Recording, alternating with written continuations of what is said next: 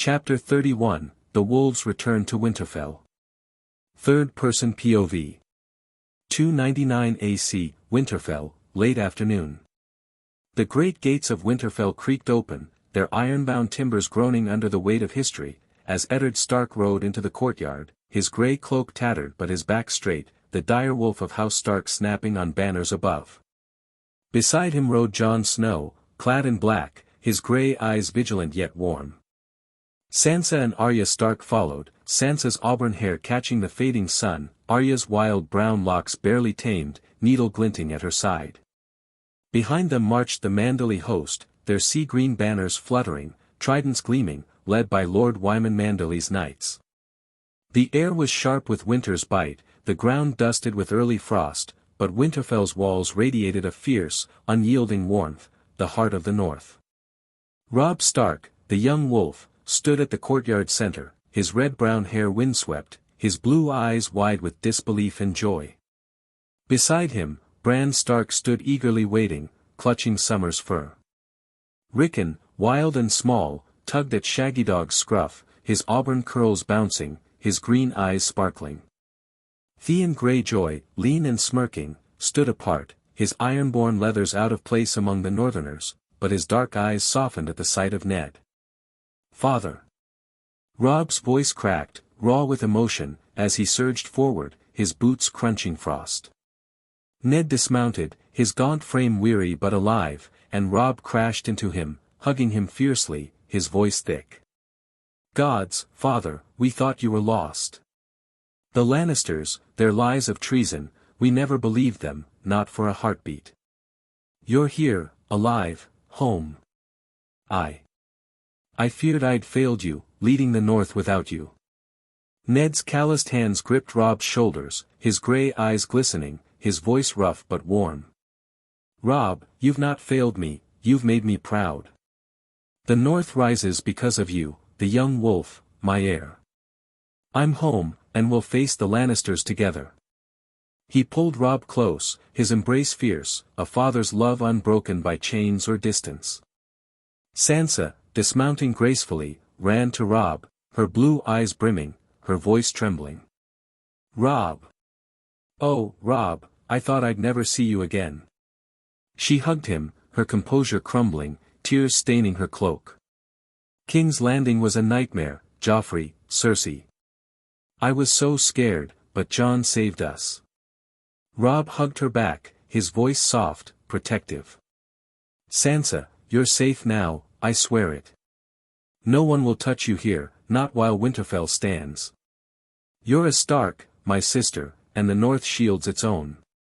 Arya, grinning fiercely, barreled into Robb, nearly knocking him over, her voice sharp with joy. "Robb! I missed you." She hugged him, then spun to Bran, ruffling his hair. "Bran! You're still dreaming, aren't you? Summer's huge."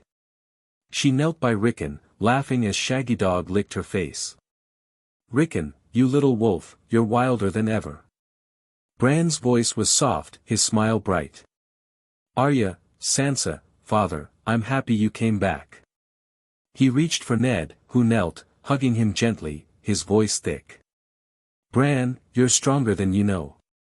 Rickon, tugging Ned's cloak, piped up, his voice high. "Father. You're back. I knew you'd come. Shaggydog said so." Ned lifted him, chuckling despite his weariness, kissing his brow. Rickon, I'm here, and I'll not leave you again." Jon stood back, his grey eyes soft, until Robb pulled him into a fierce hug, his voice gruff. "Jon, you brought them back, father, Sansa, Arya." "Thank you," Jon hugged him, his voice low. "I'd do it again, Robb." Theon clapped Jon's shoulder, smirking. "Not bad, Snow. You're almost a hero, even by Ironborn standards." The courtyard buzzed with cheers, bannermen, small folk, Manderly knights, all chanting, "Stark! Stark!" Ned raised a hand, his voice carrying, weary but resolute. "Lords, men of the North, I thank you for your loyalty, for rallying to my son. We've much to discuss, war, justice, the Lannisters' treachery. But I've ridden hard from White Harbor, and my children need rest. We'll hold council tomorrow, after breaking our fast, in the Great Hall. For now, I ask your leave to recuperate. Lord Umber's voice boomed, his beard bristling. I, Lord Stark. Rest, regain your strength. The North waits for you, and will crush those Southron snakes. Lord Karstark nodded, his voice gruff. Tomorrow, my lord. Winterfell's yours again. The lords dispersed, their voices low with respect, leaving the Starks to enter the castle, its stone walls a warm embrace. Winterfell, Ned Solar, that night. The fire in Ned Solar crackled, casting shadows on the stone walls, the direwolf banner above the hearth fluttering. Eddard Stark sat in his high-backed chair, his face gaunt, his grey eyes heavy with a secret long buried. Jon Snow stood before him, summoned from his chambers, his black cloak still dusted with frost, his grey eyes curious but calm. The door was barred, the silence thick, broken only by the fire's snap. Ned's voice was low, heavy, his hands were clasped tightly. Jon, there's something I must tell you, something I've kept hidden your whole life, for your safety, for a promise I made to one I loved. I've dreaded this day, but you deserve the truth, especially after what you've done, saving me, your sisters, risking all. You're not my bastard, Jon. You're my nephew, son of my sister Lyanna Stark, and Rhaegar Targaryen. Your true name is Aemon Targaryen, born in Dorne, hidden from Robert's wrath. I claimed you as mine to shield you, to keep you from the Baratheons and Lannisters who'd have killed you for your blood.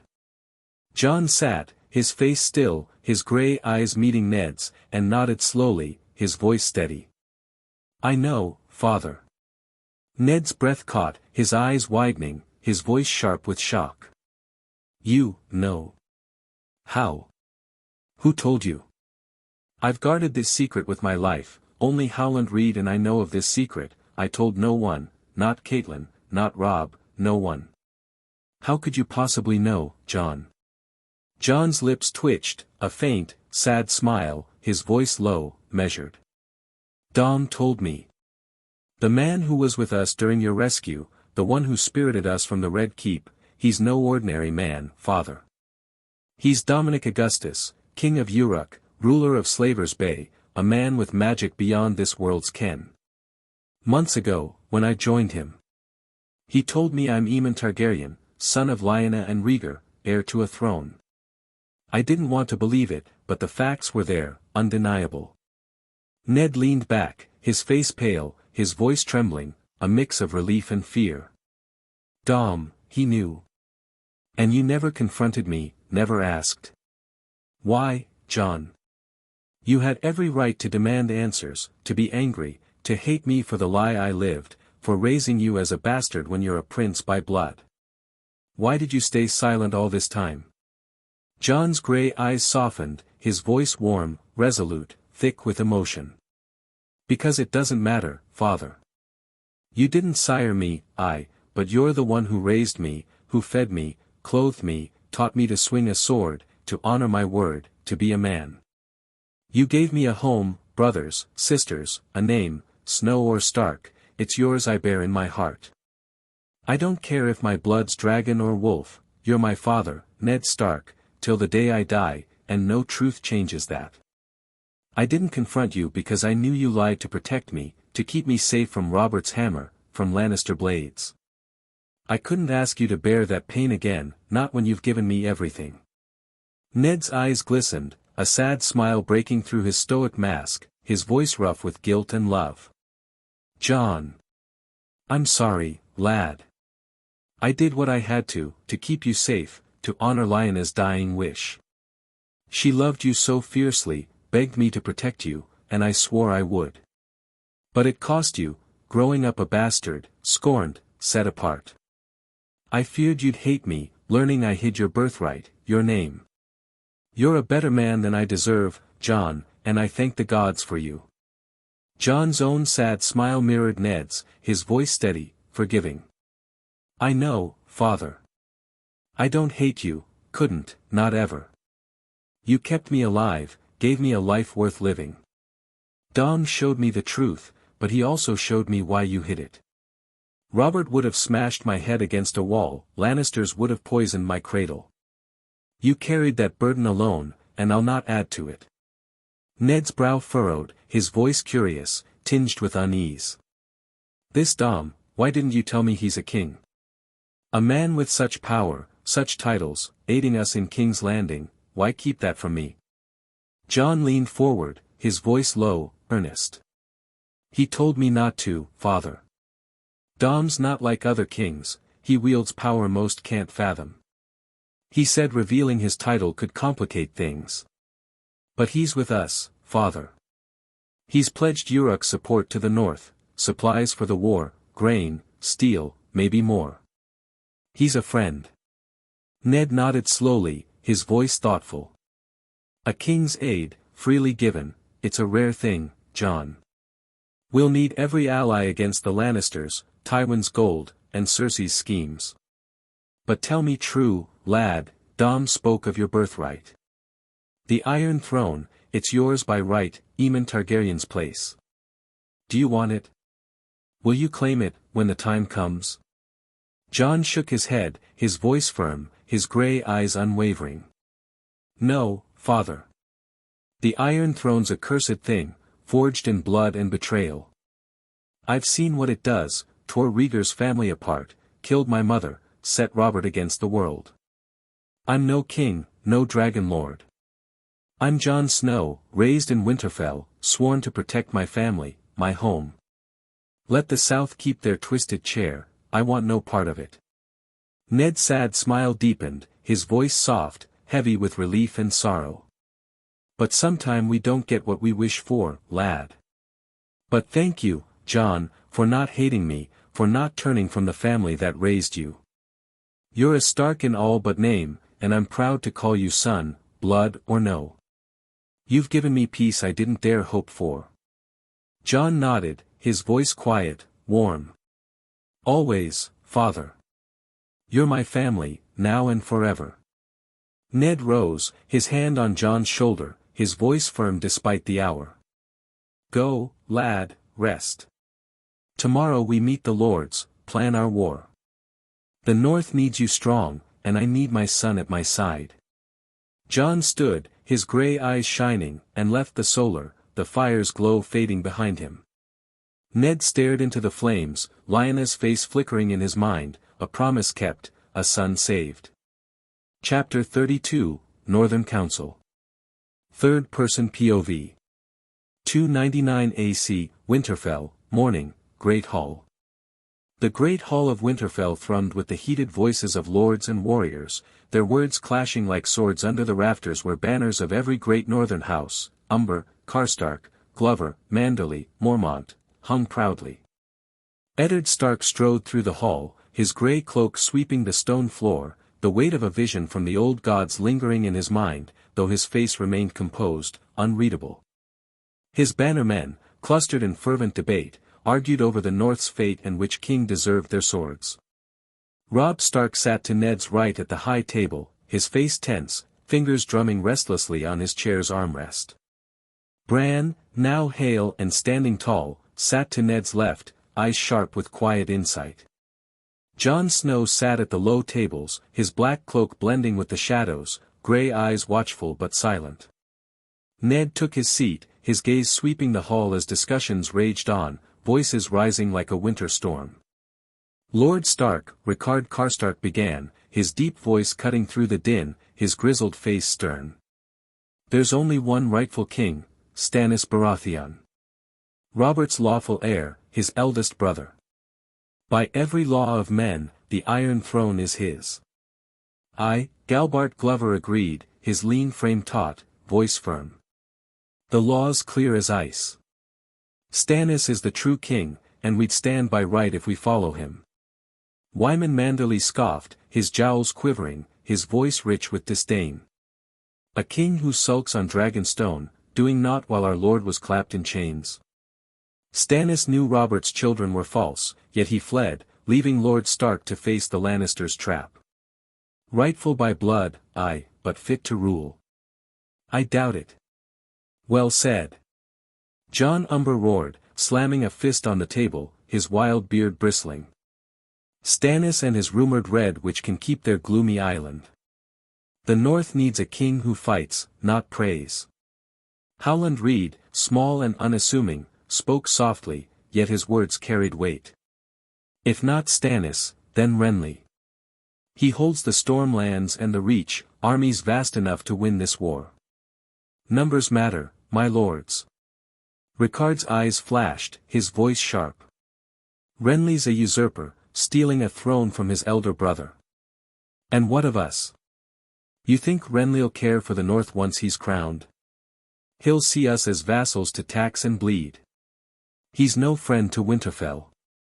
Ned sat silent, listening, his grey eyes measuring each lord. Neither Baratheon stirred his heart. Stannis, rigid and unyielding, had abandoned duty when it mattered most. Renly, charming but grasping, sought a crown not his by right, driven by ambition, not honor. Great John Umber surged to his feet, his massive frame looming, his voice a thunderclap. My lords! The hall fell silent, all eyes on the towering Northman, his wild hair casting shadows in the firelight. Here's what I say to these Southron kings. Renly Baratheon's nothing to me, nor Stannis. Why should they rule us from some flowery seat in King's Landing or a cold rock in the sea? Murmurs of agreement rippled through the hall, heads nodding. What do they know of the wall, the wolfswood, the barrows of the first men? Great John bellowed, his voice shaking the rafters. Even their gods are wrong. The others take the Lannisters too, for that matter. Low grumbles turned to assent, the hall warming to his fire. Why shouldn't we rule ourselves? Great John growled, his eyes blazing. Silence fell, heavy with meaning. It was the dragons we bent the knee to, and the dragons are dead. He turned, pointing at Ned, his voice a challenge. There sits the only king I'll bow to, the king in the north. The hall erupted, voices roaring, fists pounding tables. The king in the north. The king in the north. Lords and warriors chanted, their fervor a tide washing over Winterfell's stones. Ned felt their expectations settle like a mantle, heavy yet familiar. He rose, slow and deliberate, and shook his head. The hall stilled, confusion flickering across faces. My lords, Ned said, his voice calm but resonant, like thunder rolling distant. You speak of a king who knows the north, who shares our blood, our honor. But I am not that king. Murmurs stirred, uneasy. John, at the low tables, stiffened, his grey eyes narrowing, a dread creeping into his expression. Robb sat straighter, his blue eyes wide. Bran watched, silent, with curiosity. Ned faced the hall, his voice clear, unwavering.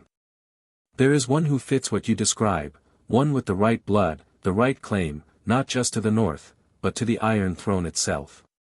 The lords exchanged glances, confusion deepening. Greyjohn's brow furrowed. Wyman Manderly leaned forward, puzzled. Ned turned, his gaze locking on Jon. My son, Jon Snow, is not my son at all. A stunned hush blanketed the hall. Robb's eyes widened, his breath catching. Bran has a shocked expression. Jon sat rigid, his face unreadable, hands clenched. Ned met Jon's gaze, his voice firm. His name is not Jon Snow. His name is Aemon Targaryen. Gasps broke the silence. Targaryen? What madness! Whispers swirled, shock rippling through the hall. Ned raised a hand, silencing them, and spoke, his words steady, unyielding. Rhaegar Targaryen and my sister Lyanna were wed in secret, their love true, their union lawful.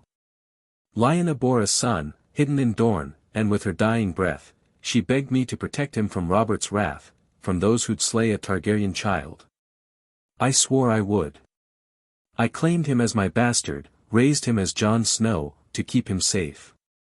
But he is Aemon Targaryen, trueborn son of Rhaegar, rightful heir to the Iron Throne. The hall was silent, the weight of Ned's words sinking in. Great John stood stunned, his fists unclenched. Ricard Karstark's jaw tightened, his eyes flickering with doubt. Wyman Manderly's mouth hung open. Robb closed his eyes, the burden of his aunt's secret settling on him. Jon remained still, his grey eyes locked on Ned, his breath shallow. Ned stepped down from the high table, his boots echoing in the quiet, and stood before Jon. With slow, deliberate purpose, he knelt, his grey cloak pooling on the stone. I, Eddard Stark, Lord of Winterfell, Warden of the North, pledge my sword, my life, my honor to King Aemon Targaryen, third of his name, rightful king of the Undulls, the Rhoynar, and the First Men. The hall held its breath. Great Jon Umber, after a moment's hesitation, dropped to one knee, his voice gruff. The king in the north. Wyman Manderly followed, his bulk shifting, voice solemn. Aemon Targaryen, my king. Ricard Karstark knelt, jaw still tight but eyes resolute. My sword is yours, King Aemon. The Mormonts, Glovers, Reeds, Flints joined, a ripple of fealty spreading, lords and warriors kneeling, voices rising. The king in the north. The king in the north. Jon stood frozen, his breath shallow, hands clenched, grey eyes wide with uncertainty. Ned rose, placing a firm hand on his shoulder, his voice low, steady, for Jon alone. The stubborn lords of the north have chosen you, lad. They're making you their king. Accept it. Jon's gaze flickered, the weight of the hall's chant pressing on him. He exhaled, his voice quiet but clear, cutting through the roar. I accept. For the north, for my family, I'll bear this crown. The hall roared anew, the cry of the king in the north, shaking Winterfell's ancient stones, a new king risen, a new war begun. Chapter 33, Reactions. Third-person POV. 299 AC, Uruk, morning, council chamber. The council chamber in Uruk's palace glowed under the morning sun, its obsidian table reflecting the light streaming through arched windows. Dominic Augustus, king of Uruk, lounged in a high-backed chair, his black silk tunic unrumpled, eyes glinting with calculation, a faint grin playing on his lips. Daenerys Targaryen, her silver hair braided, sat to his right, violet eyes sharp, her presence commanding yet tempered by thought. Missandei, quill in hand, sat opposite, her dark eyes scanning parchments. Ser Jorah Mormont stood by the door, hand on sword, his grizzled face set. The air hummed with purpose as the trio weighed the free city's defiance. Dominic tossed a crumpled letter onto the table, his voice smooth, edged with amusement. Pentos, Norvos, Qohor, Loreth, Volantis, they've spat on our offer. Sel's words, Dothraki, Shadowbinders, they're mustering, thinking they can outmatch Uruk's might. Fools. Daenerys leaned forward, her voice firm, probing.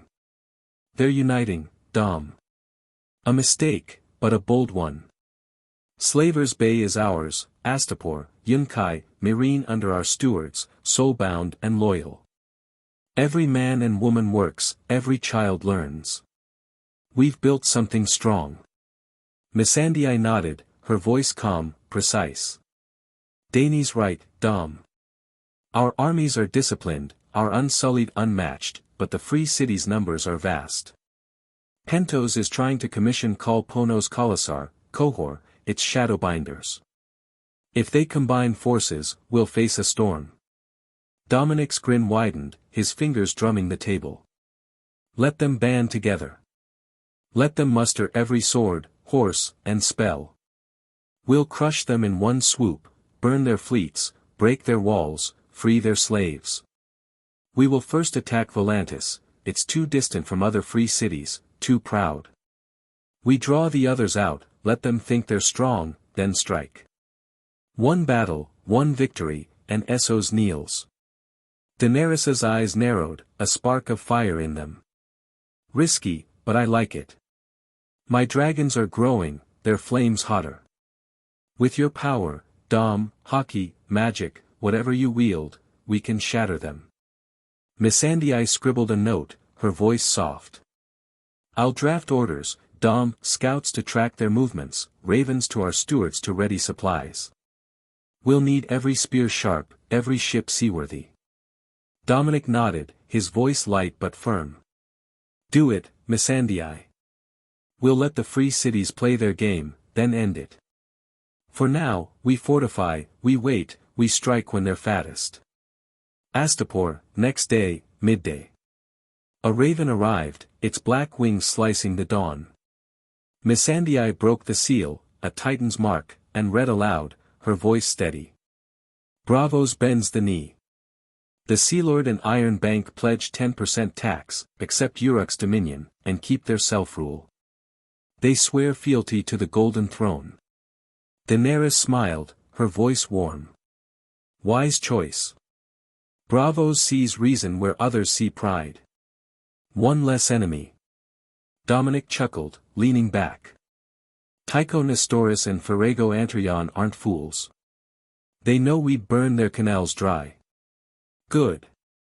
More gold for our coffers, more ships for our fleets. As they turned to Volantis's defiance, a two-way mirror on the table shimmered, its surface rippling like water. Jon Snow's face appeared, his grey eyes weary but resolute, his black curls dusted with frost. The room brightened with their greetings. Jon! Daenerys exclaimed, her smile genuine. You look well, despite the cold.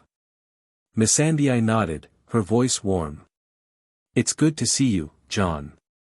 Winterfell suits you. Dominic grinned, his golden eyes glinting. Well, well, Jon Snow. Or should I say something else? You've got news, don't you? Jon's lips twitched, a faint smile. Dom. The lords of the north, they've made me their king. Aemon Targaryen, they call me now. Daenerys's eyes widened, her voice joyful. King. Jon, that's wonderful.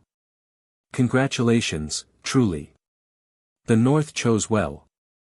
Missandei smiled softly. Aemon Targaryen, king in the North. My congratulations, Jon. You'll lead with honor. Dominic's grin broadened, his voice teasing. King Aemon, you've got the heart for it. Congrats. But in all seriousness, didn't expect this, did you? Jon's expression softened, his voice low. No, Dom, I didn't. Thought I'd fight for my uncle, for the North, not wear a crown. But the lords, they swore to me, uncle knelt first. I couldn't refuse. Daenerys tilted her head, curious. How do you feel, Jon? A Targaryen, a king, it's a heavy mantle. Jon sighed, his voice honest. Heavy's the word, Dany. I never wanted this, but I'll do my duty. The North needs a king, and I'll try to be one they deserve. Dominic's grin didn't fade, his voice warm but knowing. Knew this was coming, Jon. Well, one possibility, anyway. Remember when we met, I asked if you wanted a crown? You said no, but I saw it in you, a heart for ruling, not just a sword for fighting. A true king rules with his heart, not his crown. You've got that, Aemon. Do your duty, seek no praise. You were born for this. Jon's eyes narrowed, a hint of protest in his voice. You knew. Dom, you could have warned me. Dominic cut him off, chuckling. And ruined the surprise? Nah, lad. You needed to find your own path. You're here now, king or not, because you're you. So, Aemon, what's next? Jon's voice steadied, grateful. Thanks, Dom, for the advice, and the faith. Means a lot. How's Ghost doing, by the way? Dominic leaned back, his voice light. Ghost's thriving, romping in Uruk's outer fields with Rapish and Ponaida herd. Big lad's happy, don't worry. Jon nodded, his voice warm. Thanks for looking after him. I owe you. Dominic waved it off, his grin sly. Never mind that. What's your plan, King Aemon? North's got a war to fight, aye. Jon's eyes hardened, his voice firm. Tomorrow, we march south. Lannisters need answering, Tywin's armies, Cersei's schemes. We'll take the fight to them, free the Riverlands, protect our own. Daenerys nodded, her voice resolute. You'll have our support, Jon, when the time comes. Euruch's with you, even from Essos. Missandei added softly, fight well, Jon. The North's strength is yours. Jon's smile returned, faint but real. Thank you, all of you. Stay safe, and we'll meet again. The mirror dimmed, Jon's face fading. Dominic turned back to the map, his grin sharpening. Volantis next, then. Let's burn their pride and build our empire. Westeros, reactions to Aemon Targaryen's rise. In King's Landing, Joffrey Baratheon's apoplectic rage shook the Red Keep, his voice shrill. A bastard king? A Targaryen? I'll have his head. Cersei, seething, hissed, Ned Stark's lies will cost him. We'll crush this pretender. Varys, in the shadows, frowned, Aemon's rise an obstacle to his plan for Aegon, his webs tangling. Peter Baelish, ever scheming, began plotting ways to eliminate this new player, his smile sharp. In Dragonstone, Stannis Baratheon dismissed the news, his voice cold. A Targaryen boy? My claim stands. Let him try. In Storm's End, Renly scoffed, voice light. A northern bastard with a fancy name? No threat to me and my armies. In Highgarden, Olenna Tyrell sipped wine, her voice dry. A Targaryen in the north? Eddard Stark turned out to be the biggest player in this game, interesting. We'll see how this plays, Marjorie. Options, always options. In Sunspear, Doran Martell received Dominic's letter, its words clear, I support Aemon Targaryen as king. Consider the North allies. I'll ensure your revenge on the Lannisters. Oberyn, at his side, grinned, voice fierce. Brother, take the offer. Aemon's no Lannister puppet. We join him, we got Tywin's house. Doran nodded, his voice calm. Prepare a raven, Oberyn. Dorne bends to Aemon Targaryen. Muster our levies. Chapter 34, A Dragon in Euruch's Daily Grind. Third-person POV. 299 AC, Uruk, the golden city of Uruk. The sun was still stretching its limbs, its faint orange glow barely tickling the horizon, when a blaring horn shattered the dreams of Viserys Targaryen, self-styled king of the Undulls, the Rhoynar, and the First Men. He bolted upright in his embarrassingly plain cot, silver hair a tangled catastrophe, violet eyes blazing with the fury of a man who'd been personally insulted by dawn itself. What is this infernal noise? He screeched, hurling his threadbare blanket aside as if it had spat on his Targaryen lineage. I am Viserys, third of my name, blood of Aegon the Conqueror. I do not rise at this barbaric hour. The horn blared again, louder, as if laughing at his titles. A hulking soldier, Kweku, loomed in the doorway of Viserys' sparse room in Uruk's barracks, his face as lively as a tombstone, his spear gleaming in the dim light. Training starts at dawn, Silver Prince, Kweku said, voice flat as a step. Orders are orders. Move. Training. At dawn. Viserys' voice hit a pitch that could have cracked a dragon's egg. Do you know who I am? I'm not some filthy Sellsword to be bossed about like a mule. I should be lounging in a palace, sipping Lysine wine, not sweating in this sand-infested hovel. He flailed at the stone walls, which, in fairness, were polished to a shine, Uruk's builders having outdone themselves. Kweku didn't twitch. Clothes on. Yard in 5 minutes. Or I drag you. He stomped off, boots echoing like a war drum, leaving Viserys to sputter in righteous fury. Drag me? The blood of Valyria, dragged like a sack of rotten onions. Viserys muttered, yanking on a tunic so plain it was practically an insult, no dragon sigils, no silk, just coarse linen. When I reclaim my throne, this Kweku will be scrubbing stables in King's Landing. He fumbled his boots, nearly tripping over them, his royal dignity already crumbling like a poorly baked pie. Muttering curses, Viserys stumbled into the training yard, where Uruk's common soldiers, freedmen and recruits, were already at it, spears clashing, sweat flying. Viserys, barked a grizzled soldier named Tycho, a freedman with a grin wider than the narrow sea, waving a wooden sword. Grab a blade. We're sparring. Sparring? Viserys' wail could have woken a wight. I'm a king, not some tavern brawler. My hands are for crowns, not calluses. He caught the wooden sword Tycho tossed, nearly dropping it on his foot, and brandished it like it was a dead fish. This is beneath me. I should be commanding legions, not fencing with sweaty peasants. Tycho shrugged, his grin unshaken. Swing or get swung, Silver Prince. Your call. The soldiers nearby didn't react.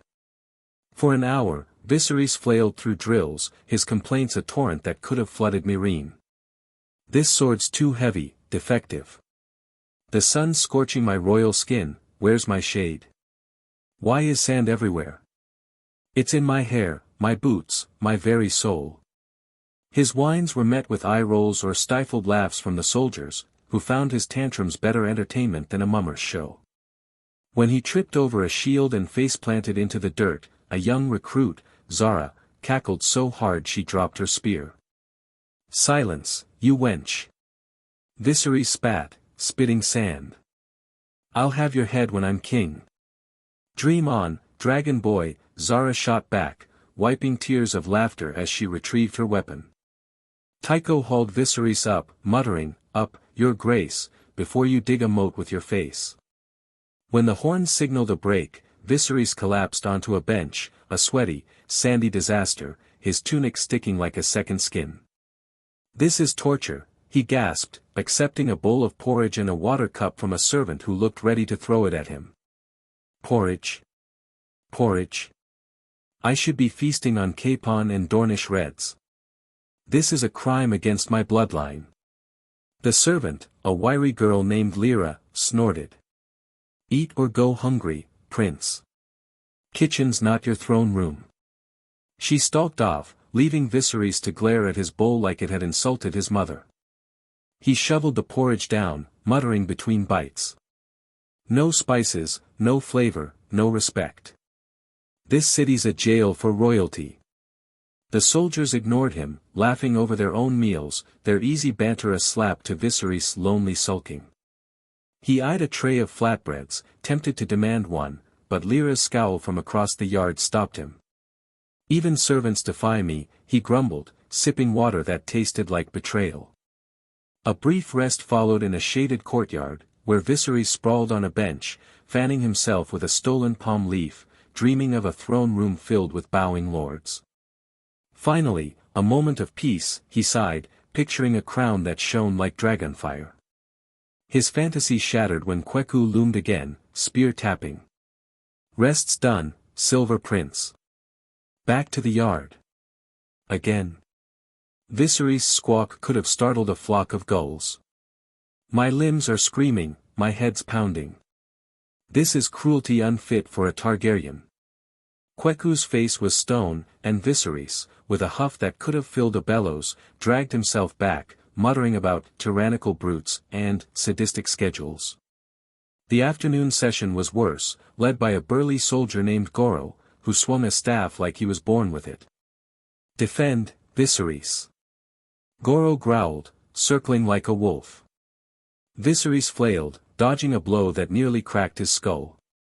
This is madness, he wailed as Goro's staff clipped his shoulder, sending him sprawling into the sand. By the session's end, Viserys was a panting, sand-crusted wreck, his hair a dusty mop. I'll burn this yard down, he muttered, limping to the mess hall for lunch.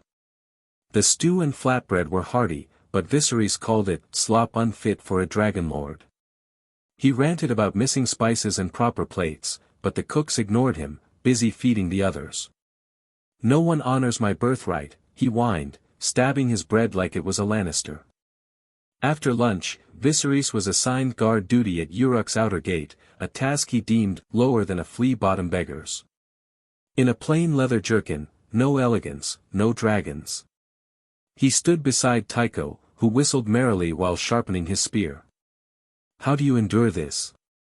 Viserys demanded, swatting a fly. "Standing in this blistering heat, guarding a gate like a common watchman. I should be issuing edicts, not sweating." Tycho grinned, unbothered. "Sun's warm, breeze is nice, and I'm not chained. Better than slaving, Silver Prince." Viserys sputtered. "I'm no slave. I'm a king." Tycho tossed him a water skin, chuckling. "Drink, Prince. Whining dries you out." The hours crawled, Viserys muttering about his stolen destiny, while merchants, freedmen, and a stray dog ignored his complaints. A cart nearly flattened him, and his "Do you know who I am?" earned a shrug and a "Don't care, mate" from the driver. By shift's end, Viserys was sunburned and convinced Uruk was a plot to break him. "I'll pave these streets with gold when I'm king," he vowed, shaking a fist at the cart. Evening brought archery, which Viserys called a peasant's game. His arrows missed the target, one nearly skewering a soldier, who didn't flinch. "This bow's broken," Viserys cried, tossing it down. "Made by some half-wit."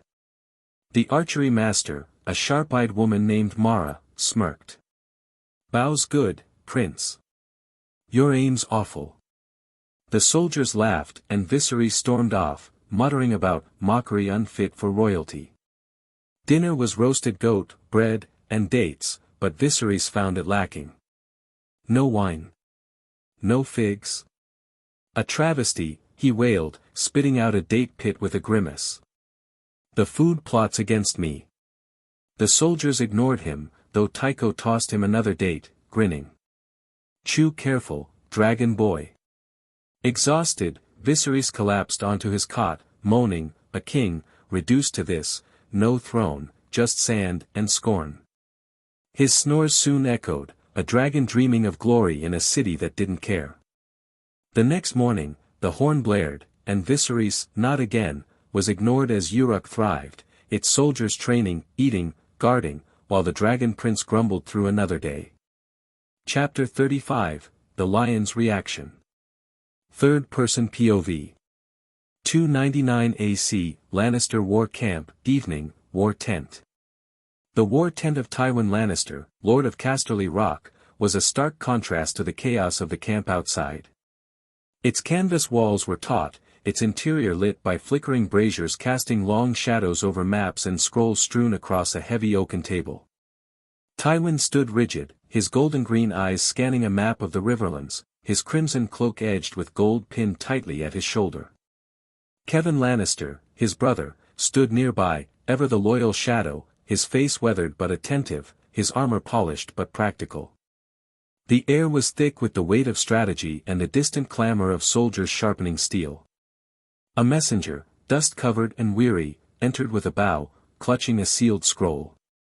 "From King's Landing, my lord," the messenger said, handing the scroll to Tywin before retreating swiftly, as if sensing the storm brewing in the old lion's gaze.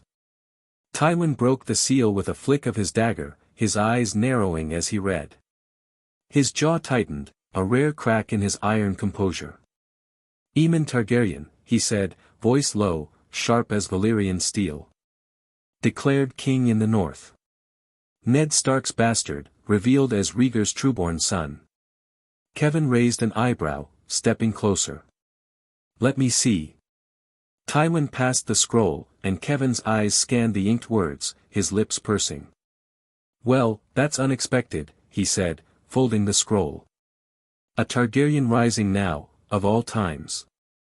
Tywin's gaze returned to the map, his voice cold, precise. "This changes everything." Kevan nodded, stroking his beard. "Perhaps it's a boon, brother." The boy's claim could fracture Stannis and Renly's support. Baratheon loyalists may waver, split between two brothers and now a dragon. It weakens their position. Tywin's eyes flicked to his brother, unyielding. It complicates matters, Kevin.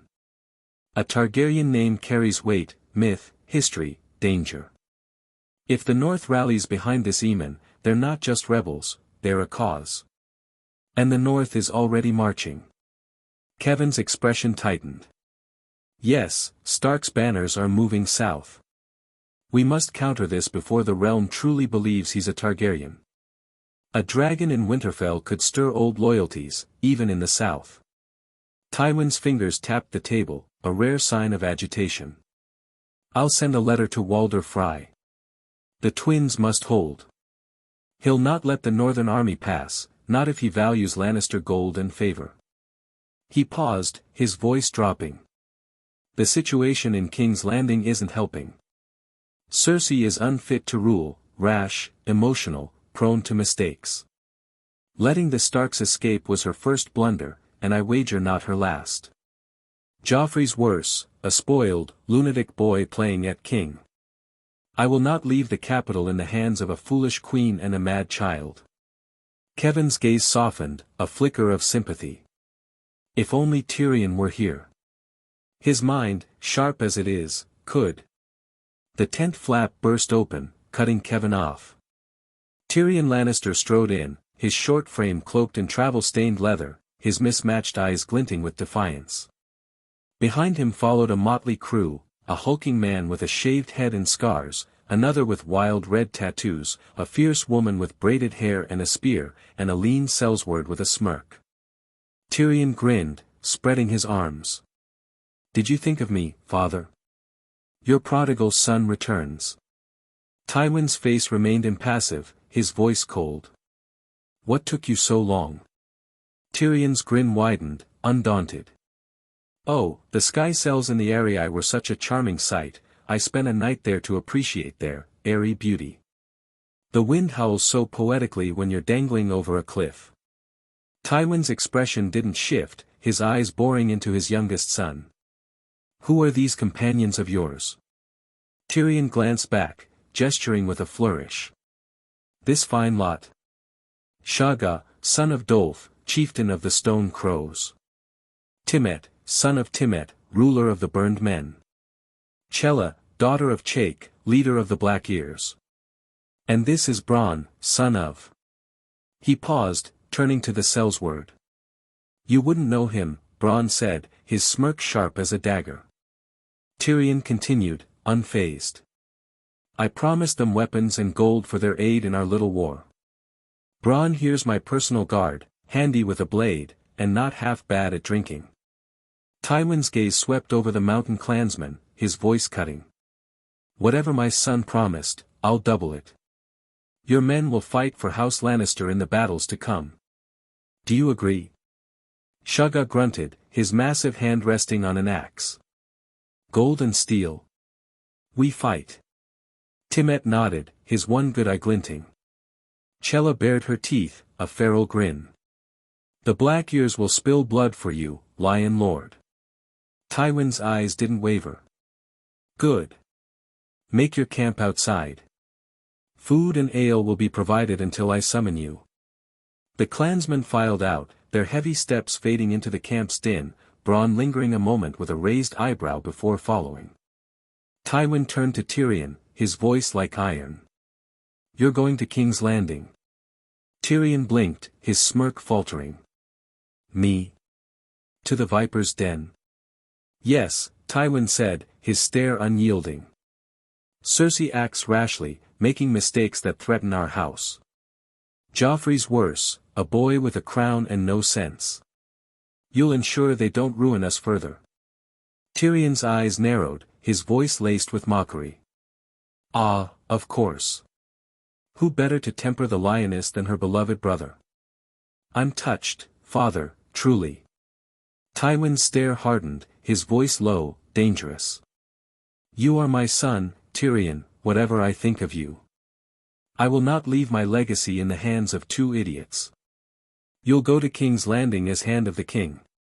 Silence fell, heavy as a warhammer. Kevin stood still, his eyes flicking between them. Tyrion's smirk faded entirely, his mismatched eyes searching his father's face for a jest that wasn't there.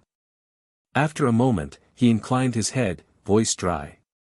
Well then, I suppose I'd best prepare for the viper's den. Snakes, lions, and lunatics, should be a charming court. Tywin turned back to the map, dismissing him. Go. And don't fail me. Tyrion gave a mock bow, his grin returning, though it didn't reach his eyes. As you command, father. He strode out, Bronn at his heels, leaving the tent to its heavy silence. Kevin cleared his throat. He'll handle Cersei, brother. He's clever, for all his faults. Tywin's eyes remained on the map, his voice cold. He'd better.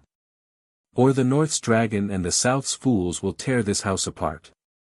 Outside, the camp stirred, banners snapping in the wind, as the Lannisters' game grew ever more perilous. Essos. Meanwhile, in the east, King Dominic Augustus marched on Volantis with 3,000 of Uruk's finest soldiers. The Black Walls, fabled for their impregnability, crumbled under his divine departure, a cataclysmic strike that shattered stone and steel alike. Mercenaries fell before him, their blades useless against his wrath. The slaves of Volantis, inspired by the chaos, rose up, seizing weapons and turning on their masters. In a single day, Dominic raised the city's rulers, claiming their treasures and properties for Uruk. The Uruk soldiers patrolled the streets, maintaining order as Dominic consolidated his power. He sat in the ruins of Volantis's great halls, his queens Daenerys and Missandei at his side, their eyes fixed on the horizon. The other free cities would soon band together, pooling their strength in a desperate bid to stop him. Dominic smiled, his mind already plotting the final strike that would bring them all to their knees. Uruk's shadow loomed large, and the world trembled before its king. Chapter 36, The Northern March. 299 AC, Winterfell, third-person POV. In the great hall of Winterfell, the air was thick with the weight of war. Torches cast flickering shadows on the stone walls, and the banners of the north hung proudly above the gathered lords. At the head of the long table sat King Aemon Targaryen, his dark eyes steady despite the storm brewing within him. To his right sat Eddard Stark, Lord of Winterfell, his face carved from granite, a man returned from the jaws of death. To his left was Robb Stark, the young wolf, his auburn curls framing a face already hardened by battle. The lords of the north filled the hall, their voices a low rumble as they debated the path ahead. The war council had been raging for hours, plans and counterplans clashing like swords. Lord Umber's booming voice called for a swift march south, while Lord Karstark urged caution, warning of Lannister ambushes. As the debate grew heated, Eddard Stark raised a hand, his presence commanding silence. My lords, Ned began, his voice low but firm, we cannot ignore the western coast. The Greyjoys are vipers, and these troubled times are their chance to strike. They'll raid our shores, burn our villages, and take what's ours if we leave the west undefended. I propose we send a third of our levies to guard the coast against the Ironborn. A murmur of agreement rippled through the hall. Lord Manderley, his jowls quivering, nodded vigorously. Wise words, Lord Stark. The Ironborn are opportunists. We'd be fools to leave our flanks exposed. Aye, growled Great John Umber, slamming a fist on the table. Let's keep those squid bastards at bay. A third of the levies should hold them. The decision was made swiftly, and the lords turned to other matters, supply lines, scouting parties, and the best routes south. Hours later, with plans set and oaths sworn, the war council dissolved. The north began its march, a river of steel and fur flowing south under the direwolf banner. At Moat Cailin, the northern army paused, its ranks swelling as stragglers caught up. It was here that Catelyn Stark, travel-worn and weary, arrived with her retinue from the south. When she saw her husband, alive and whole, standing among the banners, her composure shattered. Tears streamed down her face as she rushed to him, clutching his cloak. Ned, she whispered, her voice breaking. The gods have answered my prayers. I thought you lost, imprisoned or worse in King's Landing. How did you escape? Ned's arms enveloped her, his voice soft but steady. It was no easy thing, Cat, and the gods were kind. But we've no time for tales now. The North marches, and we've a war to win. Catelyn nodded, wiping her eyes, but her relief turned to shock when she learned the truth about Aemon Targaryen. Robb, standing nearby, explained in a low voice, "Jon's no bastard, mother. He's Aemon Targaryen, son of Rhaegar and Lyanna. He's our king." Catelyn's face froze, her lips parting as if she were a fish taken out of water. Her mind reeled, replaying every cold glance, every harsh word she'd aimed at the boy she'd seen as a stain on her marriage. She approached Aemon, her steps hesitant, her voice stiff. "Your Grace. I congratulate you on your claim. The North is fortunate to have such a king." Aemon's grey eyes met hers, unreadable. "Lady Stark," he said coolly, "the past is done. We fight for the future now." His words were polite, but there was no warmth in them. He turned away, leaving Catelyn to grapple with her guilt. A moon later, the Northern army reached the Twins, the looming towers of House Frey straddling the Green Fork. An envoy arrived, bearing a message. Lord Walder Frey was willing to discuss terms for passage. Aemon, Eddard, and Rickard Karstark, accompanied by guards, rode to the Twins under a banner of truce. The great hall of the Twins was dim, its air sour with the scent of damp stone and cheap wine. Walder Frey, ancient and shriveled, sat hunched in his high seat, his beady eyes glinting with opportunism. His numerous kin flanked him, a sea of pinched faces and calculating stares. "Well, well," Walder croaked, his voice dripping with disdain. "The king in the North himself, and the great Lord Stark. To what do I owe this honor? Come to beg passage through my bridge, have you?" Eddard stepped forward, his tone measured. "Lord Frey, your liege lord is under attack by the Lannisters.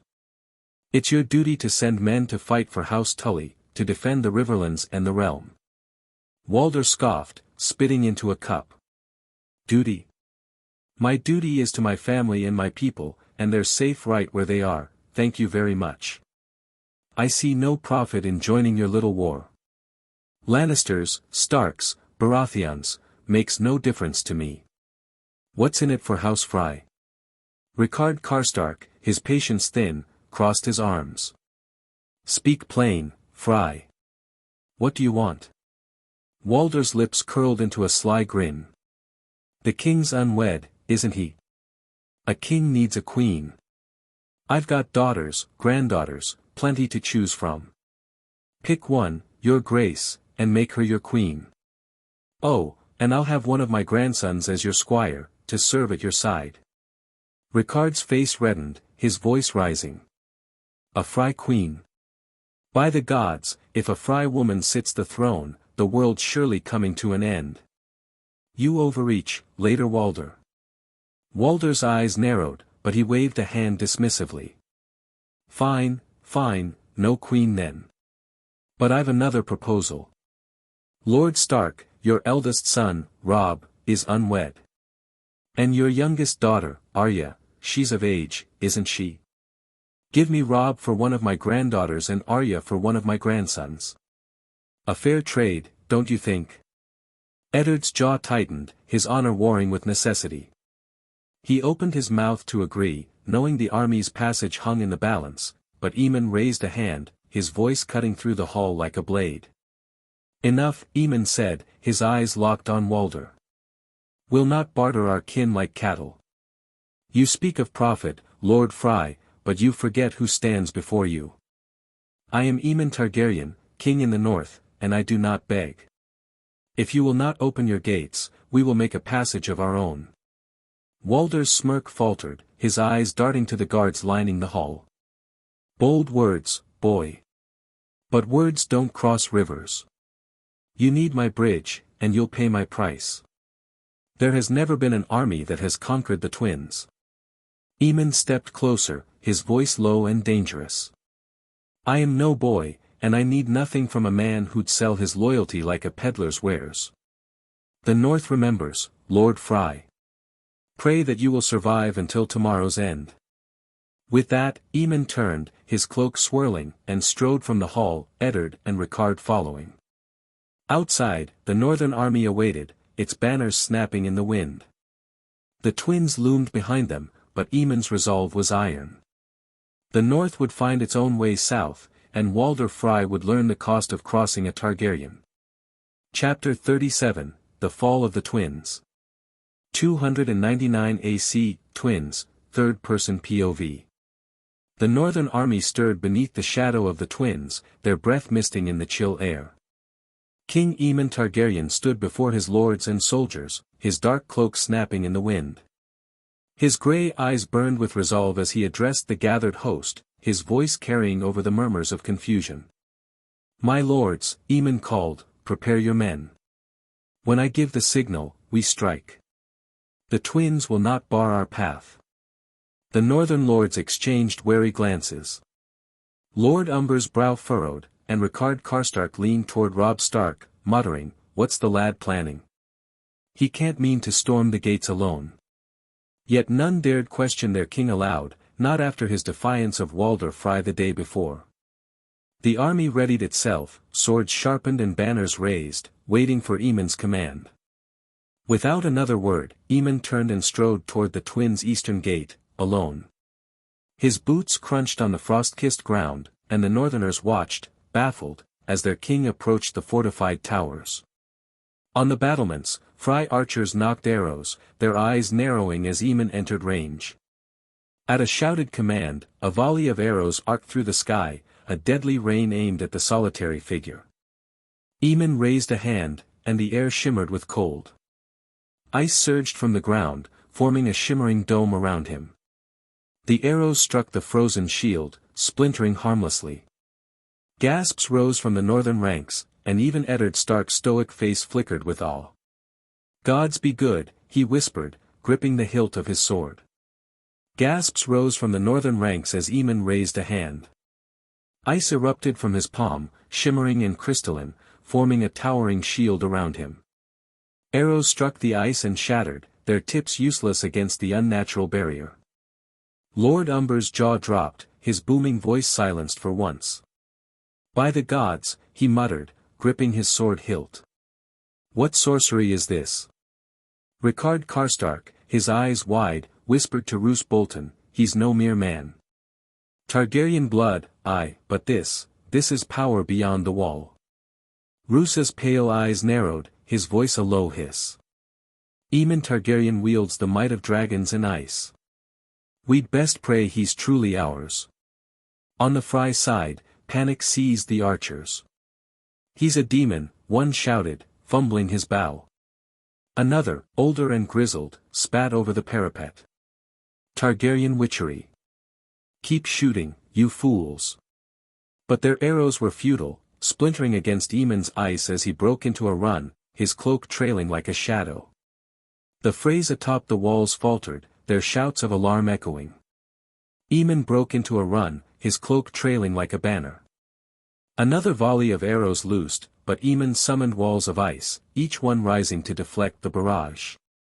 The Freys' panic grew, their shots wild and uncoordinated. As Aemon reached the gate, he thrust his left hand forward, and a torrent of fire erupted from his palm, a blazing inferno that consumed the heavy oak and iron. The gate shattered in a burst of flame and ash, the explosion shaking the towers. Aemon turned, his voice a thunderous roar. "Northmen! Charge!" The northern lords snapped from their stupor. Great Jon Umber bellowed, to the king, and the army surged forward, a tide of steel and fury. Robb Stark led the van, his direwolf Grey Wind at his side, while Ricard Karstark and Lord Manderly rallied their men. The northerners poured through the breached gate, their war cries drowning out the Freys' desperate orders. Aemon stormed into the twins, his hands weaving ice and fire. Frey soldiers who dared approach were frozen mid-step, their bodies encased in glittering frost, their faces locked in terror. Others fell to his flames, reduced to ash before they could raise their swords. The northerners poured in behind him, cutting down the disorganized defenders. Within 2 hours, the twins were theirs, the Frey banners torn down and replaced with the direwolf of Stark and the dragon of Targaryen. In the great hall, Walder Frey and his sons were dragged before the northern lords, their wrists bound in chains. The old man's pinched face twisted with defiance, but fear glinted in his eyes. His sons, Stevran, Ryman, and others, stood silent, their heads bowed. The northern lords gathered, their expressions ranging from awe to unease as they regarded Aemon. Great John Umber, still shaken, spoke first. "Your grace, that was no mortal work out there. Ice and fire from your hands, you're a god among men." Aemon's gaze was steady, but he shook his head. "Not a god, Lord Umber. A Targaryen, gifted by allies beyond the sea. My power serves the north, nothing more." Ricard Karstark, his voice gruff, added, "I've seen men fight, but never like that. You broke their walls, their will, in moments. The Freys thought themselves untouchable. They'll sing of this day." Roose Bolton, ever calculating, tilted his head. "A king who wields such power changes the game. The Lannisters will fear you, your grace. But so might some of our own." In the great hall, Walder Frey and his sons were dragged before the northern lords, their hands bound in chains. The old man's face was a mask of defiance, though fear glinted in his rheumy eyes. His sons, Stevran, Lothar, and others, stood silent, their heads bowed. The northern lords gathered around a long table, Aemon at its head, Eddard and Robb flanking him. The air was heavy with the weight of justice. "What's to be done with them?" Lord Umber growled, glaring at Walder. "The old weasel betrayed his duty and mocked our king. I say we take his head." Lord Manderley nodded, his voice calm but firm. "Walder Frey's greed has cost lives.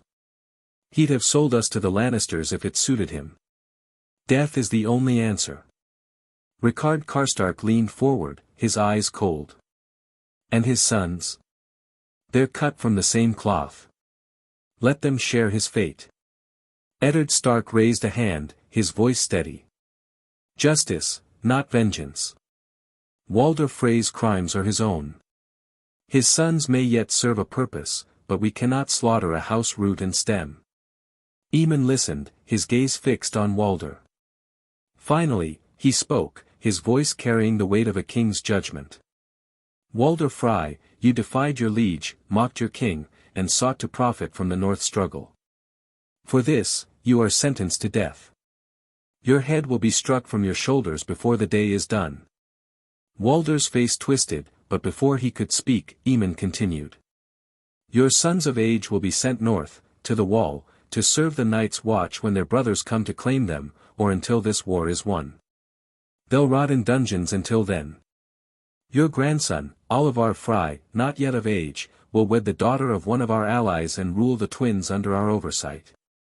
House Frey will continue, but it will bend the knee." The lords murmured their agreement, and Walder's defiance crumbled, his shoulders sagging. The hall fell silent as the sentence was sealed. That afternoon, Walder Frey was led to the courtyard, his hands bound. Aemon himself wielded the blade, ice gleaming in the sunlight. With a single stroke, the old man's head rolled, his blood staining the stones. The northerners watched in grim silence, their victory tempered by the cost of war. As the dust settled, the northern lords whispered among themselves. Lord Glover, his voice low, said to Umber, "Ice and fire in one man, it's unnatural, but I'll not deny it won us the day." Umber grunted, his awe undimmed. "Unnatural or not, he's our king. Let the Lannisters tremble." On the Frey side, the surviving kin were less reverent. A young Frey knight, chained and awaiting transport, spat to his brother, Targaryen sorcery. "He's no king, he's a monster. We'll have vengeance yet." But for now, the twins belonged to the north, and Aemon Targaryen's power had carved a path through stone and treachery alike. Chapter 38, The Battle of Riverrun. 299 AC, on the way to Riverrun, third-person POV. The great hall of the twins, newly claimed by the north, hummed with the urgency of war. The northern lords gathered around a scarred oaken table, their faces grim under the flickering torchlight. King Aemon Targaryen sat at the head, his presence a quiet storm, his grey eyes scanning the map of Westeros spread before them. To his right, Eddard Stark traced the lines of rivers and holdfasts, while Robb Stark, to his left, leaned forward, his jaw set. The lords, Umber, Karstark, Bolton, and others, waited, their breaths heavy with the weight of the choices ahead. Eddard broke the silence, his voice steady but laced with concern. The Riverlands are burning. Edmure Tully, fearing for his people, has spread his forces too thin. He's sent men to every village and holdfast within a day's ride of the border, trying to shield them from Lannister blades. Rickard Karstark snorted, his grizzled beard twitching. A noble gesture, but a fool's one. He scattered his strength like chaff in the wind. Great John Umber rumbled, slamming a fist on the table. Jaime Lannister saw the weakness and pounced. How many men does the Kingslayer command? Robb, who had been studying reports from scouts, answered grimly. 15,000 Lannister troops, well-armed and disciplined. They're besieging Riverrun as we speak. Edmure's rivermen are outnumbered, stretched beyond breaking. And Tywin? Aemon's voice cut through, sharp and focused. What of him? Roose Bolton's pale eyes gleamed in the torchlight. Lord Tywin marches from the south with another 20,000 men conquering every fort of Riverlands on his way north. That makes 35,000 Lannisters in the field, your grace. The hall grew quiet, the numbers sinking in. The north had mustered a formidable army of 40,000, but a third, some 13,000, had been sent to guard the western coast against the Ironborn. The remaining 27,000 were a match for Jaime's host, but if Tywin's forces joined him before the north reached Riverrun, the Riverlands would fall. What of the other pretenders? Lord Manderley asked, his jowls quivering as he leaned forward. Renly and Stannis? A young Glover knight, fresh from the road, spoke up. Renly's made his move. He's marching on King's Landing with an army of 100,000, Stormlanders and Reach men, the largest host in the field. If he reaches the capital first, he'll claim it for himself. Murmurs erupted, a tide of unease sweeping the hall. Greyjohn's face reddened. 100,000. That popinjay will sit the Iron Throne before we've even crossed the Trident. Not if Stannis contests him, Rickard Karstark countered. What of the elder Baratheon? The Glover knight shook his head. Stannis lingers at Dragonstone. His fleet is formidable, but his army's no threat, barely 5,000, by our scouts' count. He's biding his time, like as not. Robb leaned back, his voice low but firm. So we have 3 pretenders, Renly, Stannis, and Joffrey, and one rightful king. He glanced at Aemon, his eyes steady with loyalty. Aemon rose, his hands resting on the table, his voice ringing with quiet authority. The Riverlands are burning, and our allies falter. We waste no more time. We march for Riverrun tomorrow. No lord argued. The weight of Aemon's words, coupled with the memory of his ice and fire shattering the twins' gates, silenced any dissent. The council dissolved, and the north prepared to move. At dawn, the northern army marched south, a sea of steel and fur under the dire wolf and dragon banners. The air was crisp, the ground hard with early frost, but the men moved with purpose, their king's resolve kindling their own. Aemon rode at the forefront, his black cloak stark against the grey sky, while Eddard and Robb flanked him, their dire wolves padding silently alongside. Halfway to Riverrun, the host encountered a small band of riders bearing the leaping fish of House Tully. At their head was Brynden Tully, the Blackfish, his weathered face grim as he dismounted and knelt before Aemon. Your Grace, he said, rising. I bring dire news from the Riverlands.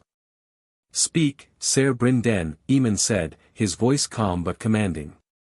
Brynden's eyes flicked to Eddard and Robb, then back to the king. Riverrun holds, but barely.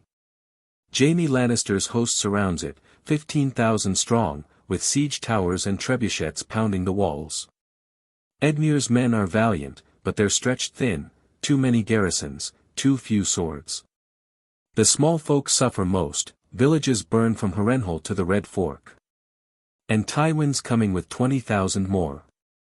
If Riverrun falls before you arrive, the Riverlands are lost. Eddard's face darkened. Edmure's heart is true, but his strategy falters.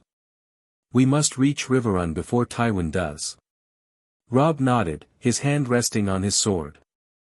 How many men can Riverrun still muster? 5,000, at best, Brynden replied. Enough to hold the walls for now, but not if Tywin's host joins Jaime's. The rivermen looked to the north for salvation. Aemon's gaze was unwavering. They'll have it. We march with all speed. Ser Brynden, ride with us. Your knowledge of the Riverlands will guide our path. Brynden bowed. As you command, your grace. The army pressed on, the Blackfish's riders folding into their ranks. The northern lords, still awed by Aemon's display at the Twins, whispered of his powers, ice to shield, fire to destroy. Yet now, their thoughts turned to the battle ahead. The Riverlands burned, and the north marched to douse the flames, led by a king whose blood sang of dragons and whose will was forged in ice. 299 AC, Riverrun, third-person POV. The northern army marched relentlessly toward Riverrun, their boots pounding the earth of the Riverlands, their banners of direwolf and dragon snapping in the wind. For 5 days, they pressed southward, their pace unrelenting despite the muddy paths and lengthening shadows. Ser Brynden Tully, the Blackfish, rode ahead with his outriders, cutting down Lannister scouts with ruthless precision. Each skirmish cleared the way, ensuring the northern host approached Riverrun unseen, a storm gathering on the horizon. On the 5th day, the towers of Riverrun came into view, their stone walls battered but defiant against the Lannister siege. Jaime Lannister's host of 15,000 sprawled around the castle, their crimson banners like bloodstains against the green of the Tumblestone and Red Fork. Siege towers loomed, and trebuchets hurled stones, their impacts echoing like thunder. The northern army, 27,000 strong, crested a low hill, and King Aemon Targaryen raised a hand, halting the advance. Aemon, his black cloak billowing, stood at the forefront, his grey eyes blazing with purpose. He turned to his lords, Eddard Stark, Robb Stark, Greatjon Umber, Rickard Karstark, and Roose Bolton, and spoke, his voice a low growl. We strike now. No mercy for the lions. The northerners roared their approval, and with a shout, Aemon led the charge. He surged down the hill, his sword gleaming, cutting through Lannister outriders like a scythe through wheat. His enhanced strength made each swing a death sentence, armor crumpling and men falling before they could raise their blades. Behind him, the northern army poured into the fray, their war cries drowning out the Lannister horns. Inside Riverrun, Edmure Tully, haggard but resolute, heard the clamor of battle. Peering from the ramparts, he saw the direwolf banners and the lone figure of Aemon carving a path through the enemy. The north. Edmure bellowed, his voice cracking with relief. Open the gates. Strike the Lannisters now. The gates of Riverrun swung wide, and 5,000 rivermen poured out, their fish-emblazoned shields glinting as they fell upon the Lannister rear. Caught between the northern hammer and the Tully anvil, Jaime's army faltered, their lines buckling under the twin assault. Men screamed as northern axes met Lannister steel, and the rivers ran red. Aemon, a whirlwind of ice and fire, carved his way toward the heart of the Lannister host. His hands flared with power, ice walls rose to block enemy charges, while gouts of flame incinerated those who pressed too close. Lannister soldiers whispered of sorcery, their courage crumbling as their comrades froze or burned. Aemon's eyes locked on a figure in golden armor, lion-crested helm gleaming, Jaime Lannister, the Kingslayer. Jaime, sword in hand, met Aemon's gaze with a defiant smirk. So, the bastard's a king. Now, he called, twirling his blade. Let's see if you fight as well as you claim your throne. Aemon's response was a blaze of fire, forcing Jaime to dive aside. The two clashed but Aemon's serum-enhanced strength overwhelmed the Kingslayer. With a single, bone-crushing blow, Aemon disarmed Jaime, sending his sword spinning. A second strike, a fist wreathed in frost, knocked Jaime to the ground, unconscious before he hit the dirt. "Bind him!" Aemon commanded, and northern soldiers dragged the Kingslayer to Riverrun's dungeons, his golden armor dulled by dust and blood. The battle raged for hours, but the Lannister host, leaderless and trapped, broke under the combined might of North and Riverlands. By dusk, the field was littered with crimson cloaks, and Riverrun stood triumphant. The northern lords gathered in the castle's great hall, their faces flushed with victory but wary of the war still ahead. Eddard Stark clapped a hand on Aemon's shoulder, his voice thick with pride. "You fought like a dragon, your grace. The Riverlands owe you their freedom."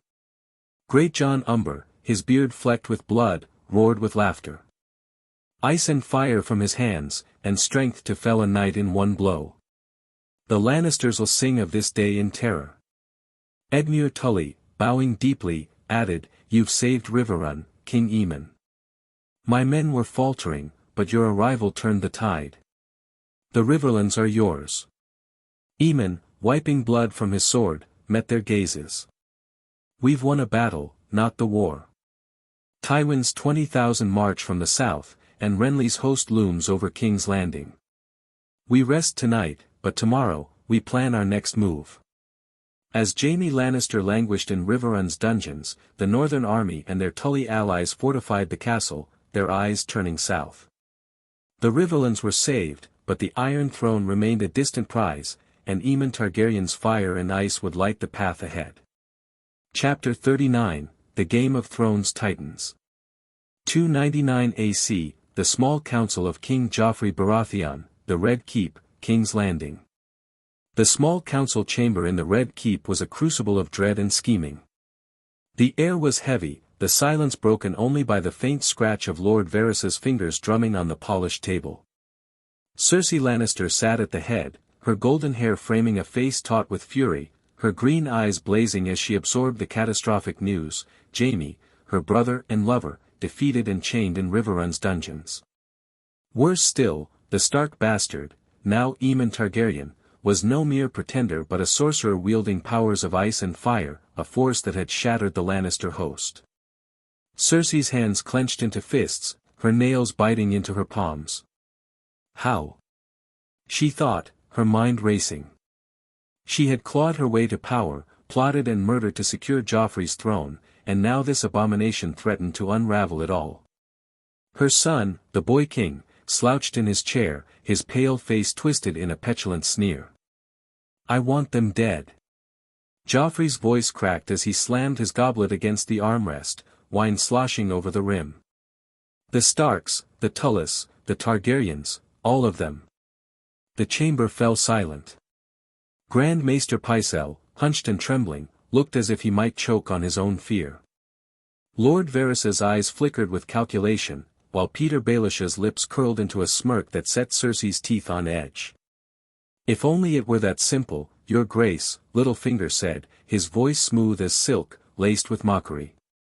Joffrey's eyes narrowed, his temper flaring, but Cersei cut in, her tone sharp. "Speak plainly, Lord Baelish. We've no time for your games." Littlefinger steepled his fingers, his gaze sliding across the table. "The North and the Tullys were already a thorn in our side, but if the Vale joins them, we face a host of 70,000, Starks, Tullys, and Arryns combined.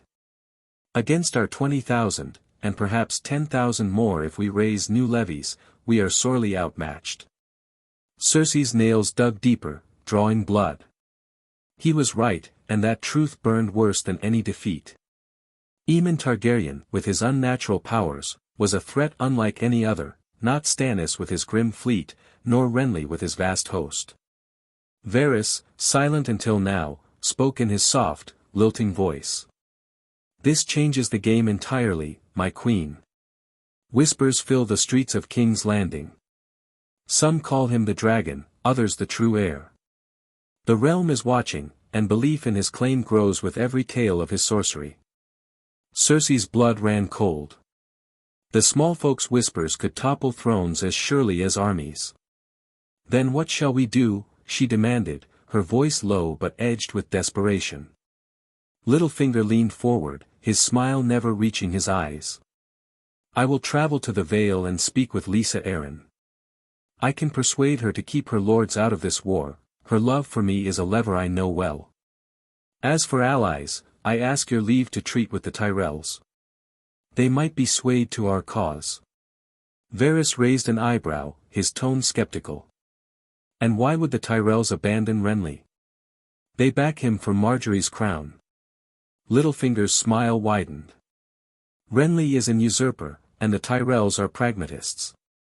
They want Marjorie as queen, yes, but if we offer her to Joffrey, the rightful heir of Robert Baratheon, they may see reason. A marriage alliance could shift their banners to our side. Varys's lips pursed, his disbelief plain, but he said nothing. Cersei, too, doubted Littlefinger's plan. His honeyed words always hit a knife, but she saw no harm in letting him try. Go to the Tyrells, she said, her voice flat. But do not fail me, Baelish. Littlefinger bowed, his mind already elsewhere. The Lannisters were a sinking ship, and he knew it. His true plan was to slip into Renly's camp, to broker a deal with the younger Baratheon and secure his own place in the new order. The same day Littlefinger left King's Landing, Tyrion Lannister arrived that evening.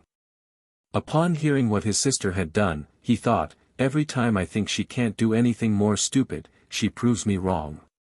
The camp of King Renly Baratheon, the Reach. In the fertile fields of the Reach, Renly Baratheon's command tent was a riot of color, its silken walls adorned with stag and rose sigils. 80,000 men camped across the rolling hills, their tents a sea of green and gold. Renly sat at a carved table, his youthful charm tempered by the weight of war. Beside him, Ser Loras Tyrell polished his sword, his scowl deepening with every stroke. Lord Randall Tarley, the Reach's finest general, stood before a map, reading aloud from a scout's report. Jaime Lannister, defeated and captured at Riverrun, Loras Tyrell said, his voice steady. Tywin Lannister marches to King's Landing with 20,000 men. We should march on the capital now, Tarley urged, his tone unyielding. We have the numbers, 100,000 strong. If we move swiftly, we can take King's Landing before Tywin arrives. Renly exhaled, his fingers drumming on the table. And what then? Even if we seize the city, we'd still face Aemon Targaryen and Stannis. This sorcerer king in the north, with his ice and fire, he's no mere rebel. Loras looked up, his eyes flashing. He's a threat, yes, but so is King's Landing. If we take the throne, we legitimize your claim. The realm will rally to you. Renly shook his head, his charm giving way to calculation. No. We stay here. Let Aemon and the Lannisters bleed each other dry. Let Stannis skulk on his island. When they're exhausted, we'll make our move. Randall Tarley opened his mouth to protest, but Mace Tyrell, ever eager, clapped his hands. Excellent idea, Your Grace. Let them weaken themselves, and we'll sweep in to claim the prize. Renly nodded slowly, regaining his composure, though his eyes lingered on the map, where the north burned with the fires of a dragon reborn. The War Council of King Stannis Baratheon, Dragonstone. In the shadowed chamber of the painted table, Dragonstone's heart, candlelight danced across the carved map of Westeros. Stannis Baratheon stood at its head, his jaw clenched so tightly it seemed carved from the island's black stone. Davos Seaworth, his loyal hand, delivered the news with a sailor's bluntness. Jaime Lannister is captured at Riverrun, my lord. Aemon Targaryen's work. Silence hung heavy. Melisandre of Ass High, her red robes glowing in the dim light, smiled, her eyes alight with fervor. It is as I have foreseen. Stannis turned to her, his blue eyes cold as steel. What more have you seen? A fire reborn, she intoned, her voice like a chant. A king of ice and fire, forged in the crucible of war. Aemon Targaryen is no ordinary man, but the Lord of Light has chosen another champion. Davos shifted, uneasy. And what does this mean for us, my lord? Stannis' gaze dropped to the painted table, his fingers tracing the outline of King's Landing. It means this war is no longer between Baratheons. Aemon Targaryen is a real threat to the throne, more than Joffrey, more than Renly. Melisandre stepped closer, her presence radiating heat. The Lord of Light has chosen you, Stannis Baratheon, as Azor Ahai reborn. The red star bleeds, and you will wield Lightbringer against the darkness. Stannis' face remained stone, unyielding. The Baratheons no longer kneel to Targaryens. His fingers curled into a fist, crushing the air. Let this sorcerer king come. I will meet him with steel and fire of my own. The Game of Thrones tightened, and across Westeros, the players moved their pieces, unaware that a dragon of ice and fire was rising to reshape the board. Chapter 40, The Shadow Falls and the Fire Rises. 299 AC, Westeros, third-person POV. The winds of war howled across Westeros, carrying whispers of betrayal and flame. Peter Baelish, ever the schemer, rode through the reach toward Renly Baratheon's camp, his mind spinning webs of alliance and deceit. His plan was to sway the Tyrells, but the Game of Thrones was about to shift beneath him. Outside the ancient walls of Storm's End, Stannis Baratheon and his younger brother Renly met under a grey sky, their banners, stag on black and stag on green, flapping in the salt-laced wind. The parley was meant to forge peace, to unite the Baratheon brothers against their common foes. Stannis, rigid as iron, stood with Davos Seaworth at his side, while Renly, clad in resplendent green and gold, was flanked by Loras Tyrell and Randyll Tarly. The air crackled with tension, each brother's claim to the Iron Throne ablaze between them. You have no right to the crown, Stannis said, his voice grinding like stone. I am Robert's heir by law, the eldest. Bend the knee, Renly, and I will make you my heir until I have a son. Renly's laugh was sharp, his charm a weapon. The realm loves me, brother. 80,000 men march at my back, while you skulk on Dragonstone with a handful.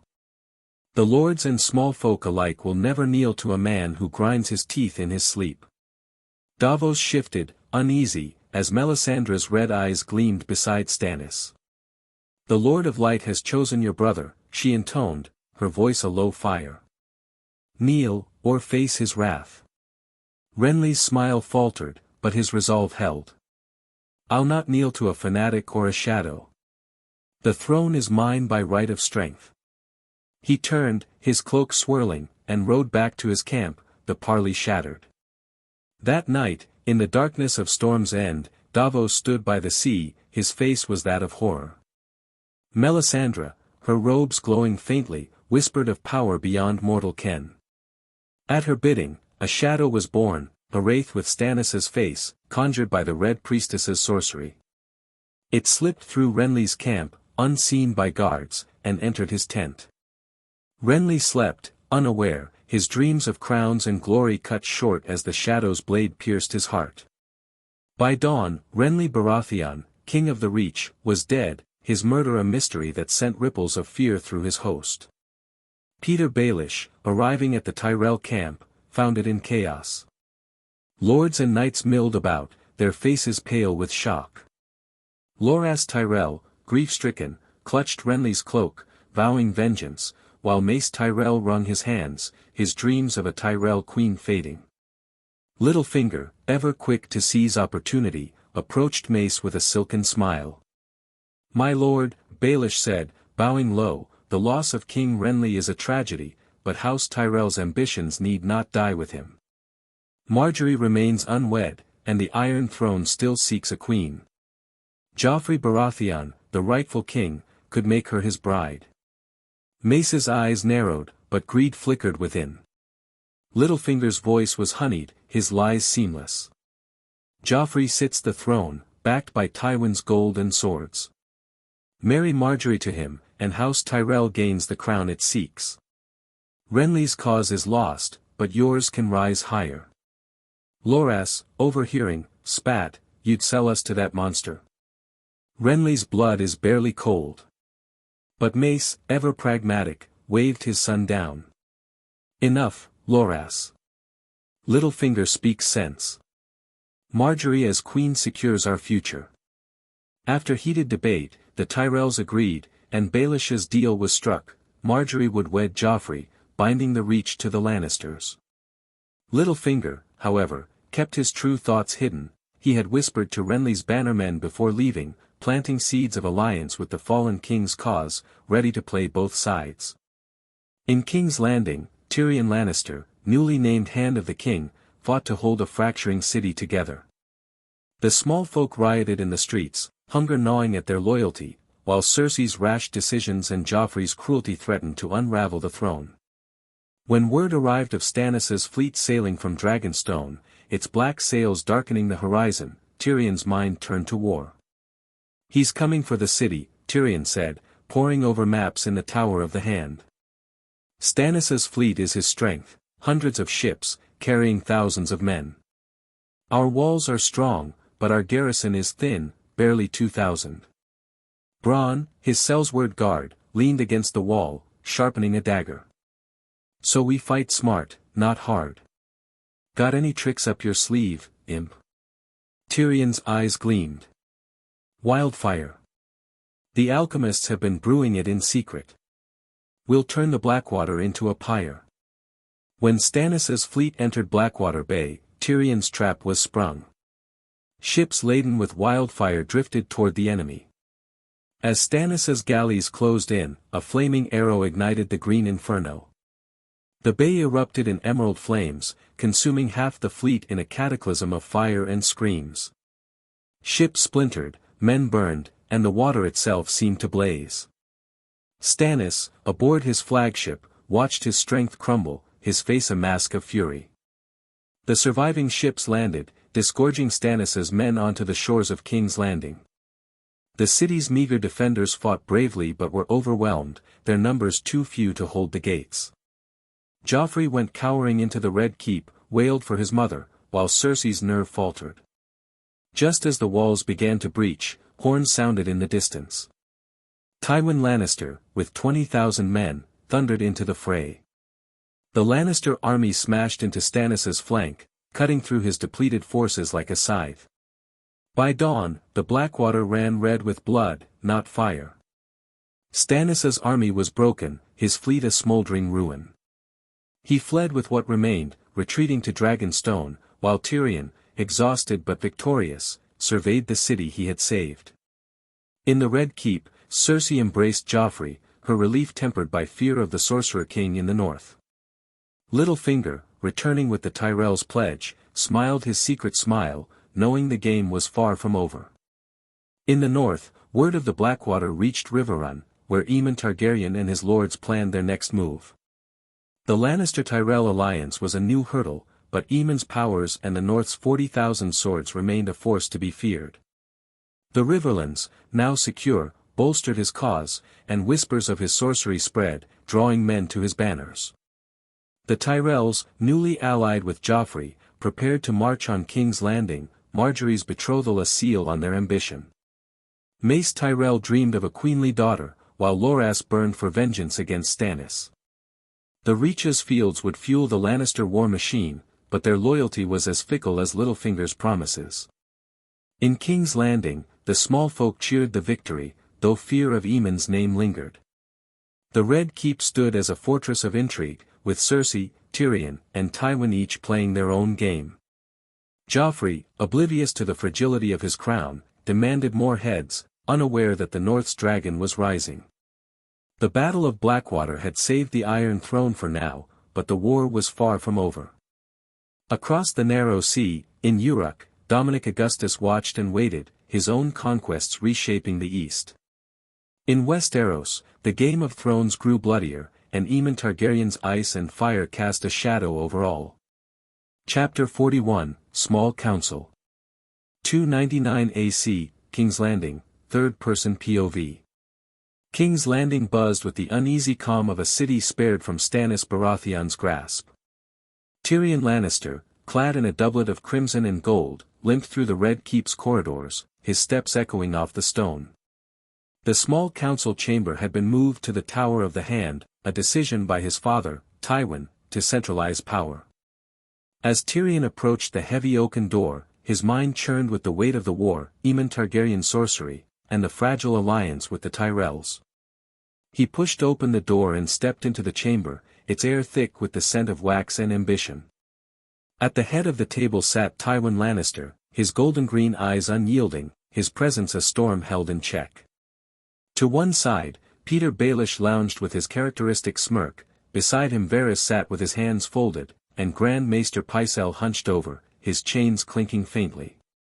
Tyrion's gaze lingered on them, but a rustle behind him announced Cersei's arrival.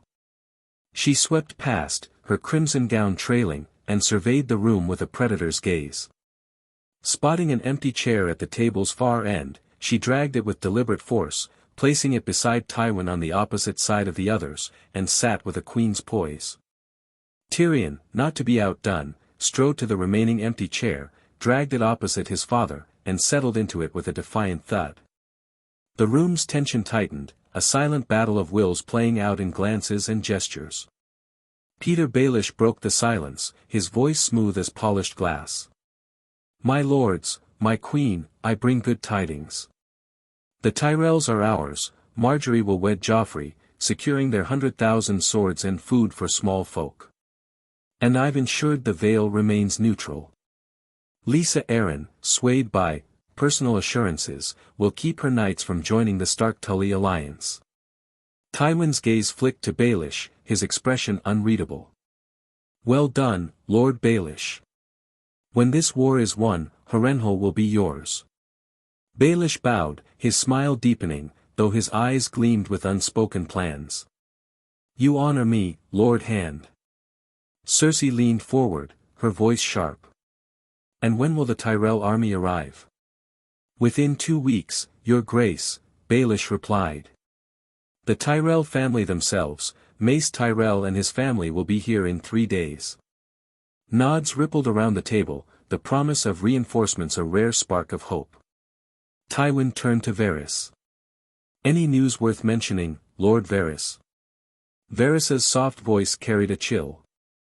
"In Essos, King Dominic Augustus of Uruk has conquered Volantis in a single day, shattering its black walls with his power.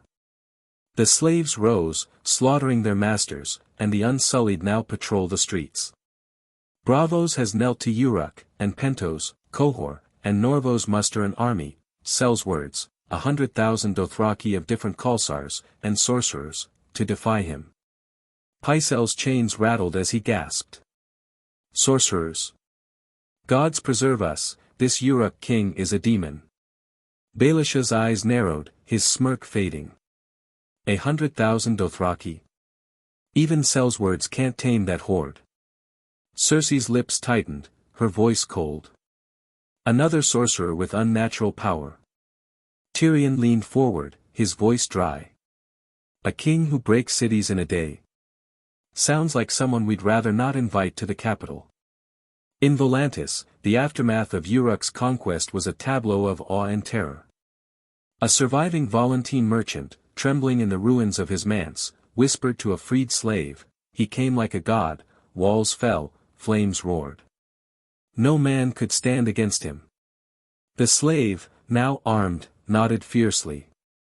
"Dominic Augustus is our savior. The masters deserved their end." On the streets, an unsullied captain surveyed the crowds, his voice flat but firm. "The king's justice is absolute. Volantis is his, and we keep his peace." A young boy, clutching a stolen dagger, shouted to his friends, "I saw him." Fire and thunder from his hands, the triarchs burned like kindling. Tywin's voice cut through the council's murmurs. "Watch Uruk closely, Varys. If Daenerys Targaryen looks west to her ancestral seat, we'll face another player in this game." The discussion shifted to Aemon Targaryen, the Sorcerer King of the North. Tywin's tone was cold, assured. "With the Tyrells, we command 120,000 men. Aemon, sorcerer or not, cannot slay thousands at once. Victory will be ours." The council nodded, bolstered by the numbers, though Tyrion's got twisted with doubt. Aemon's ice and fire had broken the twins and Riverrun, underestimating him was folly. But he held his tongue, knowing his father's mind was set. As the meeting ended, Baelish, Varys, and Pycelle departed, their steps quick and purposeful. Tyrion rose to leave, but Tywin's voice stopped him. "Tyrion, you will serve as master of coin." Tyrion froze, his lips curling in disbelief. "Me? I know how to spend gold, father, not manage it. Find another fool for your ledgers." Cersei, still seated, laughed, her voice dripping with sarcasm. "I'm sure you'll do a splendid job, brother. Counting coppers suits you." Tyrion shot her a withering look but said nothing. Cersei rose, her gown rustling, and swept from the room, leaving a trail of venom in her wake. Tyrion inclined his head to Tywin, who dismissed him with a curt nod, and made his exit. Outside, Bronn leaned against a wall, his Sellswords grin sharp as a blade. Tyrion approached, his voice dry. "Behold," Tyrion said, "the new master of coin." Bronn's eyebrow arched. "You, keeping the books? They'll be bankrupt by next moon." Tyrion snorted, leading Bronn to his chambers. Inside, he poured arbor red into goblets, handing one to Bronn. They settled by the hearth, the wine loosening their tongues. To Cersei, Tyrion toasted, mockingly. "Whose love for me is matched only by her talent for disaster." Bronn clinked his goblet, grinning. And to Joffrey, the little prick who'd rather skin a puppy than sit a throne. Tyrion took a deep gulp, his eyes glinting. "If I could sell Cersei's spite and Joffrey's tantrums, I'd balance the realm's debts in a day." Bronn leaned back, his voice sly. "Master of coin, eh? You'll be counting pennies while your sister plots to stab you in the back. And your father hells, he'd sell you for a good horse." Tyrion chuckled, though it was hollow. "Oh, Bronn, my father thinks me a stain on the Lannister name, but he needs my wits. For now. Cersei, though, she'd sooner feed me to the scorpions than share a table." Bronn drained his goblet, wiping his mouth. "And this Uruk king? Breaking cities like you break bottles. What's your play if he sails west?" Tyrion's smile faded, his mind turning. "If Dominic Augustus brings his fire to Westeros, we're all fucked, Lannisters, Starks, Tyrells. A man who conquers Volantis in a day doesn't play by our rules." Bronn shrugged, pouring more wine. "Then you'd better learn to count gold fast. Armies don't march on empty purses, and I don't fight for free." Tyrion raised his goblet, his voice dry. "To empty purses and emptier promises. May we live long enough to laugh at them." They drank, their laughter sharp against the red keep stone, but Tyrion's thoughts drifted north to Aemon's ice and fire, and east to Uruk's rising shadow. The Game of Thrones grew deadlier, and the Master of Coin knew his wits were his only shield. In the north, Aemon Targaryen marshaled his forces at Riverrun, the Tyrell-Lannister alliance hardening his resolve.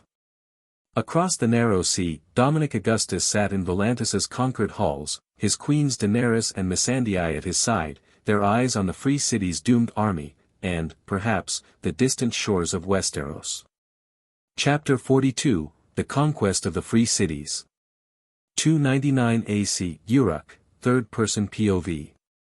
Within the grand halls of Agalma, the palace of Uruk, King Dominic Augustus sat with his queens, Daenerys Targaryen and Missandei, their faces lit by the flickering glow of braziers.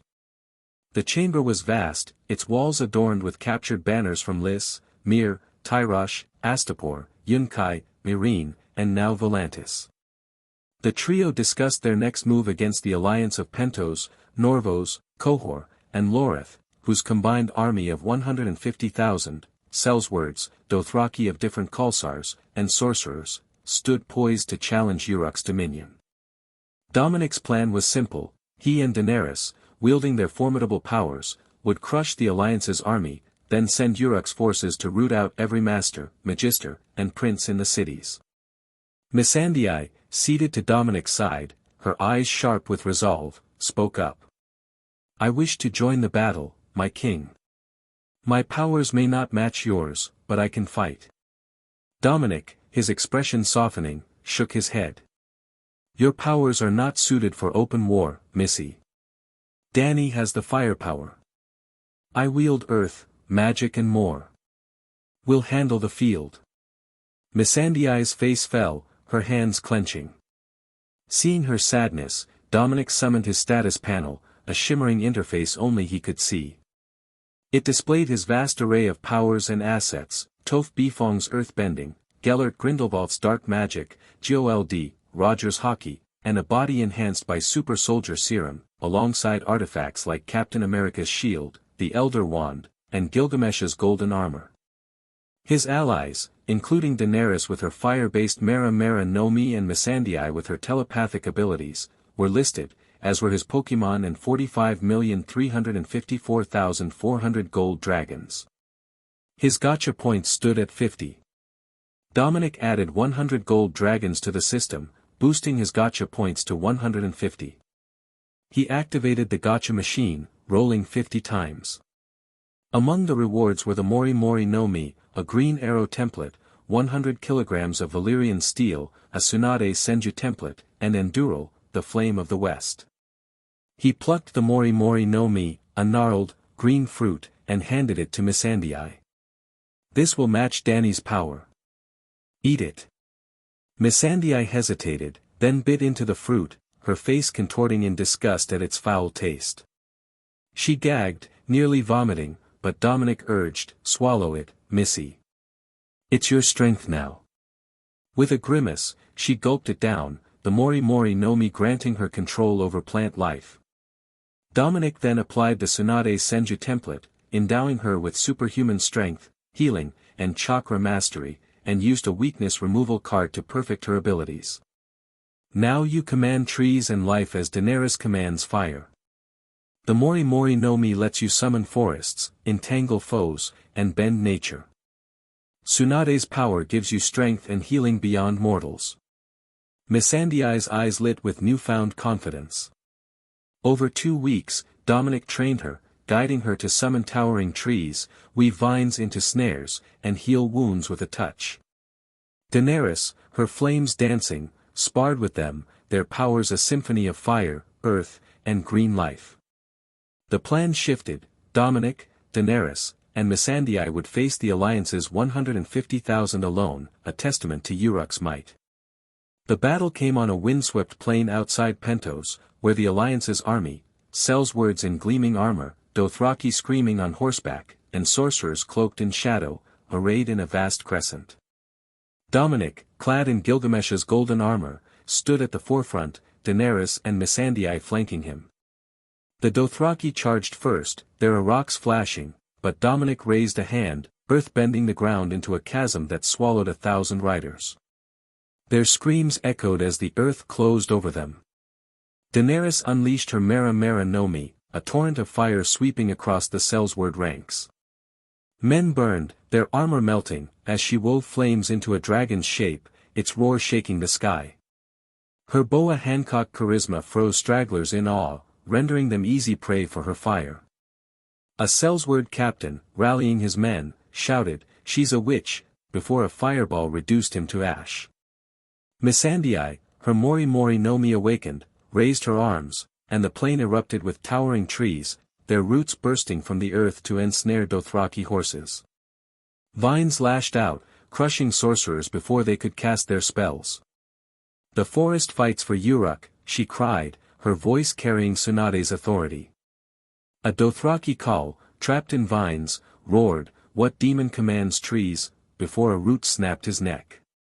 Dominic wielded Grindelwald's dark magic, the Elder Wand flashing as he summoned bolts of black lightning, felling entire companies.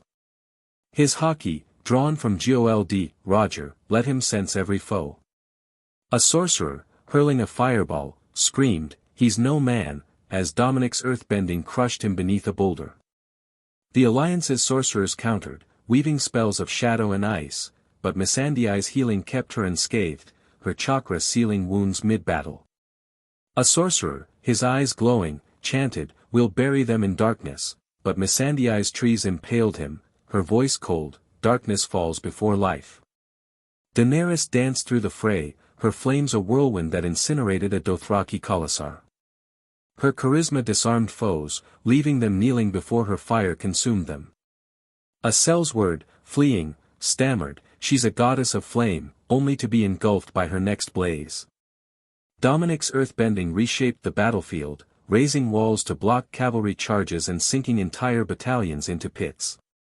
His hockey-enhanced senses guided his strikes, each blow precise, his shield a blur as he deflected a sorcerer's curse.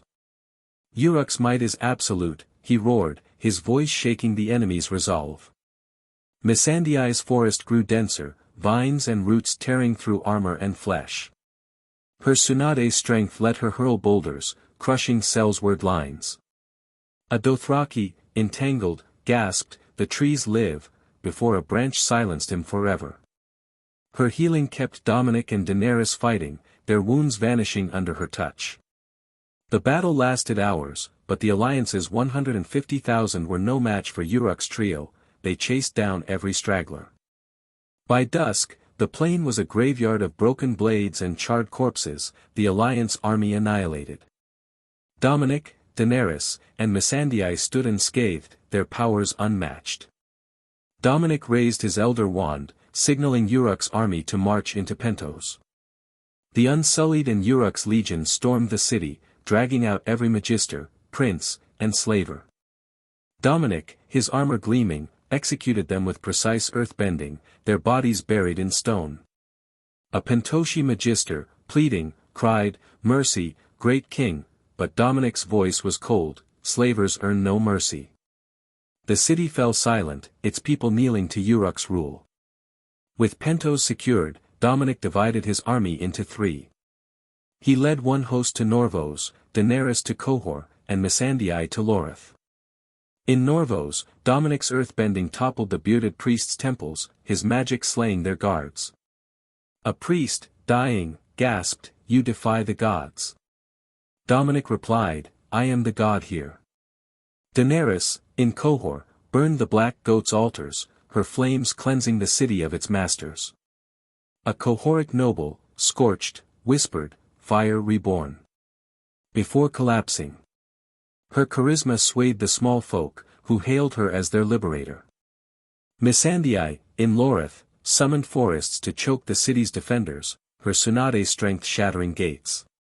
A Lorati prince, entangled, begged, "Spare us," but her vines tightened, her voice firm, "Uruk brings justice." The city fell, its rulers dead.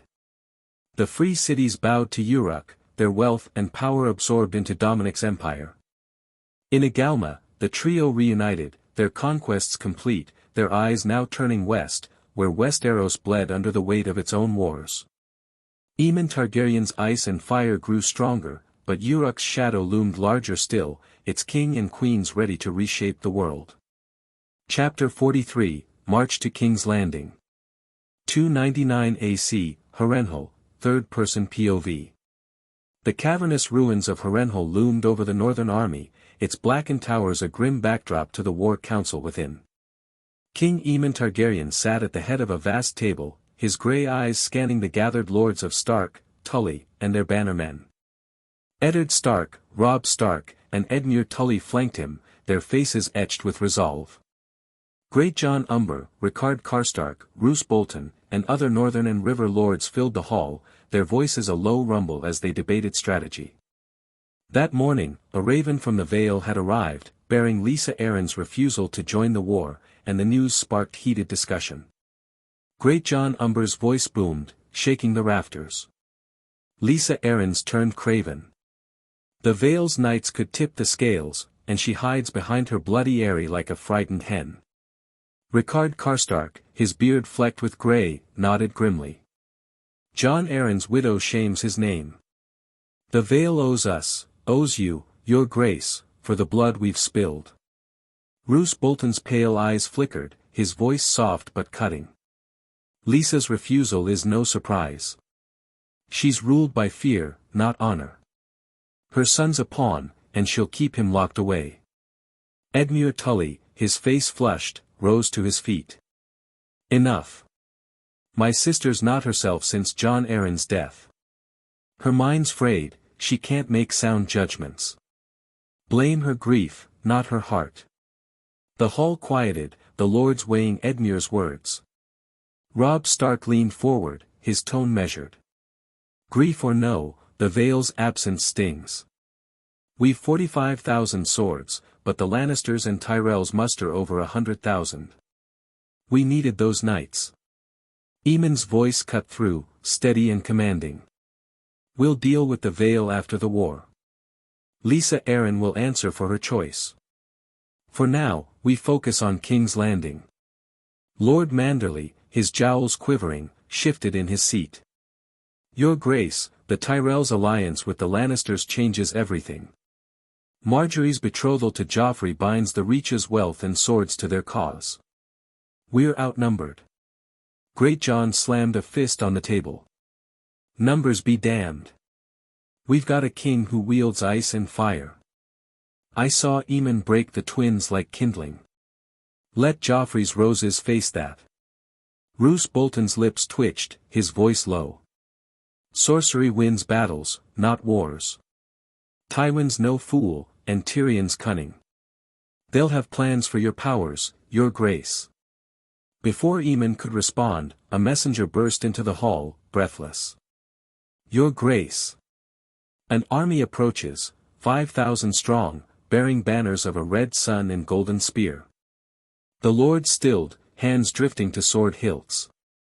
Martells, Eddard Stark said, his voice calm but wary. Dorne has come. Aemon rose, his cloak swirling. Send an emissary. I'll meet their leader outside the gates. Outside Harrenhal's scorched walls, under a sky heavy with clouds, Aemon, Eddard, Robb, and a small guard met the Dornish emissary. Oberyn Martell, the Red Viper, strode forward, his dark eyes gleaming with mischief, his spear glinting in the dim light. Behind him, 5,000 Dornish spears stood ready, their armor light but deadly. Oberyn knelt briefly before Aemon, then rose with a flourish.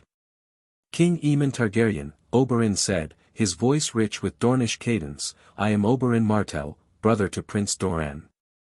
On his behalf, I pledge Dorne's spears to your cause. We've mustered 5,000 as swiftly as we could, but more will come if you grant our price. Aemon's gaze was steady. Name it, Prince Oberyn. Oberyn's smile was sharp. Tywin Lannister, Gregor Clegane, and Amory Lorch. Their heads for Elia's justice. Give us that, and Dorne is yours. Aemon extended a hand, his voice firm. You have my word. Their lives for your fealty. Oberyn clasped his hand, his grin widening. Then let's spill Lannister blood, your grace. The lords returned to Harrenhal, where Oberyn joined the council, his presence a spark in the grim hall. Greatjon Umber clapped him on the shoulder, laughing. A Dornishman's worth 10 Tyrells. Welcome to the fight, Red Viper. Oberyn's eyes twinkled. And I hear your king's worth 100. Ice and fire, they say. I'll believe it when I see it. Rickard Karstark grunted, skeptical. Dorne's late to the war. What kept you, Martell? Sipping wine in Sunspear. Oberyn's laugh was low, dangerous. Plotting, Lord Karstark. Dorne doesn't rush to war, we strike when the moment's right. And with Aemon's powers, that moment's now. Edmure Tully, still stung by the talk of his sister, nodded to Oberyn. Your spears are welcome, Prince. But can 5,000 turn the tide against Tywin's host? Oberyn leaned back, his fingers drumming his spear's haft. Numbers aren't everything, Lord Tully. A viper needs only one strike. Your king's sorcery and my spears will make the Lannisters bleed. Roose Bolton's voice was a whisper. Your hatred for the Lannisters is known, Prince Oberyn. But vengeance clouds judgment. Will Dorne stay loyal if Tywin falls? Oberyn's eyes flashed. Loyalty. I'm here for justice, Bolton. Aemon's cause aligns with mine. Tywin's head rolls, and Dorne fights to the last. Aemon, listening, spoke. Enough. With Dorne, we have 50,000 swords. We march for King's Landing. And say we attack. The lords exchanged bewildered glances, their murmurs rising. Great John roared, attack. That's a plan I can drink to, but Ricard Karstark's brow furrowed. Your grace, their numbers dwarf ours. Even with your powers. Oberyn's wild grin cut him off. I've heard tales of your ice and fire, King Aemon. I'd wager my spear to see it firsthand. Let's burn the lion's den. Aemon nodded, his expression unreadable. You will, Prince Oberyn. Prepare your men. For 20 days, the alliance of Stark, Tully, and Martell marched south, a river of steel and vengeance. The northern winds gave way to the warmer air of the Crownlands, and King's Landing's spires rose on the horizon. The army made camp a mile from the city, their tents sprawling across the fields, the Red Keep a distant shadow under the setting sun. Aemon, standing atop a rise, surveyed the capital, his mind sharp with strategy. The lords gathered, their men sharpening blades and stringing bows, preparing for the war to come at dawn. Oberyn, leaning on his spear, joined Robb and Edmure by a fire, his voice light but edged. So, young wolf, how does it feel to march with a Targaryen who bends ice and fire? Not the bastard you grew up with, I'd wager. Robb's smile was tight. He's my brother, prince or king. His powers don't change that. But I'll admit, seeing him shatter the twins was humbling. Edmure chuckled, though his eyes were wary. Humbling. Try terrifying. I thought I knew war, but Aemon's no ordinary man. The Lannisters won't know what hit them. Oberyn's grin widened. Good. Let Tywin shit himself when the dragon comes. I want Clegane's head on my spear before the moon turns. Great John, overhearing, lumbered over, his voice a bellow.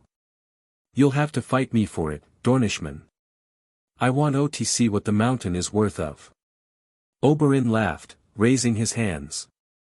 Plenty of Lannisters to go around, Lord Umber. Let's carve them up together.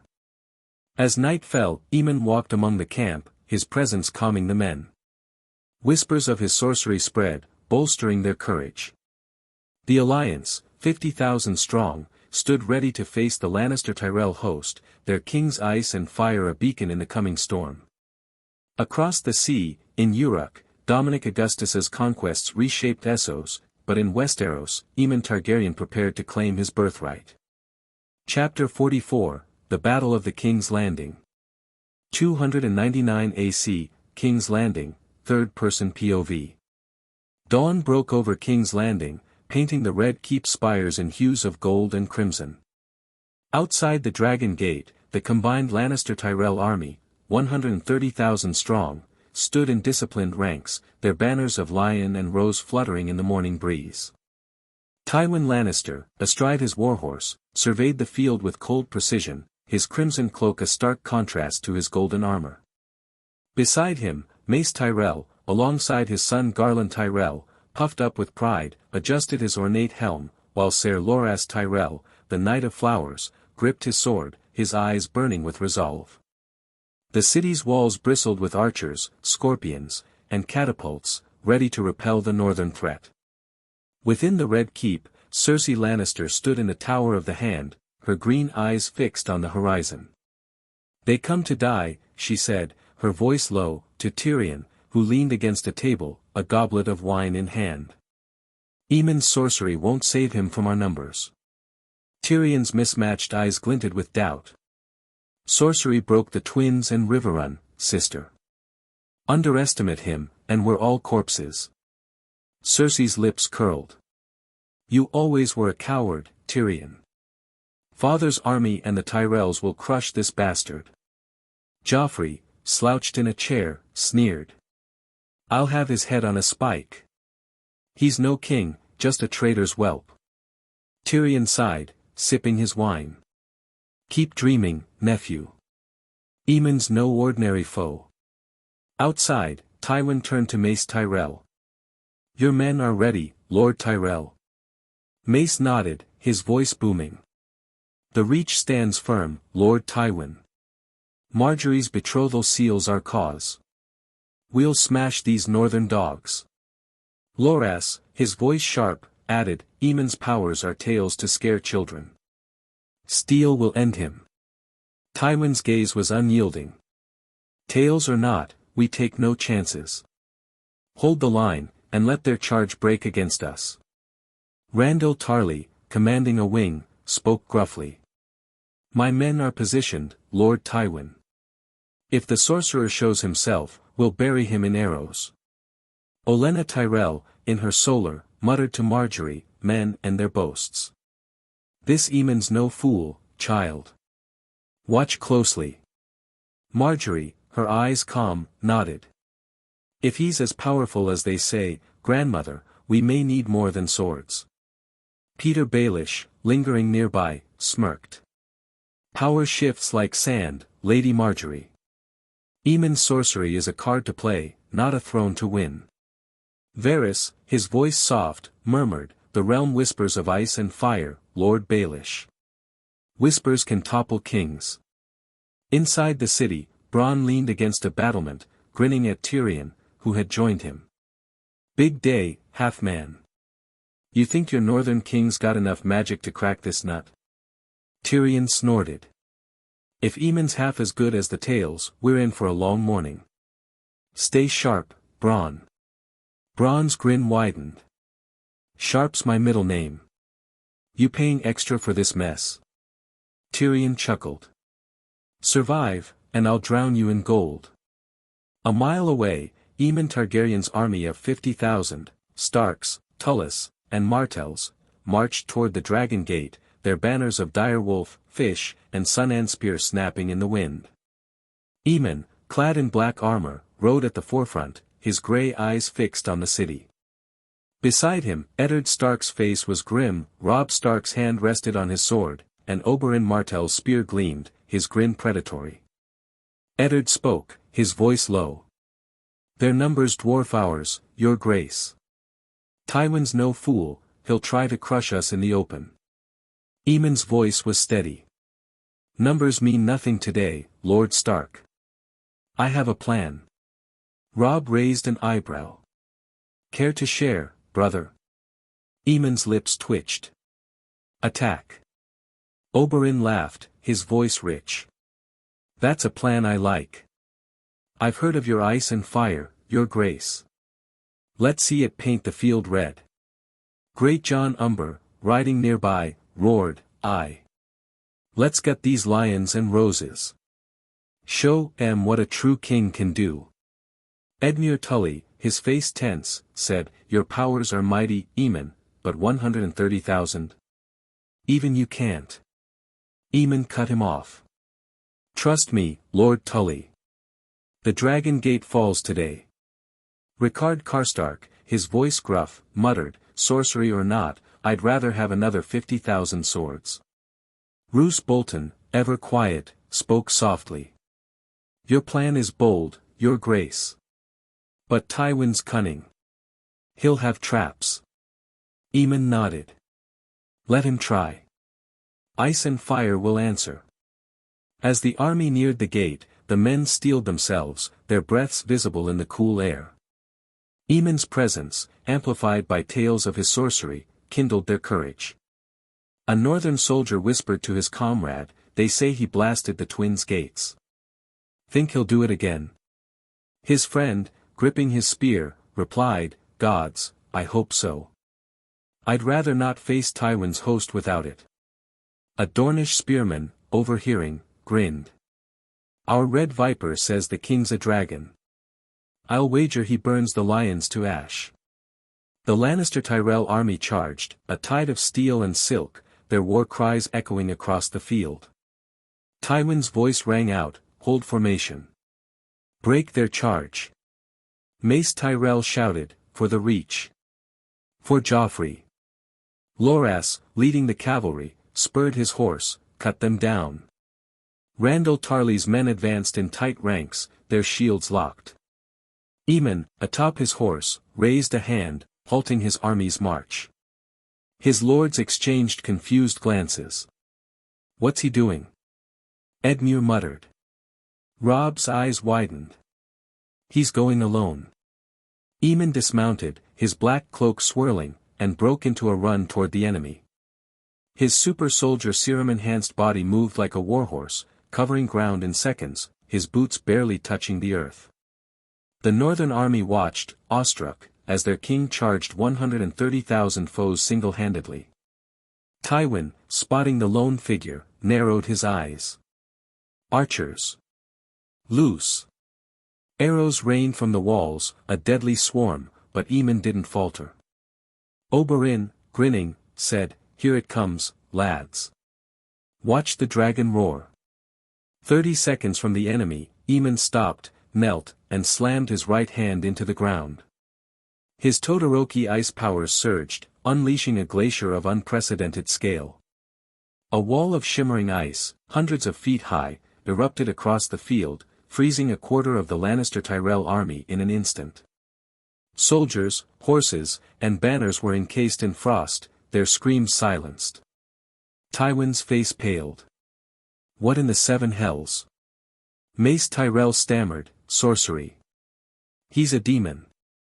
Loras, his horse rearing, shouted, "Regroup. Hold the line." Randyll Tarly roared, "Shields up. Advance." Eamon's army snapped from their stupor. Robb bellowed, "Charge. For the north." Oberyn spurred his horse, spear raised, "For Dorne." Greyjohn's voice thundered, "Gut em." The 50,000 surged forward, their formation tight, exploiting the chaos in the enemy ranks. The Lannister Tyrell formation shattered, men stumbling over frozen comrades. Eamon wove through the fray, his ice powers raising walls to block cavalry, his fire powers incinerating entire companies.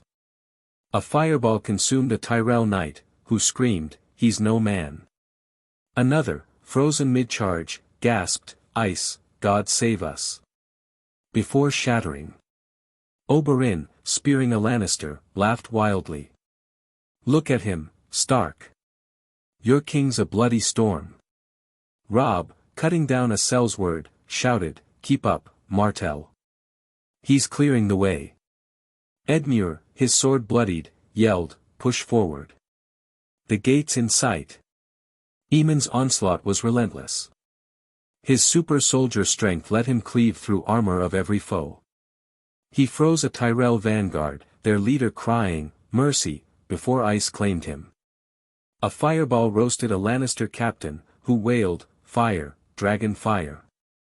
Eamon's tally climbed, 10,000, 20,000, 30,000, his powers decimating the enemy.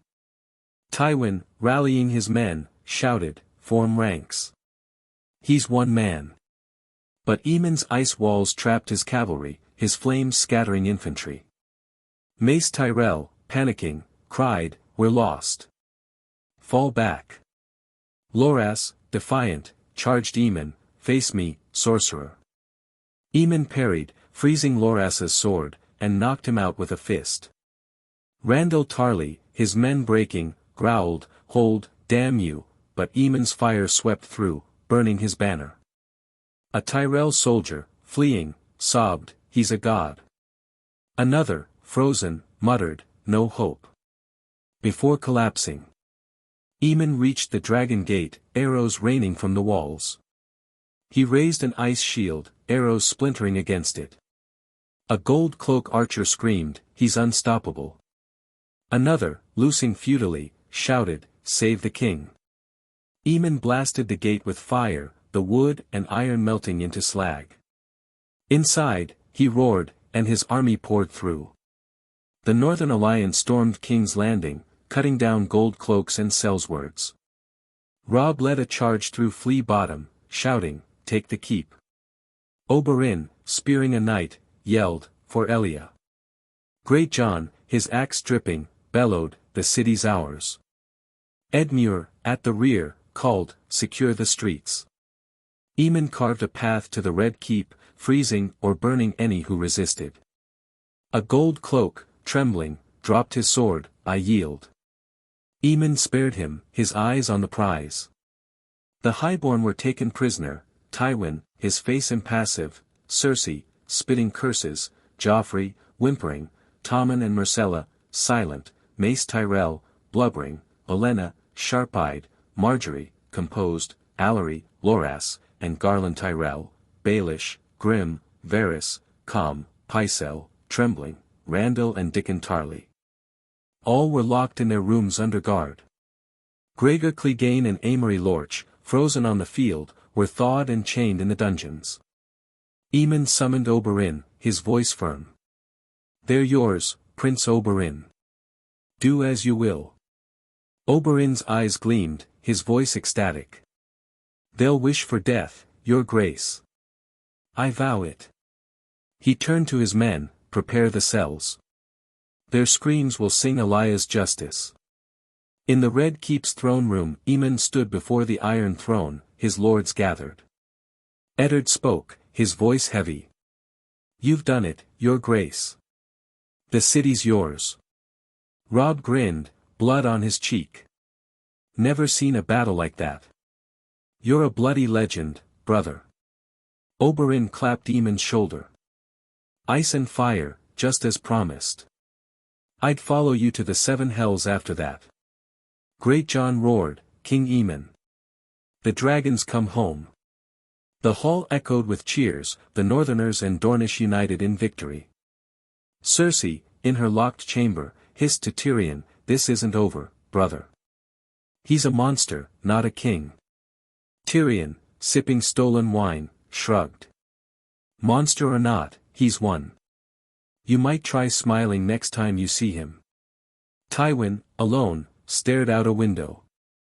Oberyn, in the dungeons, faced Clegane and Lorch, his spear ready. "For Elia," he whispered, and their screams began. The Battle of the Dragon Gate was won, but Westeros's wounds ran deep. Across the sea, Uruk's shadow grew, and Aemon Targaryen, now master of King's Landing, prepared to forge a new realm. Chapter 45, Red Keep Reunion. 299 AC, King's Landing, third-person POV. The night after Aemon Targaryen's conquest of King's Landing, the Red Keep buzzed with the quiet tension of victory. Torches cast long shadows across the stone corridors, and the city beyond lay subdued, its small folk whispering of the Sorcerer King who wielded ice and fire. Aemon, clad in a simple black tunic, stood alone in his solar, the Iron Throne a looming presence in his thoughts. He reached for the two-way mirror and spoke the words to activate it. The glass shimmered, revealing Dominic's face in Uruk's Agalma palace. "Dominic," Aemon began, his voice steady but warm, "King's Landing is mine. The Lannisters and Tyrells are prisoners, and the Dragon Gate fell to my army. I'm to be crowned soon, and I want you here for it." Dominic's grin was broad, his eyes alight with pride. "Aemon, you've done it. A true Targaryen, claiming your birthright with fire and ice. I always knew you'd shake the world. My congratulations." Aemon's lips twitched, a rare smile breaking through. "It wasn't easy. Tywin's host was vast, but the magic you gave me turned the tide. I owe you much." Dominic waved a hand, his voice rich with camaraderie. "Nonsense. Your family, and family fights together. I'll be there for your coronation, tomorrow morning, with Daenerys, Missandei, Ghost, and one surprise guest. Ghost's been pacing Agalma, missing you." Aemon chuckled, his heart lifting at the thought of his dire wolf. "Ghost in King's Landing? The small folk will faint. I can't wait to see him, and you all." Dominic's eyes gleamed with mischief. "We'll see you soon, King Aemon." The mirror dimmed, the connection fading. Aemon turned to his desk, where ravens awaited dispatch. He penned messages to every corner of Westeros, proclaiming his victory and summoning lords to his coronation. The only shadow remaining was Stannis Baratheon, now at Storm's End, mustering the Storm Lords for a final stand. Aemon's quill paused, his thoughts on Stannis's grim resolve, but he set it aside. Today was for victory, tomorrow for war. The next morning, the Red Keep's courtyard lay quiet, its cobblestones gleaming with dew.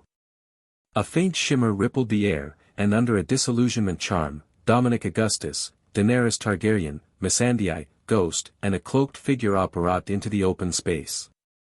Dominic scanned the area, his haki sensing the guards nearby. Daenerys, her silver hair braided, wore a flowing gown of black and red. Missandei, clad in emerald silks, stood poised. Ghost's white fur gleamed, his red eyes fixed on the keep. Dominic lowered his wand and whispered, "Let's see the place Aemond's claimed. Stay close, and keep the charm up." Daenerys's violet eyes sparkled. "It was always my dream to come here since I was a kid. Viserys used to say so much about this place."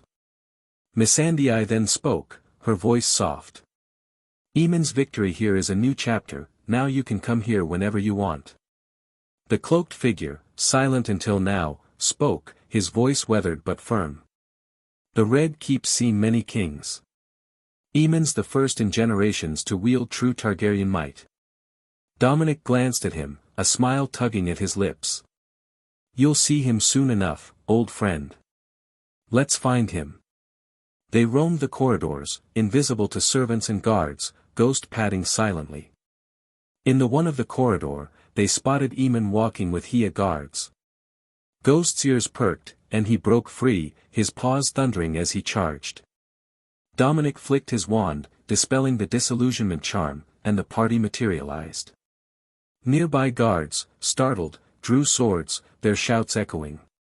"Who goes there?" a captain barked, his blade raised.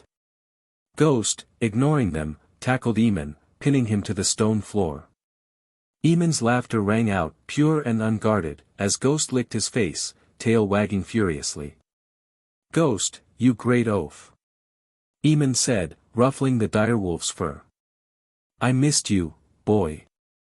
The guards hesitated, swords half raised, but Aemond, still laughing, waved them off. "Sheath your blades. These are my kin and allies." The captain, red-faced, obeyed. "Apologies, your grace." Aemond rose, rubbing Ghost's head, and turned to his guests. His eyes lit up as he embraced Dominic, their armor clanking. "Dominic, you made it. I half expected you to ride in on a dragon." Dominic grinned, clapping Aemond's shoulder. "Tempting, but apparition's cleaner. You've turned this city upside down, cousin. Proud of you." Daenerys stepped forward, her smile warm, and hugged Aemond tightly. "Nephew, you've reclaimed our family's seat. Rhaegar's spirit lives in you. I'm so proud." Aemond, his voice soft, returned the embrace. "Aunt, your fire inspired me. Without Uruk's support, I'd still be north of the neck." Missandei approached, her eyes bright, and hugged Aemond gently. "Congratulations, Aemond. Your victory is a beacon for all who seek justice." Aemond smiled, his tone warm. "Missandei, you honor me." Aemond, chuckling, gestured to the keep. "Come, let's talk in my solar. We've much to discuss." In Aemond's solar, a fire crackled, casting warmth over the stone walls. Aemond sat at a carved table, Ghost sprawled at his feet. Dominic, Daenerys, Missandei, and the cloaked figure stood behind their chairs, wine and bread set before them. Aemond raised a goblet. "To family, and to victory." Dominic clinked his goblet, grinning. "To the dragon reborn, and a throne reclaimed." Daenerys sipped, her voice soft. "This keep was once under Targaryen, long ago. It feels strange to see it under Targaryen banners again." Missandei nodded, her tone thoughtful. "It's a new dawn, Dany. Aemond's rule could heal this realm's wounds." The cloaked figure lowered his hood, revealing a weathered face with grey hair and a steady gaze. Aemond's eyes widened. "Ser Barristan." Dominic smiled. "Aemond, meet Barristan Selmy. He came to Uruk to pledge loyalty to Daenerys after Joffrey stripped him of his Kingsguard cloak. Dany told him there's a true Targaryen king to serve." Daenerys nodded, her voice firm. "Barristan's honor belongs with you, Aemond. He's seen kings rise and fall, and he believes in your cause." Barristan rose, kneeling before Aemon. Your Grace, I am Barristan Selmy, once of the King's Guard. I failed your father, Rhaegar, and your grandfather, Aerys. Let me serve you now, to restore House Targaryen's honor. Aemon stood, his voice solemn. Rise, Ser Barristan. You're no failure. I name you Lord Commander of my King's Guard, to guard this realm and its king. Barristan's eyes shone with gratitude. I swear my life to you, King Aemon. May I serve better than before. Aemon sat, gesturing for all to join him. Tell me of Uruk, Dominic. Your conquests shake Essos. Dominic leaned back, his voice rich. Volantis fell in a day, its black walls dust. Pentos, Norvos, Qohor, and Lorith followed. Daenerys burned Qohor's masters, Missandei's forests choked Lorith's princes, and I buried Norvos's priests in stone. The free cities are ours. Daenerys's eyes blazed. The slavers begged, but we gave them justice. Uruk's a beacon for the oppressed. Missandei's voice was calm but fierce. My new powers, which Dom gave me recently, turned their cities green. No master rules where my trees grow. Aemon's eyes widened. You three alone broke 150,000. I thought my 40,000 at the Dragon Gate was bold. Dominic laughed. Your ice and fire rival our feats, Aemon. That glacier outside the gate, heard it froze a quarter of Tywin's host. Aemon nodded, his tone wry. 30,000, give or take. The power you gave me made it possible. Daenerys's voice was soft. You wield it well, Aemon. Rhaegar would be proud. Dominic turned to Aemon. What of Stannis? Your ravens mentioned he's at Storm's End. Aemon's face hardened. He's mustering storm lords, maybe 10,000 at most. His fleet's broken, but his will's iron. He'll march soon. Barristan's voice was grave. Stannis is no fool, your grace.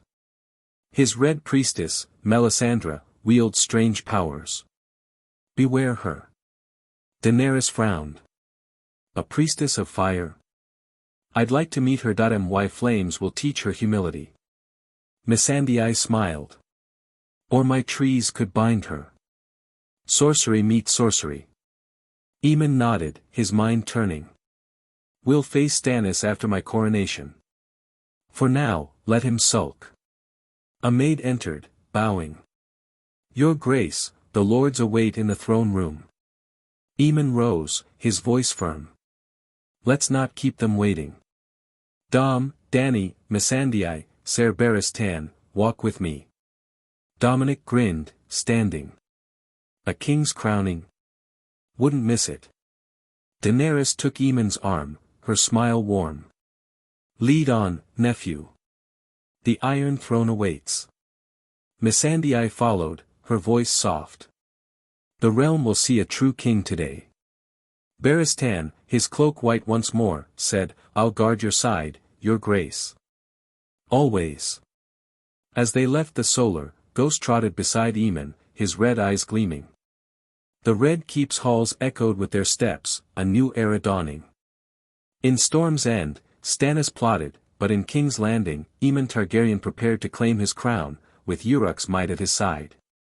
Chapter 46, The King. In the year 299 AC, the throne room of the Red Keep brimmed with anticipation, its cavernous expanse lit by torches and sunlight streaming through high windows. The Iron Throne loomed at the far end, its jagged blades a testament to Targaryen conquests past. Lords and knights of the north and Riverlands filled the hall, their banners of direwolf and fish mingling with the sun and spear of Dorne. Eddard Stark stood solemnly at the steps of the throne, a simple iron crown in his hands, his grey eyes fixed on the doors. The air was thick with the weight of history, as Westeros awaited its new king. The herald's voice rang out, clear and commanding. King Aemon Targaryen, first of his name, King of the Undulls, the Rhoynar, and the First Men, Lord of the Seven Kingdoms, and Protector of the Realm, Lord of Ice and Fire. Accompanied by King Dominic Augustus of Uruk, Queen Daenerys Targaryen of Uruk, Queen Missandei Augustus of Uruk, and Ser Barristan Selmy, Lord Commander of the King's Guard. The great doors swung open, and Aemon Targaryen entered, his black cloak flowing, his face resolute. Behind him walked Dominic Augustus, clad in a golden tunic, his presence radiating power. Daenerys Targaryen, her silver hair gleaming, moved with regal grace, her black and red gown a nod to her house. Missandei, in emerald silks, carried herself with quiet strength, her eyes bright with pride. Barristan Selmy, in a white cloak, strode with the dignity of a knight reborn. Ghost, the dire wolf, padded at Aemon's side, his red eyes scanning the crowd. The room erupted in cheers, northern lords pounding their fists, river lords raising swords. Great Jon Umber's voice boomed, the dragon wolf. Oberyn Martell, leaning against a pillar, grinned, his spear glinting. A fine entrance, your grace. Edmure Tully, beside Robb Stark, clapped, his face alight. 7 hells, it's real. Dominic, Daenerys, and Missandei moved to the side, joining the lords, while Aemon approached the throne. Barristan took his place near the steps, his hand on his sword. Aemon reached Eddard, knelt, and bowed his head. The hall fell silent, every eye on the moment. Eddard, his voice steady, spoke, Aemon Targaryen, do you swear to rule justly, to protect the realm, and to uphold its laws? I swear it, Aemon replied, his voice ringing with conviction.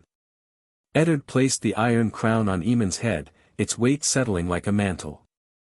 Rise, King Aemon, third of his name. The room exploded in cheers, lords and knights shouting, King Aemon. Long may he reign. Robb Stark's grin was fierce. That's my brother. Oberyn whistled, a crown suits you, dragon wolf. Great Jon roared, to the king. Aemon rose, turned, and ascended the iron throne, his cloak pooling around him. He sat, the blades framing his figure, and raised a hand for silence.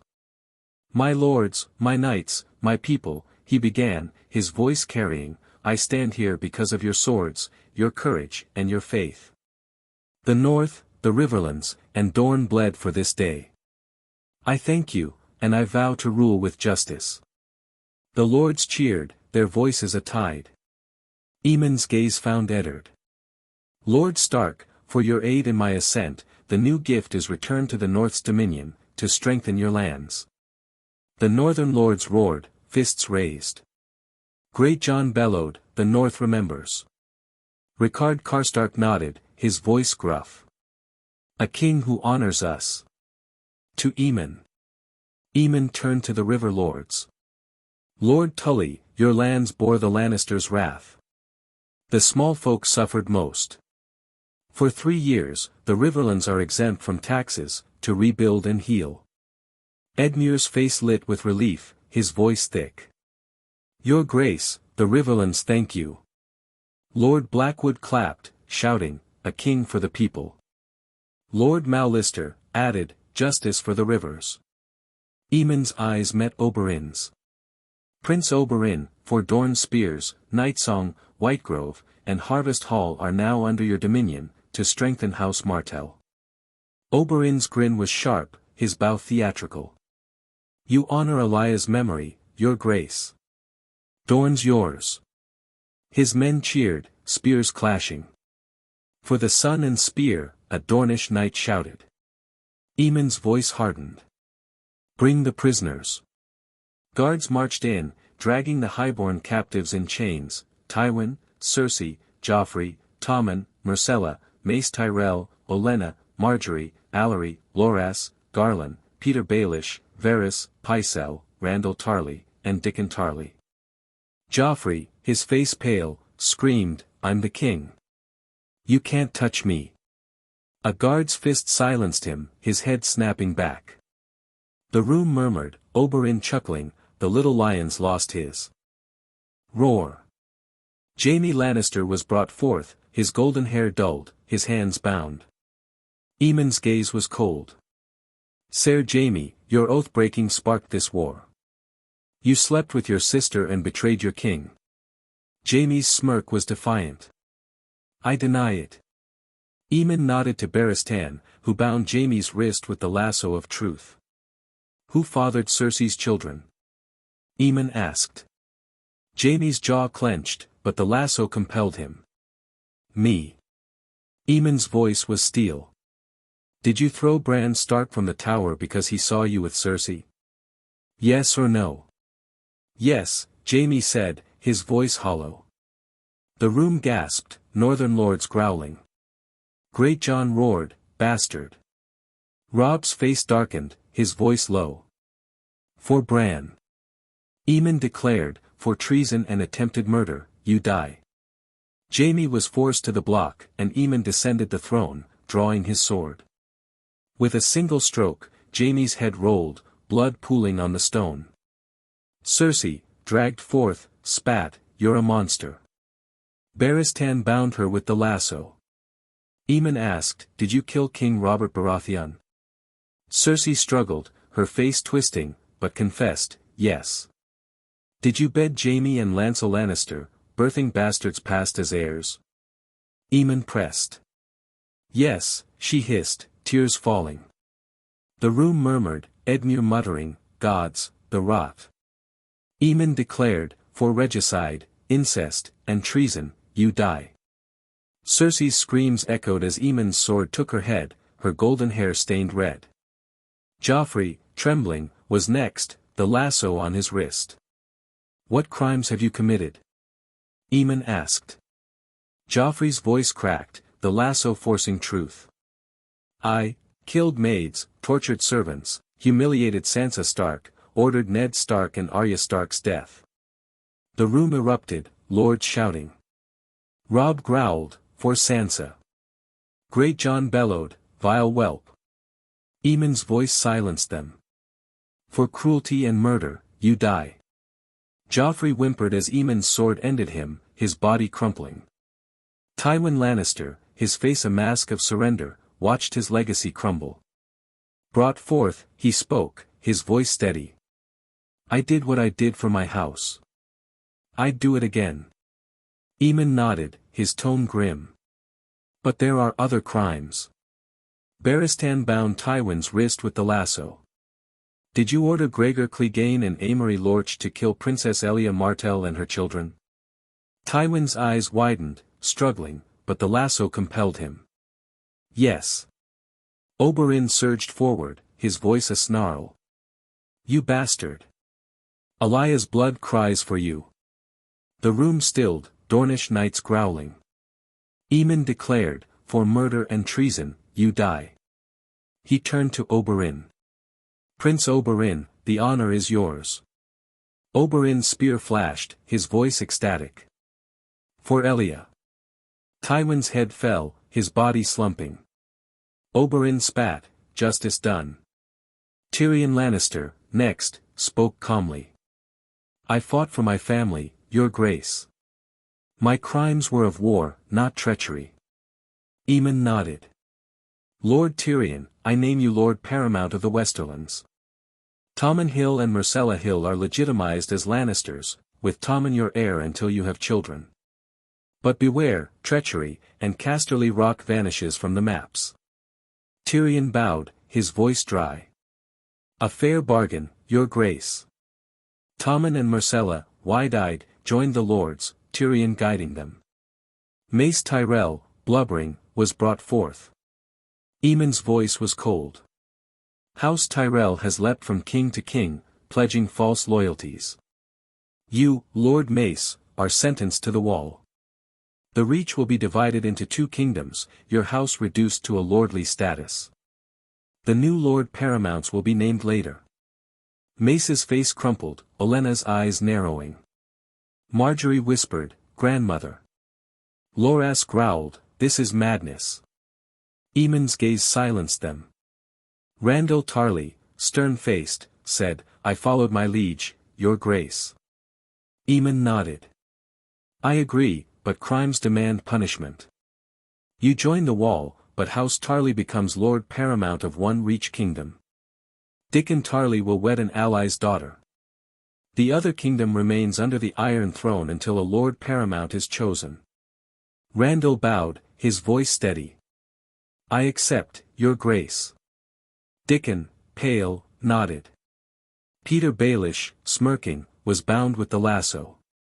Aemon asked, confess your crimes in this war. Baelish struggled, his face contorting, but the lasso forced truth. I ordered Lysa Arryn to poison Jon Arryn, betrayed Eddard Stark, sent an assassin for Bran Stark, incited war between Lannisters and Starks. The room exploded. Eddard's voice was cold, his hand moving toward his sword, ice which he reclaimed after taking control of the Red Keep. You snake! Robb shouted, for father. Great Jon roared, treacherous cur. Oberyn spat, his blood's too foul for my spear. Aemon declared, for murder and treason, you die. His sword flashed, and Baelish's head rolled, his smirk gone. Varys, calm, was next, the lasso on his wrist. Aemon asked, where does your true allegiance lie? Varys struggled, his voice breaking. Aegon Blackfyre. The room murmured, lords exchanging glances. Dominic stepped forward, pulling a severed head from his inventory and tossing it before Varys. Is this him? Varys's face collapsed, his voice a whisper. Aegon. He looked at Dominic, despair in his eyes. Dominic's voice was cold.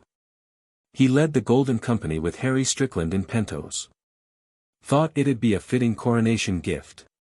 Daenerys nodded, her voice firm. A threat ended. Missandei added, Uruk sees all. Aemon declared, for treason, you die. Varys's head fell, his secrets silenced. The room was cleaned, bodies and heads removed, the stone scrubbed. Dominic approached the throne, drawing Andúril from his inventory, its blade shimmering. A gift, King Aemon, for your reign. Andúril, flame of the west, forged for a king. Aemon took the sword, unsheathing it, marveling at its craft. He raised it high, the blade catching the light. To a new Westeros. The room erupted, lords chanting, Aemon. Aemon. Great Jon bellowed, the dragon's sword. Oberyn clapped, a blade for a king. Robb grinned, that's my brother. The coronation sealed Aemon's rule, but Stannis' shadow lingered at Storm's End. Across the sea, Uruk's empire grew, and in the Red Keep, a new era began under a king of ice and fire. Poll. Should Dominic travel to parallel world of House of the Dragon times? Yes. And no. Chapter 47, Dragons, Ironborn, and the Night King's Shadow. 299 AC, King's Landing, third-person POV. The evening after Aemon Targaryen's coronation, the Red Keep's solar glowed with the warmth of a crackling fire. Aemon sat with Dominic, Daenerys, and Missandei, their faces relaxed yet marked by the weight of their victories. Ghost sprawled by the hearth, his red eyes half closed, while goblets of arbor red clinked in a quiet toast. The Iron Throne's shadow loomed in their minds, but for now, kinship held sway. Daenerys, her silver hair catching the firelight, leaned forward, her voice earnest. Aemon, come with us to Uruk. My dragons, Morgul, Rhaegal, Tyraxes, are growing strong. Claim one as your birthright. A Targaryen king needs a dragon. Aemon's grey eyes softened, a smile tugging at his lips. I'd love to, but they're still young, aren't they? I'll come when they're big enough to cross the narrow sea. Dominic, lounging in his chair, grinned, his golden armor glinting. Or I could just apparate them here. Save you the trip. Aemon raised an eyebrow, his tone half-joking. Apparate a dragon? What if they get irritated and start breathing fire all over Red Keep? Dominic waved a hand, his voice brimming with confidence. Pfft, I'll knock them out first. No fuss, no flames. Wait a minute. Before anyone could protest, he stood, he vanished with a faint pop. Daenerys shook her head, a smile playing on her lips. He's incorrigible. Missandei, her emerald silks rustling, chuckled. He loves the theatrics. Give him a moment, and you'll have your dragon. A minute later, the air shimmered, and Dominic reappeared, a massive, unconscious dragon which is a size of horse sprawled at his feet. Regal's green scales gleamed, his wings folded, a faint snore rumbling from his jaws. Daenerys and Missandei exchanged amused glances, shaking their heads. Really, Dominic? Daenerys said, her tone mock scolding. You couldn't wait for a proper bonding? Missandei's smile was warm. He's showing off, Dany. Let him have his moment. Dominic grinned, unrepentant. What? Regal's fine, just napping. Thought Aemon would like the green one, matches his gloomy vibe. Aemon approached the dragon, his eyes wide with awe. He's magnificent. You're mad, Dominic, but thank you. As Regal stirred, his golden eyes opening, Aemon knelt beside him, placing a hand on his scales. The dragon snorted, sniffing, then nudged Aemon's shoulder, a bond forming in the quiet moment. Aemon's voice was soft. Regal, my friend. We'll fly together soon. Daenerys clapped, her voice warm. A true Targaryen bond. He's yours now, Aemon.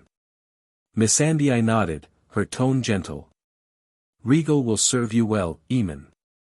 A king with ice, fire, and a dragon is a sight to behold. Dominic stretched, yawning. Well, that's my good deed done. We should head back to Uruk, still got some loose ends to tie up. But we'll visit when we're free. Aemon rose, clasping Dominic's hand. You're always welcome, Dom, safe travels, and thank you, for everything. Daenerys hugged Aemon tightly. Rule well, nephew. We'll return soon. Missandei embraced him, her voice soft. May your reign bring peace, Aemon. With a final wave, Dominic, Daenerys, and Missandei apparat away, leaving Aemon with Regal and Ghost, his heart full and his mind turning to the challenges ahead. The next morning, Aemon convened his lords in the Red Keep's great hall, the Iron Throne a silent witness. Eddard Stark, Robb Stark, Edmure Tully, Oberyn Martell, and Northern and River lords gathered, maps of Westeros spread before them.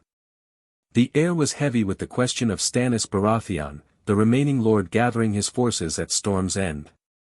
Eddard spoke first, his voice measured. Stannis is a stubborn man, your grace. He's mustering storm lords, perhaps 10,000 men. His fleet's broken, but he'll march soon. Robb nodded, his hand on his sword hilt. Storm's End's a tough nut to crack. We can't let him fester there. Oberyn Martell leaned back, his spear propped beside him, his grin sharp. Let me take my spears south, your grace. I'll skewer Stannis and his Red Witch before they move. Great Jon Umber roared, his fist slamming the table. I say we march now. 20,000 should crush his rabble. Rickard Karstark, his voice gruff, added, Stannis has no large army to be a thorn. End him quick, your grace. Roose Bolton's pale eyes gleamed, his whisper soft. A swift strike is wise, but beware Melisandre. Her sorcery is not to be underestimated. Aemon, clad in black armor, stood, his voice firm. We settle this now. A host of 20,000 will march to Storm's End and bring the Stormlands under control. I, along with Robb, Prince Oberyn, and Great Jon Umber, will do. Robb nodded, his face fierce. I'll see it done, brother. Oberyn's grin widened.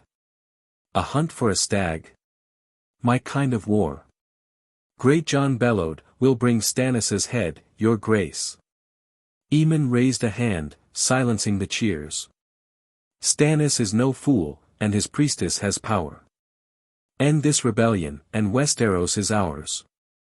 Across the narrow sea, in the waters off Uruk, Euron Greyjoy's fleet of 200 ships sliced through the waves, their ironborn crews chanting of plunder.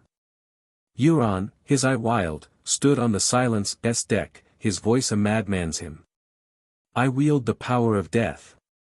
Uruk's treasures are mine. The cold god crowns me. His men roared, axes raised. Euron. King. A reaver, grinning, said, their gold will sink our ships, captain. Another, his face scarred, muttered, he talks of death like a god. In Uruk's Agalma palace, Dominic received the news, his brow furrowing. Euron Greyjoy. Rambling about death power? Sounds like trouble. He turned to Daenerys and Missandei, his voice grim. I'll handle this. Stay here. Daenerys's eyes blazed. Not a chance, Dominic. My flames are ready for these Ironborn.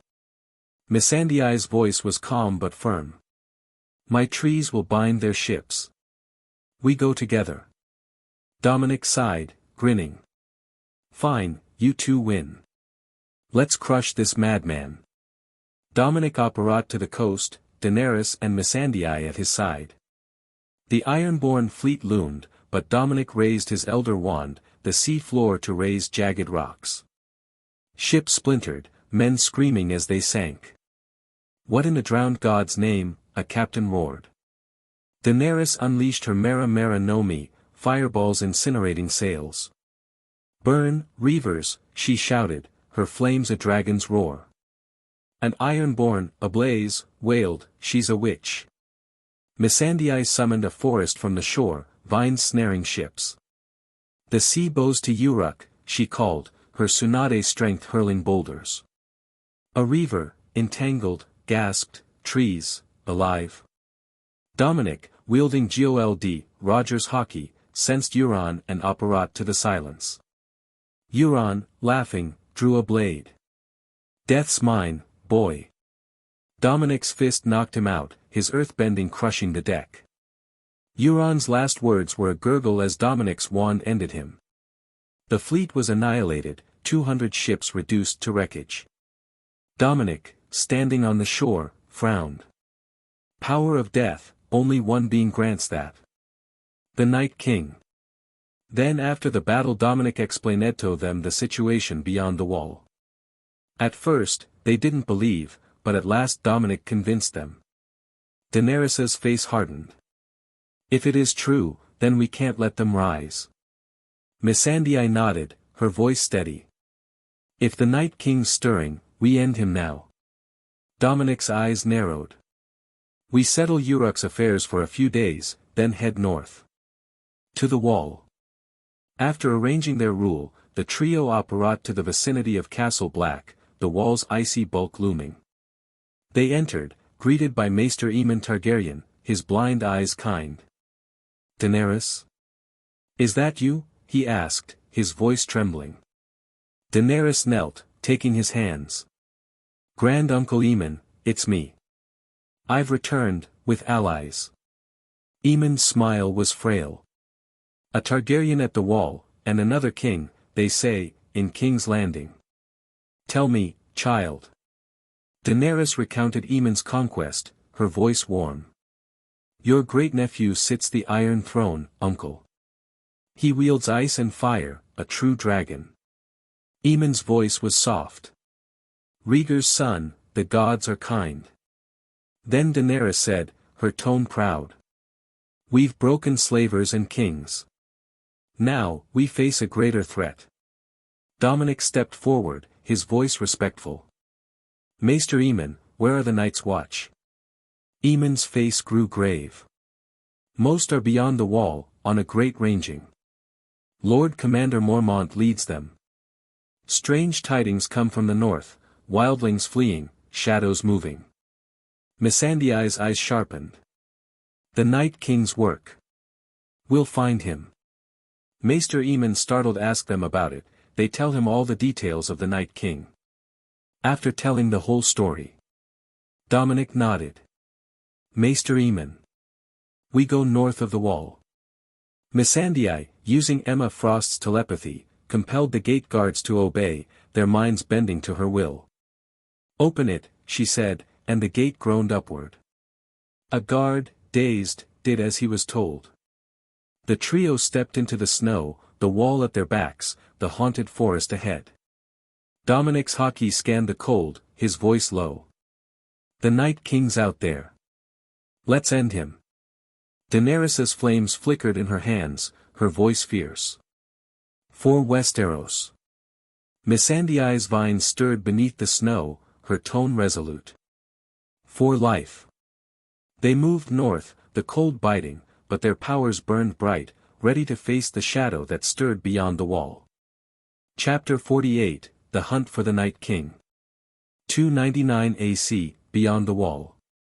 The frozen wastes beyond the wall stretched endlessly before Dominic Augustus, Daenerys Targaryen, and Missandei Augustus as they pressed northward, their resolve steeled against the biting cold.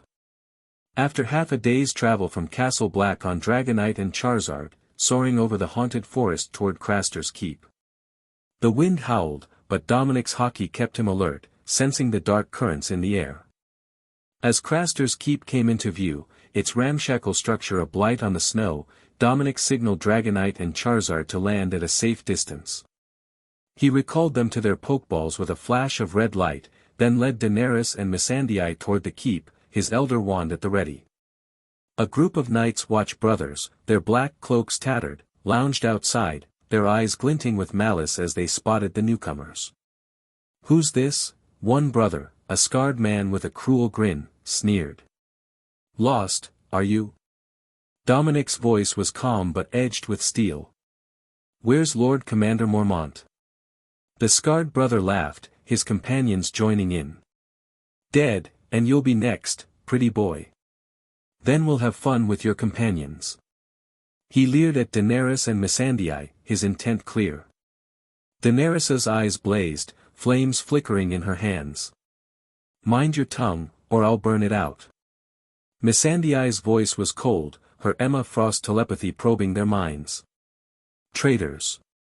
They killed Mormont." Dominic's face hardened, his super soldier serum enhanced reflexes a blur as he drew his wand. "You chose poorly." With a flick, he unleashed Grindelwald's dark magic, bolts of black lightning felling the brothers in seconds. Then the other brothers from inside the keep came out, his wives made short work of them. Their screams echoed briefly before silence reclaimed the keep. Inside, Dominic found Longclaw, Mormont's Valyrian steel sword, leaning against a wall. He took it, its weight familiar, and turned to Craster's daughters, huddled in fear. "You're free now," he said, his voice gentle. "Gather together." The women, wary but hopeful, complied. Dominic produced a port key, a rusted dagger imbued with magic, and explained, "This will take you to Uruk, where you'll have shelter, food, and freedom. My steward knows what to do." He held out the port key, and as they touched it, he activated it, operating them to Igalma's safety. That night, the trio camped outside the keep in a magical tent, its interior warm and spacious, a stark contrast to the frozen wilds. Over a meal of conjured stew, Daenerys spoke, her voice thoughtful. "These women, they've suffered so much. Uruk will give them a new life." Missandei nodded, her tone soft. "Freedom is a gift, but it's only the start. We'll ensure they thrive." Dominic, sharpening his wand, said, "Craster's gone, Mormont's avenged. Now, the Night King.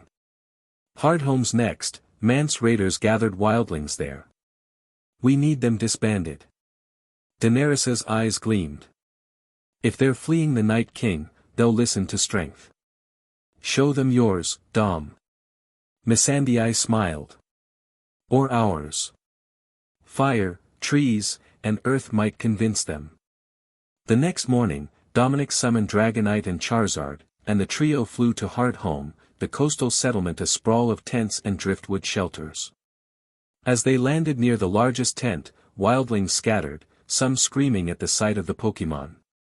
"Demons," a woman shrieked, clutching her child. A spearman, trembling, muttered, "What beasts are those?" Mance Raider, king beyond the wall, emerged from the tent, his face weathered but defiant. "Who are you, and why do you bring such creatures here?" he demanded, his hand on his sword. Dominic dismounted, his voice steady. "I'm Dominic Augustus, king of Uruk. Why have you gathered this army? Mance's eyes narrowed. To go south, beyond the wall. To escape the Night King and his dead. Dominic nodded, his gaze piercing. If I kill the Night King, will you disband your host? The wildlings laughed, their voices mocking. Kill the Night King, a giant bellowed. You're mad. A skin changer sneered, he's death itself, southerner. Dominic's conqueror's hockey erupted, a wave of raw will that silence the crowd.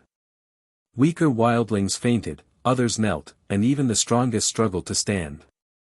Mance, swaying, stared in awe. What, are you? Dominic's voice was calm. Someone who keeps promises. Where's the Night King? Mance, recovering, nodded slowly. Last our scouts saw, he was at the Fist of the First Men. But he moves like a shadow. Dominic recalled Dragonite and Charizard to their pokeballs. We'll find him. Hold your word, Mance. With a pop, he, Daenerys, and Missandei apparat back to Craster's Keep, spending another night in their tent, the cold pressing against its magical wards. The next morning, they set out for the Fist of the First Men, riding Dragonite and Charizard to cover the distance swiftly. The Fist, a rocky hill rising from the snow, was empty, its slopes eerily silent. Dominic's hockey scanned the area, finding no trace of the Night King. He's not here, he said, his voice grim. We keep searching. Daenerys's flames flickered, her tone resolute. He can't hide forever. We'll burn his darkness out. Missandei's vines stirred beneath the snow, her voice steady. My senses feel something. He's close. Their search stretched into another day, the trio scouring the frozen wilds, their Pokémon soaring over mountains and forests. That night, as they camped in their tent, Dominic's hockey flared, sensing a dark aura colder than the wind. He woke Daenerys and Missandei, his voice urgent. He's here. The Night King. They moved swiftly, apparating to a frozen valley where the Night King stood, his icy crown glinting, his army of whites and white walkers arrayed behind him. His blue eyes locked on Dominic, a silent challenge. Whites hissed, their dead hands clutching rusted blades. Dominic drew his elder wand, his voice a growl. Your reign ends now. He unleashed Toph's earthbending, raising stone spikes that impaled dozens of whites. His Grindelwald magic sent black lightning through the ranks, shattering white walkers into ice dust. Daenerys's Mera Mera no Mi ignited, a torrent of fire sweeping the valley. Burn, she roared, her flames melting whites into ash. A white walker, raising an ice spear, hissed, fire dies. Before her fireball consumed it. Missandei's Mori Mori no Mi summoned a forest, vines and roots crushing whites. Her Tsunade's strength hurled boulders, smashing white walkers. Life triumphs, she shouted, her telepathy disorienting the dead. A white, entangled, groaned, no, end. The Night King charged Dominic, his ice blade flashing. Dominic dodged him. You're no match, he said, his hockey sensing every move. With an armament hockey-infused fist, he hit the Night King on the temple, then drove a Valyrian dagger, which he commissioned using some of the Valyrian steel he got from Gacha, through his chest. The Night King shattered, his army collapsing into lifeless husks. Daenerys, her flames fading. It's done. He's gone. Missandei nodded. The cold feels lighter. The next morning, Dominic apparat to Hardhome, finding Mance Raider in his tent. The Night King's dead, he said, his voice firm. If you don't believe me, wait a few days. The weather will change. Mance's eyes widened, his voice cautious. If it's true, I'll disband the host. You have my word. Dominic nodded. Keep it. With a pop, he apparat back to Uruk, rejoining Daenerys and Missandei in Igalma's halls. The Night King's shadow was gone. In King's Landing, Aemon Targaryen, prepared to face Stannis, now stood outside the walls of Storm's End. Chapter 49, Consolidation of Westeros. 300 AC, Storm's End, third-person POV. The storm-lashed walls of Storm's End stood defiant as Aemon Targaryen, king of the Seven Kingdoms, approached with his host of 20,000, led by Robb Stark, Oberyn Martell, and Great Jon Umber. Stannis Baratheon, the last rival to Aemon's throne, held the castle with 10,000 storm lords, his resolve unbroken despite his shattered fleet. Under a grey sky, Aemon rode out for parley, his black armor gleaming, Rhaegal's shadow looming overhead. Stannis, flanked by Melisandre and Ser Davos Seaworth, met him on the windswept plain, his jaw set like iron. Aemon's voice was calm but firm. "Lord Stannis, you fought bravely, but the realm is mine. Surrender, swear fealty, and you'll keep Storm's End. Your daughter, Shireen, will remain its heir." Stannis's blue eyes burned. "I am the rightful king, boy. Robert's blood runs in me, not you. I'll not bend to a sorcerer's tricks." Oberyn, astride his horse, snorted. "Rightful? Your brother's dead, and your fleet's kindling. Bend, or break." Melisandre's red eyes gleamed, her voice a hiss. "The Lord of Light crowns Stannis. His fire will consume you, Targaryen." Aemon's gaze didn't waver. "Last chance, Stannis. Join me, or face the consequences." Davos, his voice low, urged, "Your Grace, think of Shireen. Peace saves her future." Stannis shook his head, his voice cold. "No peace with usurpers. The throne is mine." Aemon sighed, his tone regretful. "So be it." As the parley broke, Melisandre whispered to Stannis, "A shadow can end him, my king."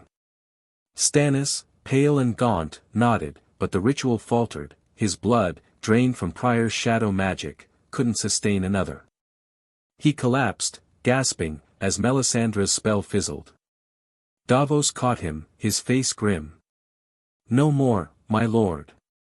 It's done." The next morning, Aemon struck. Storm's End's gates loomed, but Aemon, enhanced by super soldier serum, charged alone, his army holding back. Robb, watching, muttered, "He's doing it again." Oberyn grinned, spear in hand. "Let the dragon roar." Great Jon roared, "Smash your grace." Aemon knelt, slamming his hand into the earth, his Todoroki ice powers unleashing a glacier that froze half of Stannis's outer defenses, 5,000 men encased in ice. A storm lord, trapped, gasped, "Gods, he's death." Aemon's fire powers followed, a fireball blasting the gates into molten slag. "Forward," he shouted, and his army surged, Robb's direwolf banner leading the charge. Stannis's men fought fiercely, but Aemon's sorcery broke their ranks. He froze a cavalry charge, its captain screaming, "Ice, no." A fireball incinerated an archer line, their leader wailing, "Fire, dragon fire." Within hours, Storm's End fell, its defenders dead or kneeling. Stannis, bloodied but unbowed, was taken prisoner, Melisandre beside him, her eyes defiant. In the great hall, Aemon passed judgment. "Stannis Baratheon, you're sentenced to the wall, to serve the realm you sought to rule." Stannis nodded, silent, his fight gone. "Celis Baratheon, you join the Silent Sisters for your complicity." Celis' face paled, but she said nothing. "Shireen Baratheon, you remain Lady of Storm's End. Ser Davos Seaworth, you'll be regent until she comes of age." Davos knelt, his voice thick. "I'll guard her well, your grace." Aemon turned to Shireen, his tone gentle. "In time, Lady Shireen, you'll wed Bran Stark, uniting our houses." Shireen, her scarred face brave, nodded. "I'll do my duty, your grace." Oberyn clapped Davos's shoulder, grinning.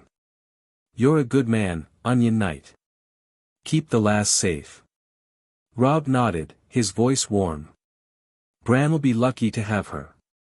With Storm's End secured, Aemon turned to the Vale. Months prior, he had sent ravens to its lords, exposing Peter Baelish and Lisa Arryn's treachery in murdering Jon Arryn. The Vale Lords, led by Jon Royce, stormed the Eyrie, capturing Lisa and her son, Robin. They were brought to the Red Keep, where Aemon convened his court in the throne room, the Iron Throne gleaming under torchlight. Lisa, her face haggard, was bound with the lasso of truth. Aemon's voice was stern. Lisa Arryn, confess your crimes. Under the lasso's compulsion, Lisa's voice broke. I poisoned Jon Arryn, at Peter's bidding. Robin, he's Peter's son, not Jon's. The room erupted. Jon Royce's voice thundered, treachery. She shames the Vale. Edmure Tully, shocked, muttered, my sister, gods. Robb Stark growled, Baelish's spawn. Oberyn Martell laughed, the mockingbird seed. What a twist. Aemon silenced them. Lisa Arryn, for murder and deceit, you join the Silent Sisters. Lisa collapsed, sobbing, as guards led her away. Robin Arryn is no true heir. Harold Harding, you're next in line. Take the Arryn name and rule as Lord Paramount of the Vale. Harold, a young knight with steady eyes, knelt. I swear to serve, your grace. Jon Royce clapped his shoulder, his voice proud. The Vale's in good hands, lad. Aemon Targaryen was now the undisputed king, his rule cemented from Dorne to the Wall. The Iron Islands, under Balon Greyjoy, had probed the western coast early in the war but, seeing the northern army posted along the shores, retreated to their rocks. Balon Greyjoy, wary of the Dragon King's sorcery, kept silent, his reavers licking their wounds. In the Red Keep, Aemon sat with his council, Eddard Stark, Robb, Oberyn, Edmure, and Barristan Selmy, planning the realm's future. Eddard spoke, his voice steady. The realm's yours, your grace, but peace is fragile. The small folk need rebuilding. Robb nodded, his tone fierce. And the Ironborn. They'll try again if we don't watch them. Oberyn's grin was sly. Send me to Pike, your grace. My spear'll teach Balon manners. Aemon's eyes glinted, his voice calm. We'll watch the islands, but for now, we heal. Barristan, his white cloak gleaming, said, your reign is just, your grace. Rhaegar's dream lives in you. Meanwhile, within the opulent chambers of Agalma, Uruk's grand palace, Dominic Augustus sat at a carved desk, his system panel glowing before him. The interface displayed 180 gacha points, earned through his conquests and governance. With a grin, he initiated a full roll, spending all points in a flurry of digital spins. The results materialized, an array of daily items, dresses from distant worlds, exotic drinks, trinkets of little consequence, but the standout haul drew his focus. Dominic scanned the main rewards. Hermione Granger card. Gunby, Madara Uchiha's War Fan, enhances air and energy manipulation. Sting, LOTR, glows near enemies, lightweight, deadly. World Travel Gate, portal to any world or time. Zushi no Mi, Devil Fruit, gravity manipulation. Firebolt, fastest broomstick, unmatched flight. Jack Sparrow's compass, points to what the user most desires. He nodded, pleased. Not bad, he muttered, his eyes lingering on the World Travel Gate. His mind raced with possibilities, new worlds, past eras, or future realms. Where to go? He mused, fingers drumming the desk. The door burst open, and Missandei rushed in, her emerald silk swirling, a Pokemon egg cradled in her hands. Daenerys followed, her silver hair braided, her black and red gown regal. Dom! Missandei exclaimed, her voice bright. The egg's hatching. Dominic glanced at the egg, its surface pulsing with light. About time, he said, smiling. Let's see what you've got. Minutes later, the egg cracked, and a Charmander emerged, its tiny flame flickering. Missandei's face lit up, her eyes sparkling. Oh, he's perfect, she said, cradling the creature. I've wanted one since I saw your Charmander, Dom, before it became Charizard. Daenerys clapped, her voice warm. Congratulations, Missy. He'll grow strong, like his trainer. Missandei beamed, stroking the Charmander. I'll name him Ember. He's my little fire. Dominic leaned back, his tone teasing. Careful, Missy. That little guy'll be roasting armies one day. Daenerys laughed, her violet eyes glinting. With her Mori Mori no Mi and her strength, Ember's just the start. Dominic's expression turned serious. Speaking of armies, I got word from Aemon. The Seven Kingdoms are fully his, Storm's End fell, Stannis is at the Wall, and the Vale's under Harold Arryn. He's the undisputed king now. Daenerys nodded, her voice proud. Yes, now he is the undisputed king. Missandei, still holding Ember, said softly, Aemon's ice and fire united Westeros. It's a new age. Dominic said. And here's the fun part, one got a gate with which we can go anywhere, anytime. Daenerys's eyes widened. Anywhere? Missandei's voice was curious. Where will we go, Dom? Dominic shrugged, grinning. Haven't decided. Got any ideas? Daenerys leaned forward, her tone eager. Before the Dance of the Dragons, when House Targaryen was at its peak. I want to see our house in its glory, with dragons filling the skies. Dominic nodded, his voice thoughtful. That'd be a sight. Rhaenyra, Daemon, Vhagar, but not yet. Essos still needs us, Uruk's expansion, the Free Cities integration. Daenerys sighed, her smile wry. Always work before pleasure. You're right, though. Uruk comes first. Missandei cradled Ember, her tone gentle. Aemon's Westeros, our Essos, we're building something lasting. Dominic's gaze shifted to a stack of papers on his desk. Speaking of Aemon, he's asked me to help restructure King's Landing, new defenses, better streets, maybe a dragon pit for Regal. Daenerys raised an eyebrow. Will you do it? Dominic grinned, flexing his fingers. With my earthbending? 3 days, tops. I'll reshape the city like clay. Missandei smiled, standing. That's our Dom. I'm off to feed Ember, he's hungry already. She left, the Charmander chirping in her arms. Daenerys rose, her voice soft. I've got meetings with the Pentoshi envoys. Don't work too hard, love. She kissed his cheek and departed, her gown trailing. Alone, Dominic returned to his papers, plans for Uruk's ports, Aemon's blueprints for King's Landing, and a map of Essos. His system panel glowed faintly, the world travel gate a promise of adventures to come. In Westeros, Aemon Targaryen ruled unchallenged, while in Uruk, Dominic, Daenerys, and Missandei forged an empire, their eyes on the horizon of worlds yet unseen. Chapter 50, The Dawn of a New Era. In the year 305 AC, the landscapes of Westeros and Essos had transformed beyond recognition, their histories rewritten by the hands of two extraordinary rulers, King Aemon Targaryen, third of his name, in Westeros, and King Dominic Augustus in Essos. The world had entered an age of prosperity, marked by unprecedented changes in climate, governance, and society.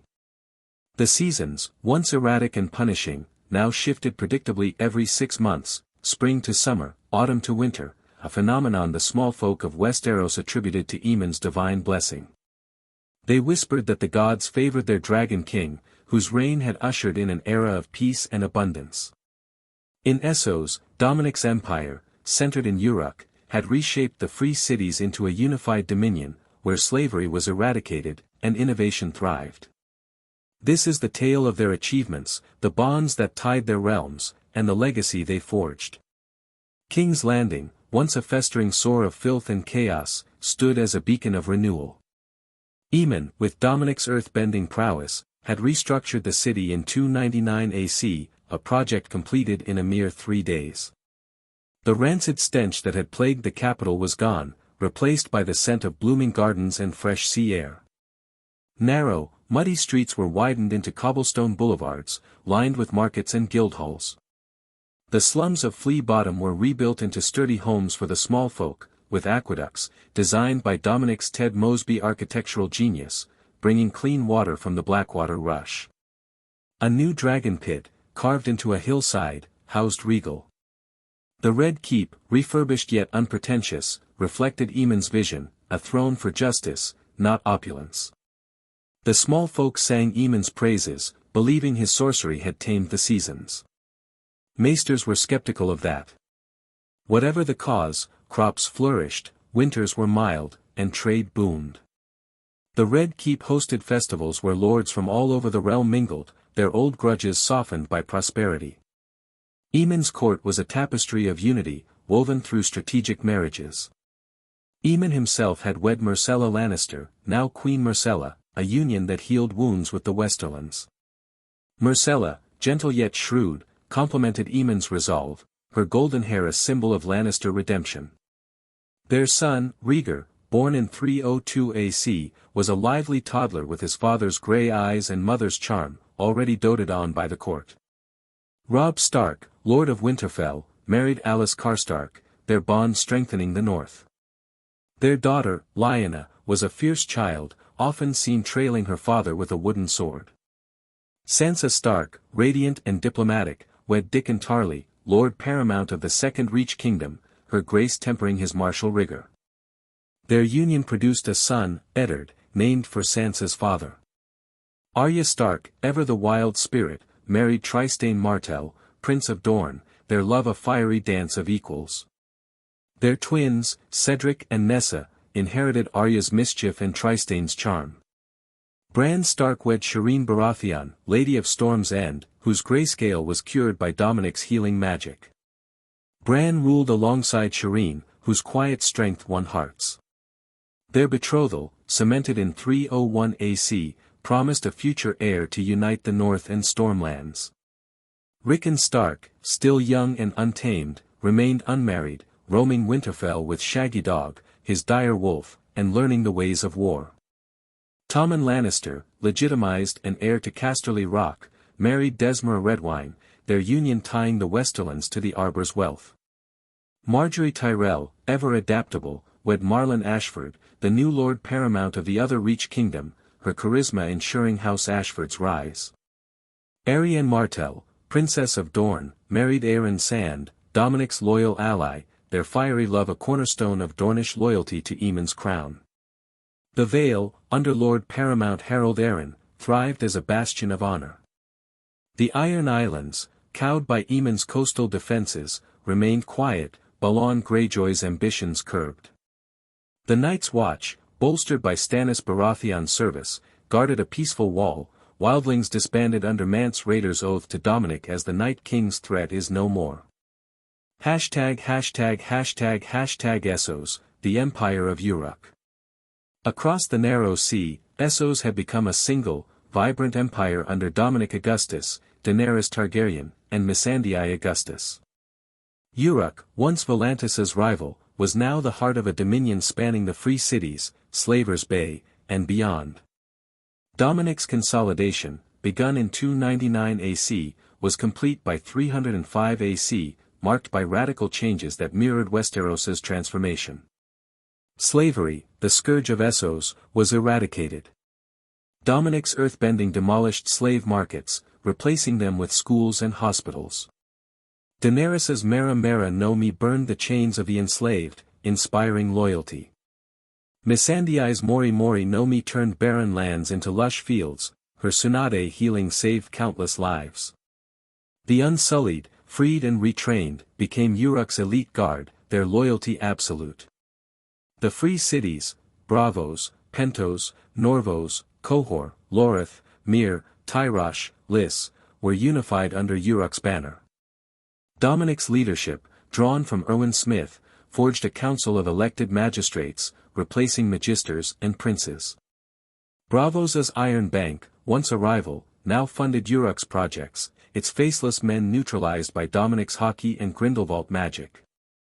The Dothraki, tamed by Daenerys's fire, served as cavalry, their Khalasars patrolling trade routes. Uruk itself was a marvel. Dominic's earthbending raised marble spires and aqueducts, while his Ted Mosby architecture created amphitheaters and libraries. Missandei's forests lined the city, their vines purifying the air. Daenerys's dragon pit housed Morgul, Tyraxes, and new hatchlings, their roars a symbol of Uruk's might. Markets brimmed with goods from Karth to Ashai, facilitated by Dominic's Portkey network, which linked cities instantly. Education was mandatory, with academies teaching Valyrian, Common Tongue, and sciences. Dominic's family grew, anchoring his empire. Daenerys gave birth to Julius in 302 AC, a boy with her violet eyes and Dominic's fire. Missandei bore twins, Alexander and Hazel, in 304 AC, their laughter filling Agalma's halls. The children, raised in a palace of magic and freedom, symbolized Essos's hope. Dominic's reforms were relentless. He outlawed blood magic. The Guild of Alchemists, inspired by Westeros, produced medicines, not wildfire. Ports welcomed ships from ET, their trade taxed lightly to fund schools. The World Travel Gate, unused but studied, promised future journeys, its potential guarded by Daenerys's dragons. In Uruk's council chamber, Dominic, Daenerys, and Missandei often spoke via two-way mirror with Aemon, their alliance unshakable. One evening, as Dominic reviewed Essos's grain yields, Daenerys entered, Julius tugging her hand. Aemon sent a raven, she said, her voice warm. He's invited us to King's Landing for Rhaegar's name day. Missandei, with Alexander and Hazel playing nearby, smiled. We should go. Ember, which is now Charizard, is eager to see Rhaegal. Dominic grinned, his Jack Sparrow compass spinning. Portkey or dragons? Let's make an entrance. Their laughter echoed, a testament to their shared vision. Westeros and Essos, once torn by war, now stood as twin pillars of progress, united by Aemon's justice and Dominic's might. The seasons turned, the people thrived, and the world, for the first time in centuries, knew peace. Chapter 51, 105 AC. In the year 305 AC, within the heart of Agalma, Uruk's grand palace, Dominic Augustus stood before the dimensional gate, a shimmering archway of runes and light, its surface pulsing with infinite possibilities. Flanking him were his wives, Daenerys Targaryen and Missandei Augustus, their eyes bright with anticipation. The gate, a prize from Dominic's Gacha rolls, could transport them to any world or time, with settings to pause their home world's time or adjust dilation, days into months, years, or decades. Dominic had explained its features, his voice steady with excitement, and they'd set it to freeze time in their world, ensuring Uruk remained untouched. Their destination, Westeros, 105 AC, the zenith of Targaryen glory during King Viserys' reign. Dominic adjusted the gate's dials, his super soldier serum-enhanced fingers precise. 105 AC, he said, his golden armor glinting. Ready to see dragons in their prime? Daenerys, her silver hair braided, nodded, her black and red gown flowing. I want to see my house at its peak, Rhaenyra, Daemon, and their dragons. Missandei, in emerald silks, smiled at her side. And I want to explore Essos, free its slaves, build a kingdom like Uruk. Dominic grinned, his conqueror's hockey a quiet pulse. Let's rewrite history. He activated the gate, and a portal swirled open, its light bathing the chamber. Hand in hand, they stepped through, leaving Uruk behind. They emerged on a rocky shore, the air salty and warm, jagged island stretching to the horizon. Gulls cried overhead, and waves crashed against blood-red cliffs. Dominic's hockey scanned the area, confirming their location. Stepstones, he said, nodding. Daenerys inhaled deeply, her Mara Mara no me simmering. It's wilder than I imagined. No Targaryens here yet. Missandei's vines stirred beneath the sand. But there's something, hostile. Dominic summoned Charizard and Dragonite from their Pokeballs, the Pokemon roaring as they materialized. Let's get a better view, he said, mounting Charizard. Daenerys climbed onto Dragonite, and Missandei joined her. They took to the skies, soaring over the islands, their shadows dancing on the waves.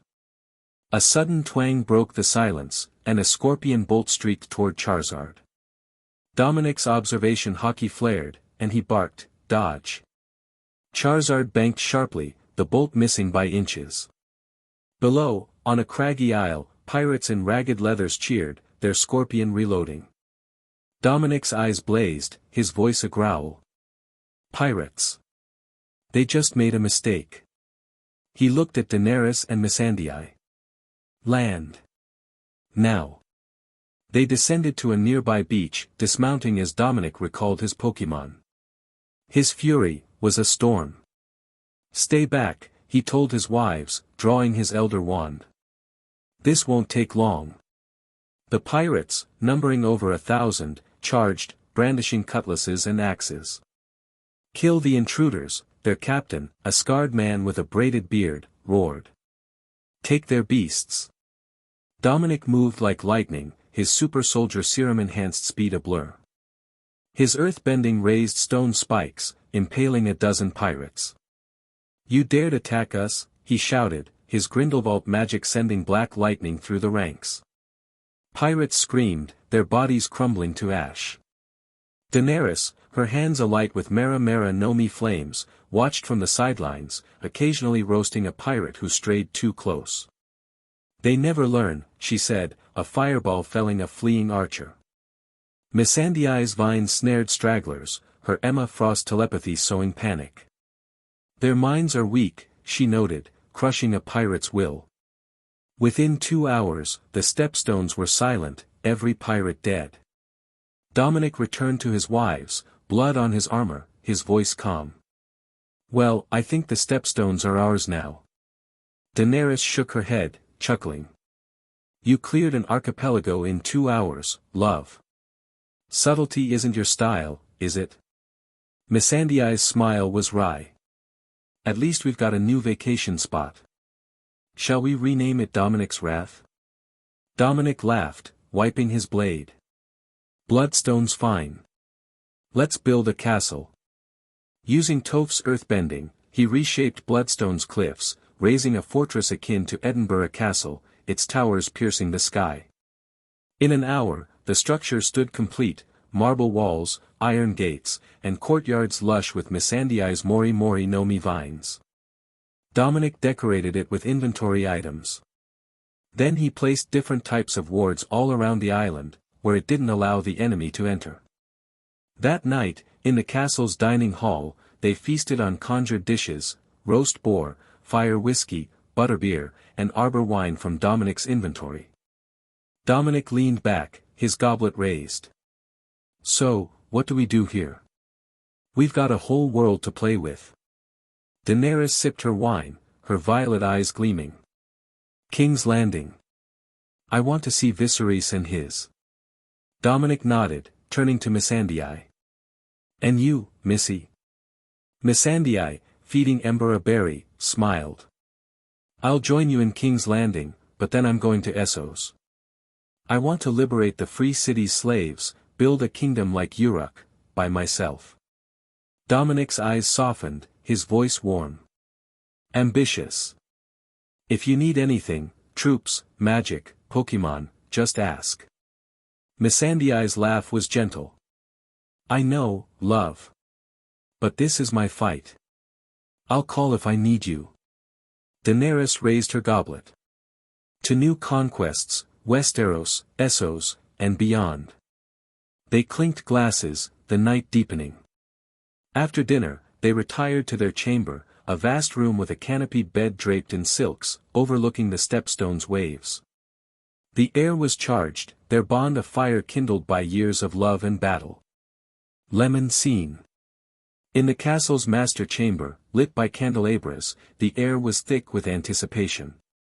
Dominic led Daenerys and Missandei inside, the stone walls draped in silks from his inventory. The bed, vast and piled with furs, beckoned. Daenerys's laugh was sultry as she glanced at the bed. Planning something, love? Missandei's vine stirred, her smile teasing. He always is, Dany. Shall we indulge him? Dominic's eyes glinted, his voice low. Oh, I've got plans. Dany, you're first. Before Daenerys could retort, Missandei's Mori Mori no Mi vine slithered from the floor, wrapping Daenerys's wrists. She gasped, half laughing, as they pulled her to the bed. Missy! Daenerys protested, her violet eyes flashing. You're in on this? Missandei pinned her down, vines tightening gently. You look good like this, Dany. Relax. Dominic approached, leaning over Daenerys, his breath warm. Let's see how long you last. Daenerys squirmed, her voice defiant. You'll have to work for it, both of you. Missandei's fingers trailed Daenerys's arm, her Emma Frost telepathy sending a shiver through her mind. Oh, we will. Dominic's lips brushed Daenerys's neck, his voice a whisper. No fire tonight, Dany. Just us. The vines shifted, holding Daenerys's ankles, spreading her gently. She bit her lip, her defiance melting into a moan. Missandei kissed her shoulder, her voice soft. You're ours, Dany. Let go. Dominic's hands roamed, teasing, sensing every reaction. She's fighting it. Cute. Daenerys's breath hitched, her voice a challenge. Keep talking, and I'll burn these vines. Missandei laughed, her vines tightening playfully. Try it. I'll grow more. Dominic's kisses trailed lower, his touch deliberate. Daenerys arched, her moan echoing in the chamber. Missandei's lips met Daenerys's, silencing her protests. Shoo, love. Enjoy. The night stretched, their teasing relentless, Daenerys's gasps mingling with laughter. The vines held firm, a dance of control and surrender. As dawn crept through the windows, they collapsed together, Daenerys free, her laughter soft. You too. I'll get you back. Dominic grinned, pulling them close. Looking forward to it. Chapter 52, The Small Council of 105 AC. 105 AC, King's Landing, third-person POV. The Seven Kingdoms basked in the golden age of House Targaryen, their dragons soaring above a realm united under King Viserys' eye. In King's Landing, the Red Keep's small council chamber was a crucible of ambition and strategy, its walls adorned with tapestries of Aegon's conquest. On a balmy morning, Viserys presided over a meeting, his silver-gold hair gleaming, his genial demeanor masking the weight of the crown. Around the polished table sat his advisors, Lord Corlys Velaryon, the Sea Snake, Ser Otto Hightower, Hand of the King, Lord Lyman Beesbury, Master of Coin, Lord Lionel Strong, Master of Laws, Grand Maester Melos, and Ser Harold Westerling, Lord Commander of the Kingsguard. The air was thick with tension, as the Stepstone's pirate scourge dominated the agenda. The small council meeting. The Red Keep's small council chamber was a study in contrasts, opulent yet austere, its high windows casting slants of morning light across a polished oak table. King Viserys I Targaryen, a man of middling years with silver hair and a genial demeanor, sat at the head, his fingers tracing the rim of a golden goblet. His crown, a simple band of Valyrian steel, rested lightly on his brow, but his eyes betrayed a weariness born of endless debates. Around him gathered his advisors, each a titan of influence, their voices a chorus of competing agendas. Lord Corlys Velaryon, the Sea Snake, dominated the room's energy. His sea-green robes shimmered, embroidered with the silver seahorse of his house, and his weathered face was taut with barely restrained fury. As master of ships, his mercantile empire spanned a narrow sea, yet recent losses gnawed at him. Your Grace, he began, his deep voice resonating like a drum, the situation in the Stepstones grows dire. Kragas Drahar, crab feeder, they call him, chokes our trade with his piracy.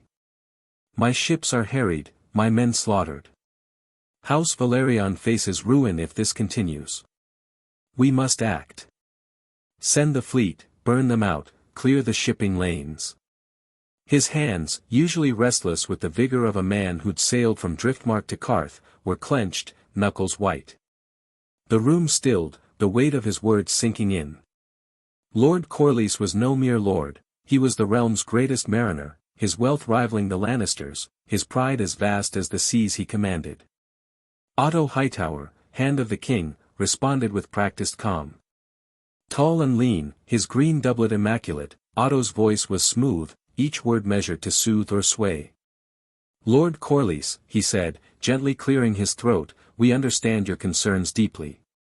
Your losses pain the crown. However, direct involvement carries significant risks. If we attack the stepstones, the Triarchy, Mir, Tyrosh, Lys, may interpret it as aggression against them. We could find ourselves in a larger, costlier war. His gaze flicked to Lord Lyman Beesbury, master of coin, who flinched, his elderly hands fumbling with a ledger. A war. Beesbury squeaked, his voice thin.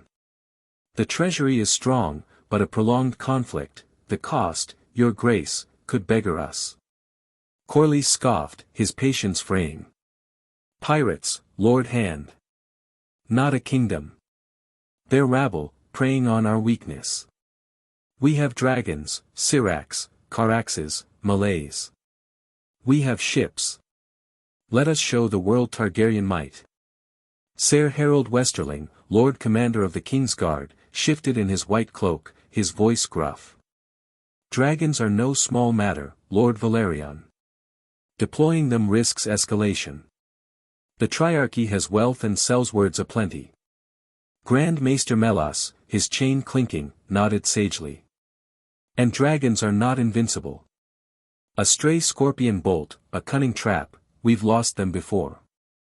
Viserys sighed, his shoulders slumping. He was a man who craved peace, his reign built on feasts and tourneys, not bloodshed.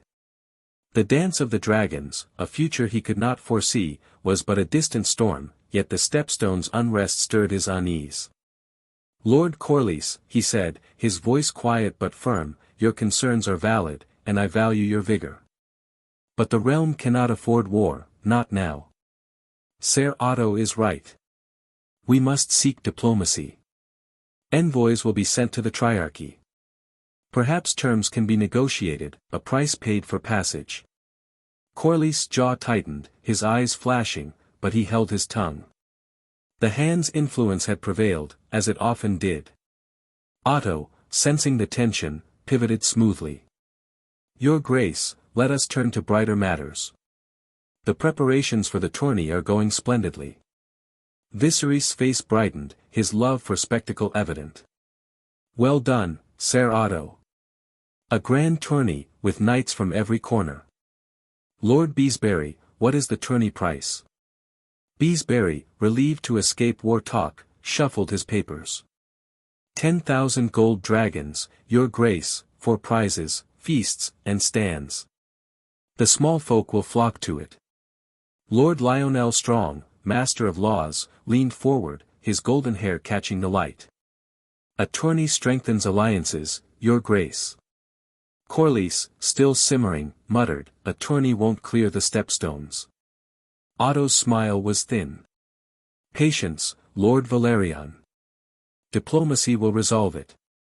The meeting dragged on, touching on minor matters, a border dispute in the Stormlands, a petition from the Faith, the upkeep of the Dragon Pit. One by one, the advisors bowed and departed, Corlys' strides heavy with unspoken frustration. Viserys remained, staring at the table, his thoughts on his unborn child and the fragile peace he hoped to preserve. ###### the Stepstones, a new dominion. Meanwhile, in the Stepstones, Dominic Augustus, Daenerys Targaryen, and Missandei Augustus stood on Bloodstone's shores. The morning sun burned away the mist as they prepared for King's Landing. Dominic, in a golden tunic, checked his inventory, his elder wand at his side. He cast disillusionment charms on them and then apparition to the Street of Steel. Then he said, his voice calm. We're travelers, not conquerors, yet. Daenerys, her silver hair hidden under a hooded cloak, grinned, her Mera Mera no me simmering.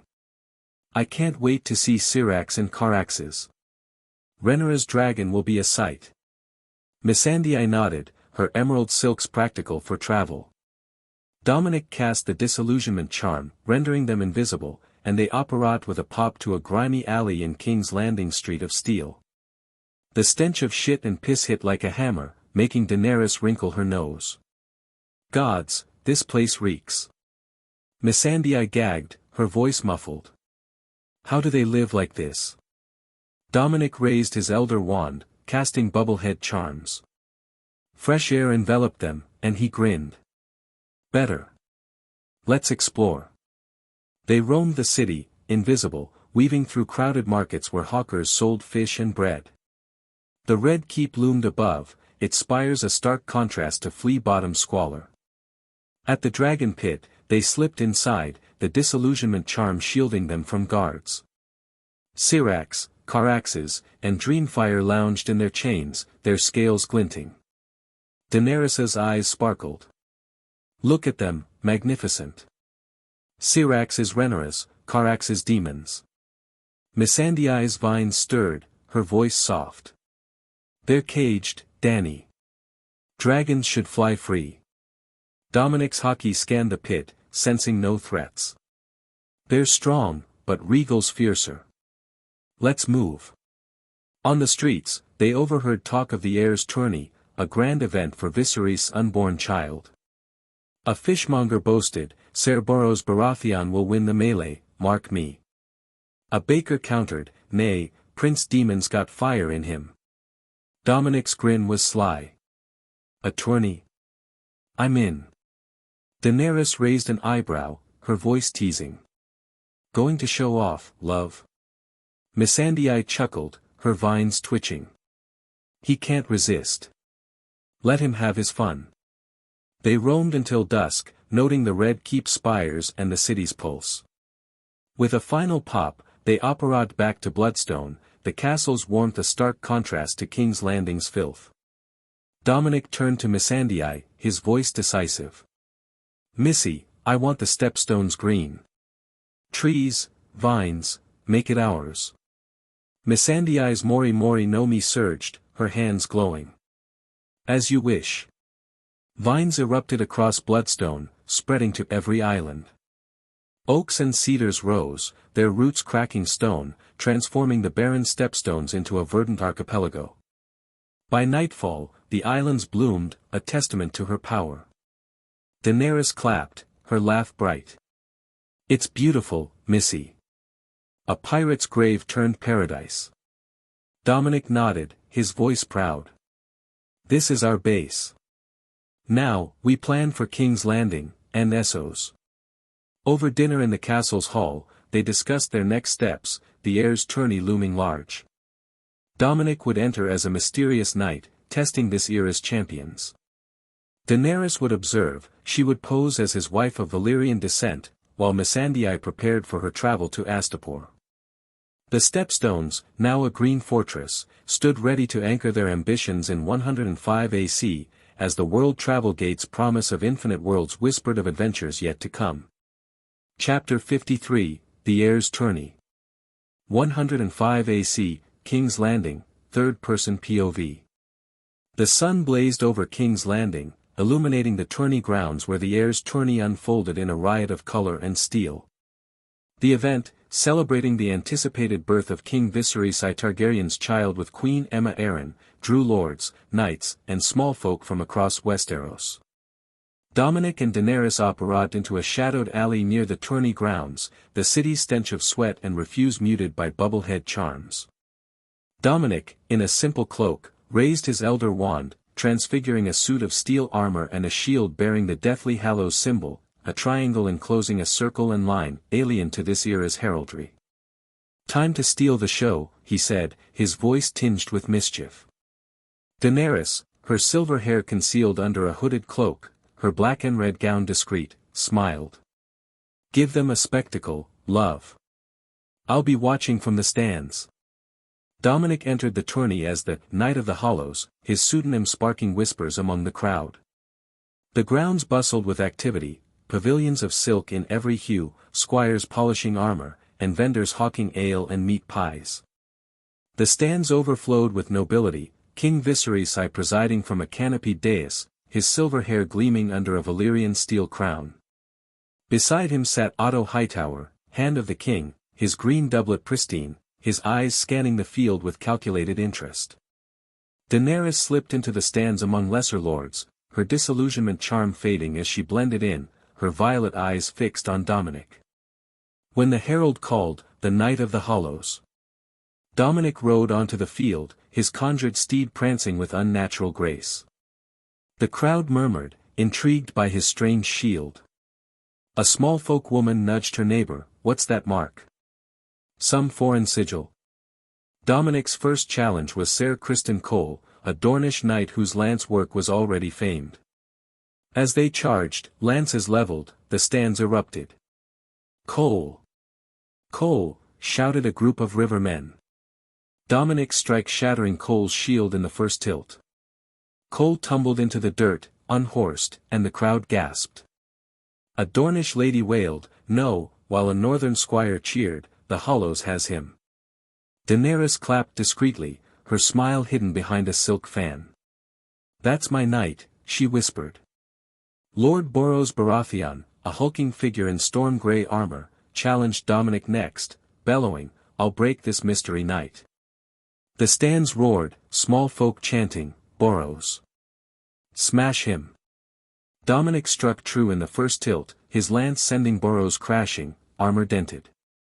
The crowd exploded, a Reach knight shouting, "Seven hells, he's a demon." A small folk boy jumped, yelling, "Hollows! Hollows!" Viserys leaned forward, his voice amused. "This Knight of the Hollows is bold." "Who is he, Otto?" Otto's eyes narrowed, his tone cautious. "Unknown, your grace. Likely a hedge knight seeking fame. We'll learn more if he wins." Dominic rode to the sidelines, dismounting to wait, his hockey scanning the field. Daenerys caught his eye, her nod encouraging. Nearby, Prince Daemon Targaryen, the rogue prince, entered the lists, his black armor gleaming. His blood-red destrier snorted as he challenged Ser Gawain Hightower, Otto's son. In the second tilt, Daemon's lance slipped between Gawain's horse's legs, tripping it and sending Gawain sprawling. The stands cheered, a Vale Lord clapping, "That's the rogue prince." A serving girl sighed, "He's dashing, ain't he?" Daemon rode to Lady Alicent Hightower, requesting her favor. Alicent, in a green gown, tied a ribbon to his lance, her voice soft. "Good fortune, my prince." Daemon's gaze then locked on Dominic, a smirk curling his lips. "Mystery Knight," he called. "Let's see your worth." The stands buzzed, a Stormlander bellowing, "Daemon will crush him." A small folk man countered, "Hollows ain't lost yet." As Daemon and Dominic prepared to joust, Viserys rose, their faces tense. As Otto had whispered news of Emma's labor, her screams echoing in the Red Keep. "We must go," Viserys said, his voice strained. Otto nodded, and they departed, the crowd barely noticing amid the tourney's fervor. The joust began, Daemon's lance aimed true. Dominic's hockey sensed the strike, his serum-enhanced strength holding firm. In the first tilt, Daemon's lance splintered, and he was unhorsed, landing with a curse. The stands fell silent, then erupted. "Hollows! Hollows!" roared a group of small folk. A Reach lady gasped, "He felled the prince." A Westerland's knight muttered, "That's no normal man." Daemon, pride wounded, leapt up, sword. He beckoned a squire, who brought Dark Sister. Dominic, calm, called to a servant, a long sword. The servant handed him a plain steel blade, its edge unremarkable. The crowd murmured, a squire scoffing, "That blade won't last." Daemon attacked, Dark Sister flashing in deadly arcs. Dominic, using observation hockey, dodged effortlessly, his movements fluid. The stands watched, rapt, a small folk woman shouting, "He's dancing round the prince." Daemon's strikes grew frantic, his voice mocking. "Fight back, craven." For 2 minutes, Dominic evaded, his hockey reading every move. The crowd grew restless, a lord jeering, "Strike, hollows." Fed up, Dominic struck, disarming demon in one motion, dark sister clattering away. He pressed the steel sword to demon's neck, his voice low. "Yield." Demon's eyes blazed, but the blade stilled him. He turned and stormed off, the crowd stunned, then cheering wildly. "Hollows! Hollows," they chanted, a boy tossing a flower. Daenerys smiled, her heart swelling. Dominic rode to her, stopping before the stands. "My lady," he said, "may I have your favor?" Daenerys, her cloak slipping to reveal her silver hair, tied a black and red ribbon to his lance, her voice warm. "Luck, sire." The crowd whispered, a lady noting, "She's got Targaryen blood, look at her." A small folk man nudged his friend, "Hollows picked a beauty." With Demon's defeat, Dominic's thoughts turned to Aemma. Viserys and Otto's departure confirmed her labor's urgency. He exited the grounds, slipping into a secluded corner. Casting disillusionment, he operated into the Red Keep, his hockey guiding him to the birthing chambers. The Red Keep's corridors were hushed, the tourneys din distant. Aemma's screams echoed, drawing Dominic to her chambers. Outside, Ser Ryam Redwine and Ser Clement Crab of the King's Guard stood guard, Otto Hightower pacing, his face pale. Dominic's hockey sensed Aemma's fading life, her pain a beacon. He raised his elder wand, casting Imperio on the King's Guard and Otto. Their eyes glazed, and they opened the door. Inside, Grand Maester Runsider, blood on his hands, had just cut Aemma's belly, a desperate act to save the child. Maids and midwives froze as Dominic dropped his disillusionment, his armor gleaming. Dominic cast Imperio on Runsider and the others, their minds bending. Aemma, pale and trembling, gasped, "Who are you?" He approached Aemma, his voice gentle. "It doesn't matter who I am. What I did is magic. Do you want to live?" Aemma, tears streaming, nodded. "Yes. I'll heal you and deliver your child," Dominic said, "but you must stay strong now." Aemma whispered, "Yes." Using Gacha potions, blood replenishing, Wiggenweld, Dominic sealed the cut, his magic mending flesh. With precise spells, he delivered a healthy girl, her cries soft. Aemma clutched her daughter, her voice breaking. "Thank you." Dominic's gaze was grave. "Do you want to stay here? They'd have killed you for this child." Aemma sobbed, "I should, for Rhaenyra. She'd be alone." "I'll protect Rhaenyra," Dominic said. "I'll tell her the truth, help her. You'll see her regularly, safe." Aemma nodded, resolute. "I trust you." Dominic transfigured a corpse to resemble Aemma, its belly cut, and a stillborn boy, crafting a tragic scene. He cast Stupefy on Aemma and her daughter, operating them to Bloodstone's castle. Returning, he used Obliviate to alter memories. Aemma died, the boy lived 5 minutes, then perished. With a pop, Dominic operated out, the tourney's cheers a distant echo. He then reunited with Daenerys outside and they operated back to Bloodstone.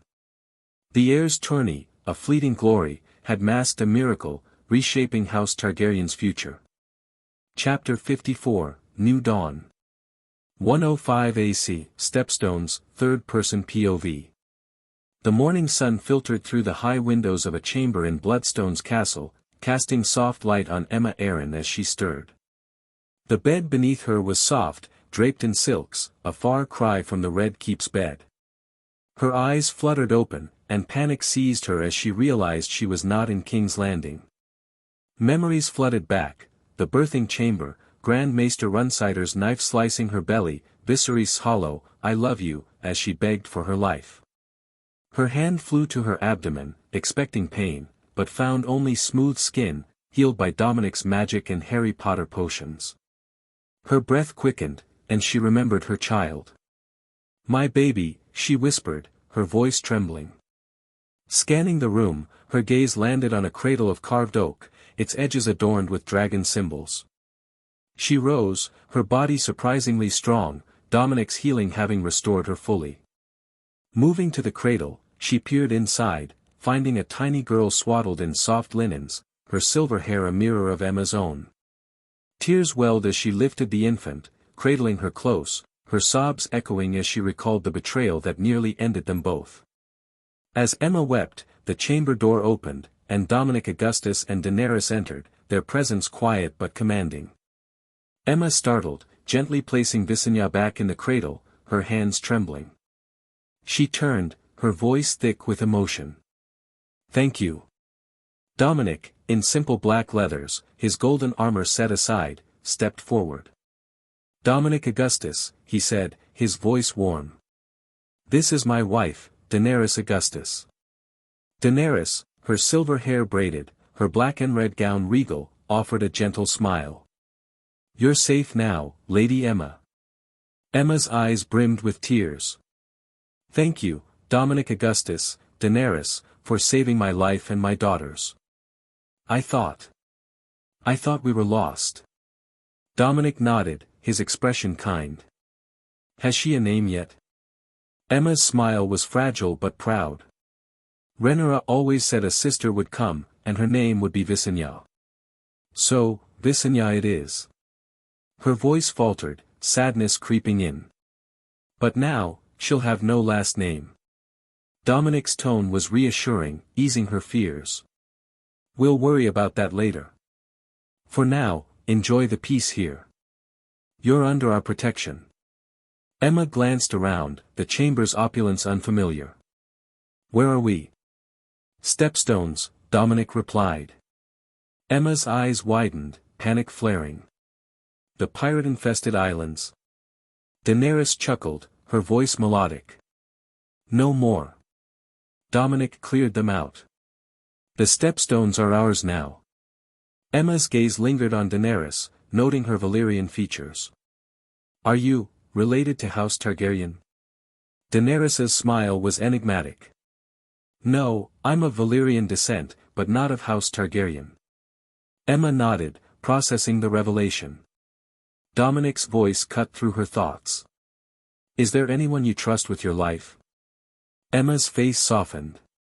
"My best friend, Desmara Belmore." Dominic frowned slightly. "I didn't see her at the Red Keep during the tourney." "She stayed behind," Emma said. "She's overseeing her family's keep." Dominic nodded decisively. "All right. I'll need to make preparations before I apparate you there." Emma's brow furrowed, the word apparate foreign. Daenerys, catching her confusion, shook her head with a smile. "Don't worry about it, Emma. Dominic's methods are unconventional but effective." Dominic conjured a table from his inventory, piling it with food, roast pheasant, fresh bread, fruits from ET, and arbor gold. Emma gasped, her voice awed. "How?" "Magic," Dominic said simply, winking. "I'll leave you two to eat." He exited, his footsteps echoing. Daenerys gestured to the table. "Come, let's eat." Emma, still marveling, followed, taking a seat.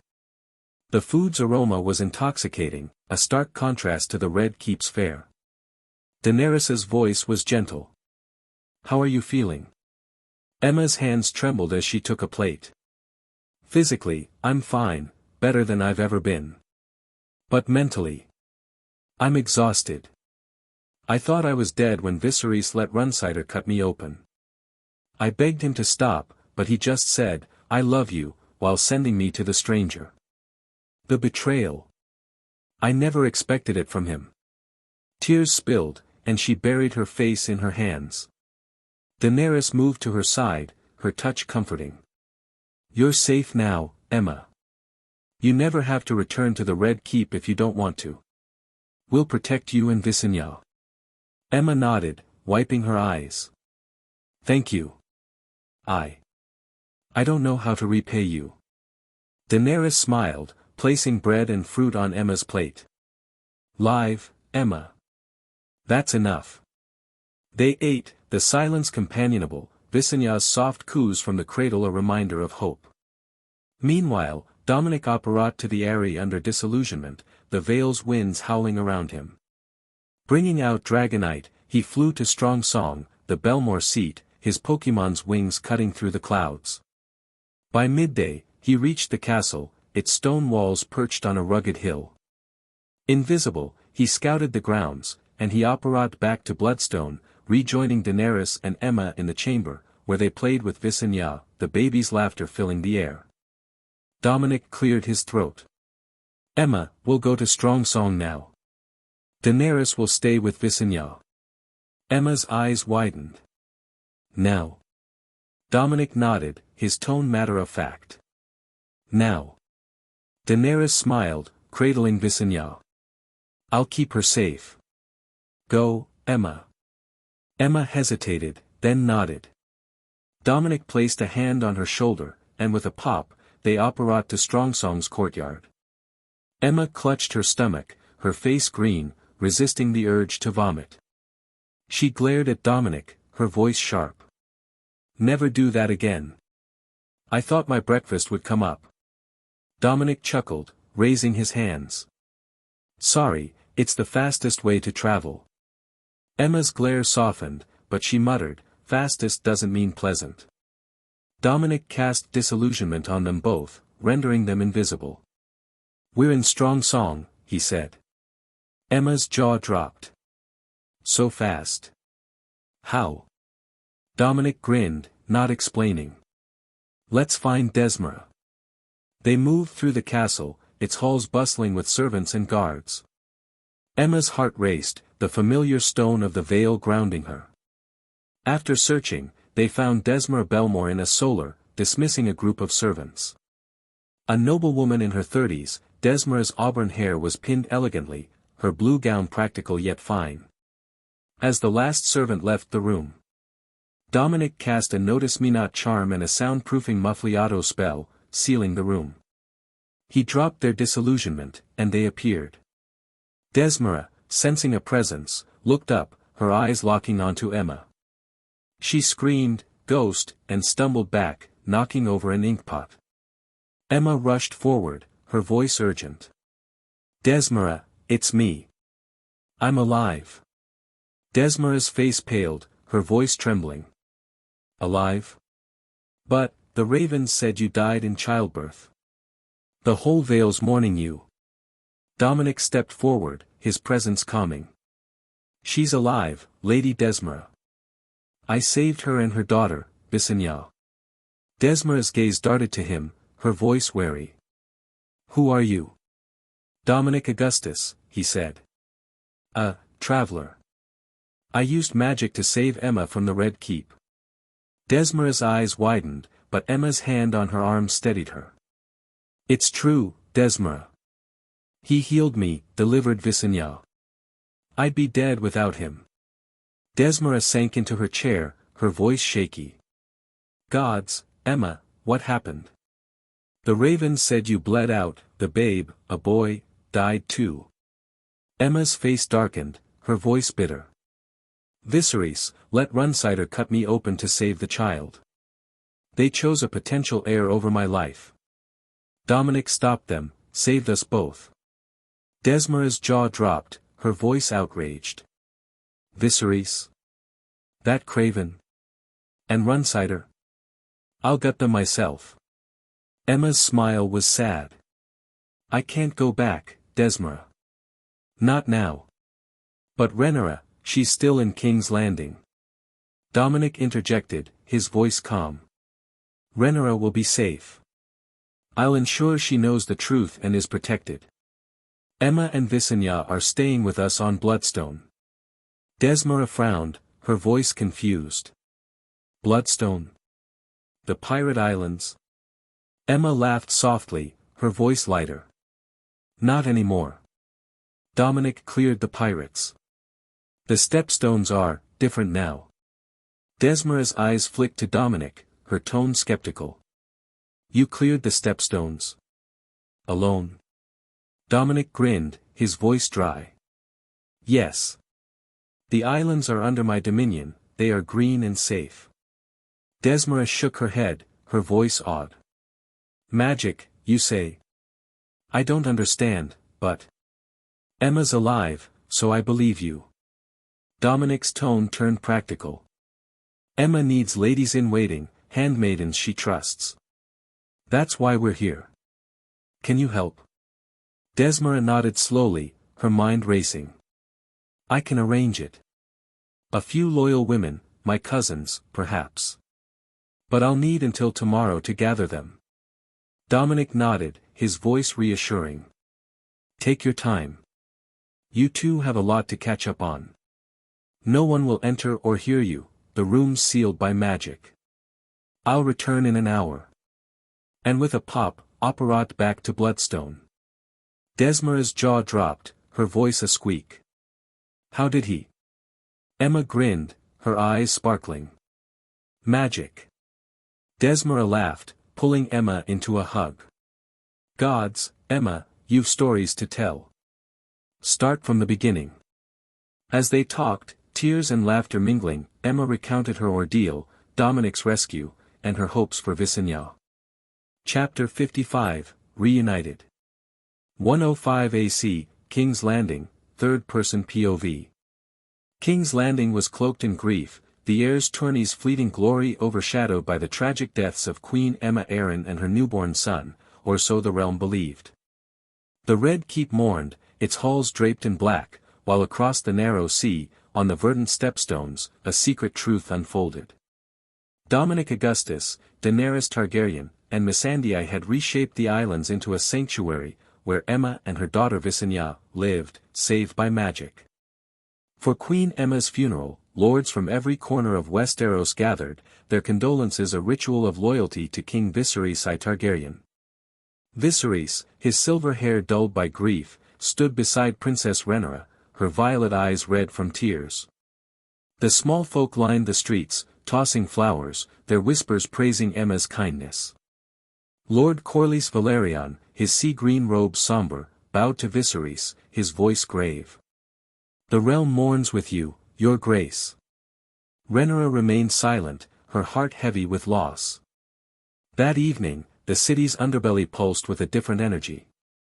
On the Street of Silk, in a pleasure house aglow with lanterns, Prince Daemon Targaryen hosted a celebration for his City Watch loyalists. Goldcloaks caroused, their laughter raucous, as Daemon, spurred by his paramour Miseria, raised a goblet. To Balon, the heir who never was, he slurred, his voice mocking yet tinged with grief. The room cheered, unaware of the insult's weight. Otto Hightower, Hand of the King, received word from his spies. In the Red Keep, he reported to Viserys, his voice measured but sharp. Your Grace, Daemon's revelry at the brothel was unseemly. My sources claim he toasted your son as the heir who never was, mocking his brief life. Viserys' face darkened, his grief twisting into fury. Summon him, he ordered, his voice cold. The confrontation unfolded in the throne room, its iron throne looming, its jagged blades glinting under torchlight. Viserys sat, Blackfire in hand, flanked by Ser Ryam Redwine and Ser Clement Crab of the King's Guard.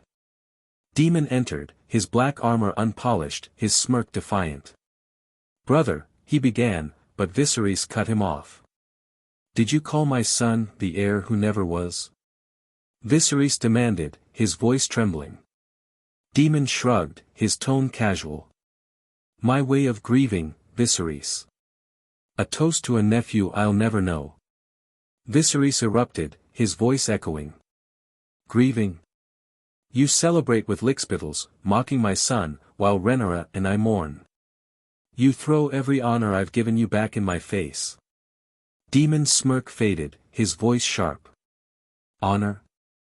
You've only ever sent me away, Runestone, the City Watch, anywhere but your side. 10 years you've ruled, and never once offered me Hand of the King. Viserys scoffed, gripping Blackfire. You, Hand. You'd burn the realm for your pride. Daemon stepped closer, his voice fierce. I deserve it, as your brother. I'd do better than Otto, that overambitious second son scheming for himself. He doesn't protect you, I would. Protect me from what? Viserys snapped. Yourself, Demon said bluntly. You're weak, Viserys. Your council of leeches knows it, preying on you for their ends. Outraged, Viserys rose, black fire trembling. I'll name my heir publicly, and it's not you. Return to your wife in the Vale, Demon. Demon moved to protest, but the king's guard drew swords, blocking him. He glared, then withdrew, his boots echoing.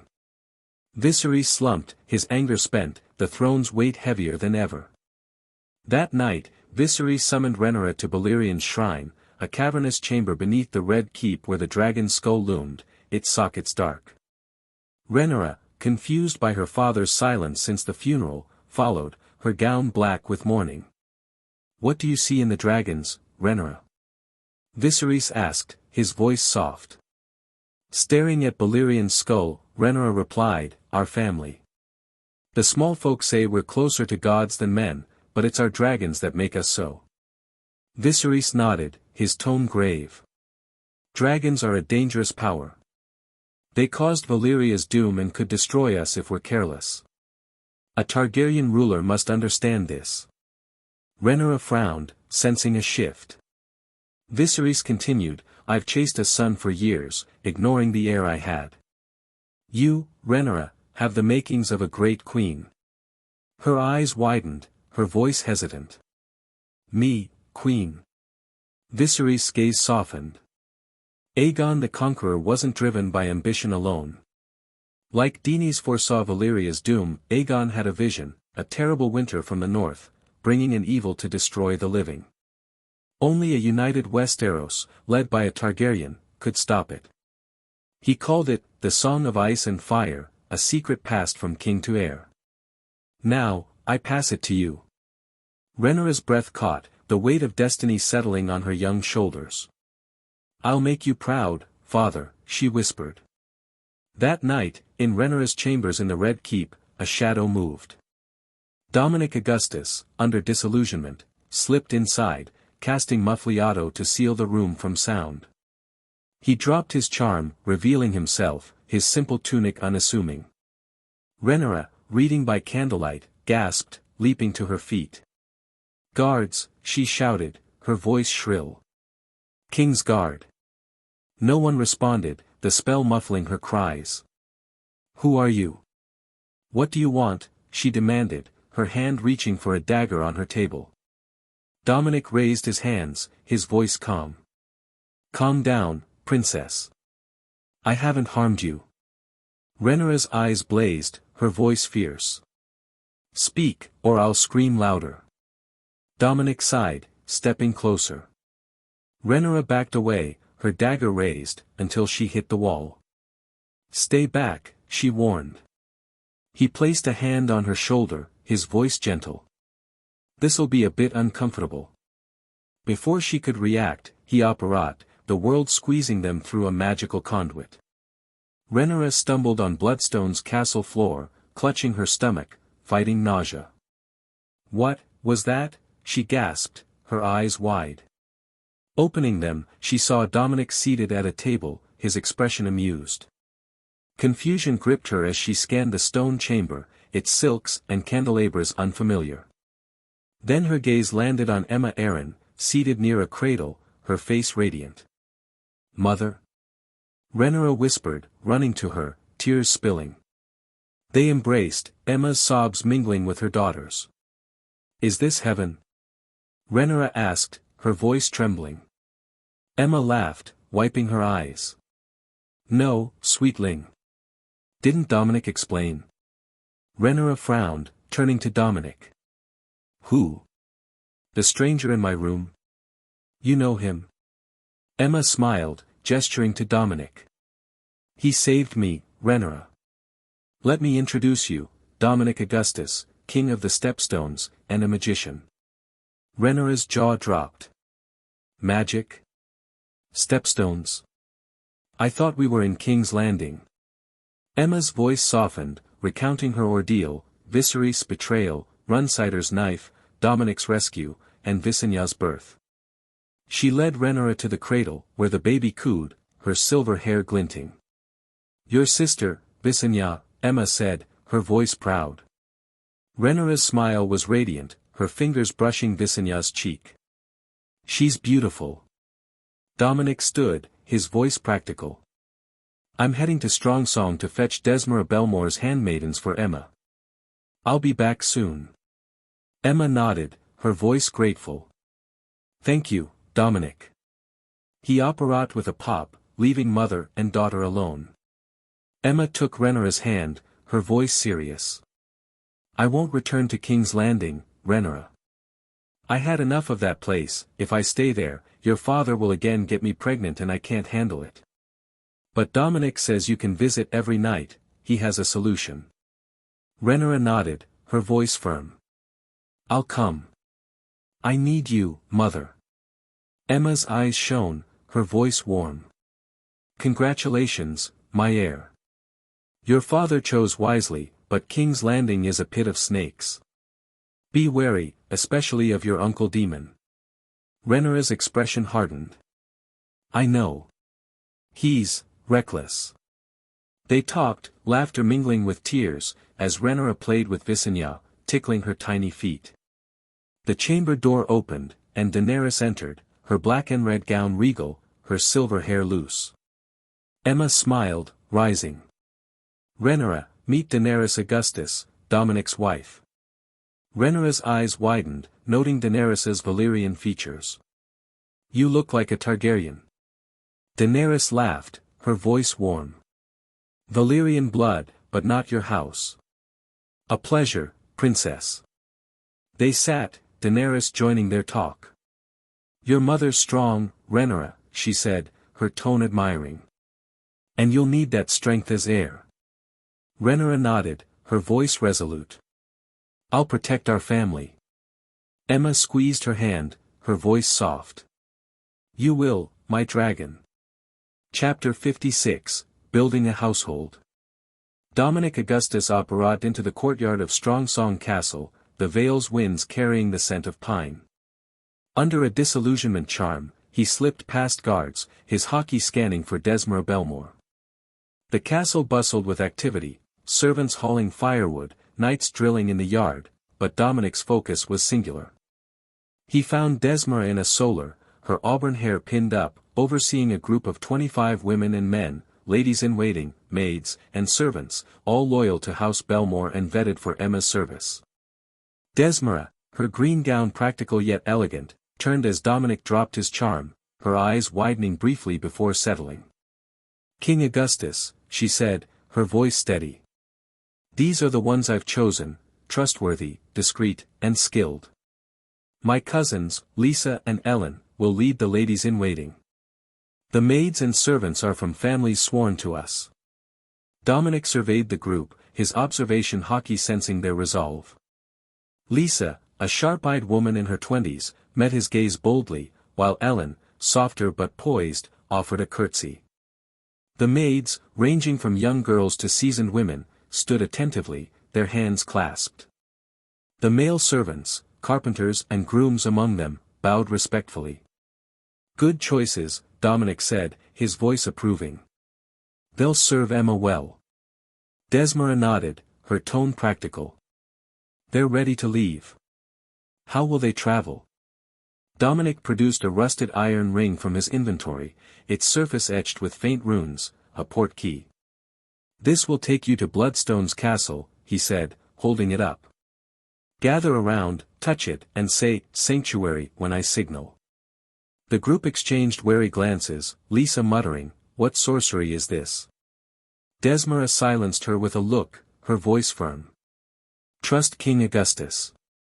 He saved Emma. They formed a circle, hands brushing the ring. Dominic counted down, 3, 2, 1, now. As they chorused, Sanctuary, the port key glowed, and with a whoosh, they vanished, teleported to Edinburgh Castle's Great Hall on Bloodstone. Dominic operated after them, ensuring their safe arrival. The Great Hall of Edinburgh Castle, its stone walls draped in ET silks and lit by candelabras, hummed with the newcomers' awe. The servants gaped at the lush greenery visible through the windows, the stepstones' transformation a stark contrast to their Vale homeland. Dominic clapped, drawing their attention. "Welcome to Bloodstone," he said, his voice carrying authority. "You're here to serve former Queen Emma and her daughter, Viserys. Your loyalty is to her, and your discretion is paramount." He assigned tasks with precision. "Lisa, Ellen, you're Emma's ladies-in-waiting, attend her needs, manage her correspondence. Maids, you'll handle chambers, meals, and laundry. Servants, maintain the castle, carpenters, reinforce the gates, grooms, tend the stables. Any questions?" A grizzled carpenter raised a hand, his voice gruff. "My lord, are we safe here? Tales say the stepstones are pirate nests." Dominic's grin was fierce. "No pirates left. I cleared them out. You're safer here than in King's Landing." The group nodded, reassured. Lisa stepped forward, her voice bold. "We'll serve Queen Emma faithfully, King Augustus." "Good," Dominic said. "Settle in. I'll fetch Emma." He strode to Emma's chamber, where she sat with Rhaenyra and Daenerys, Viserys cooing in Rhaenyra's arms.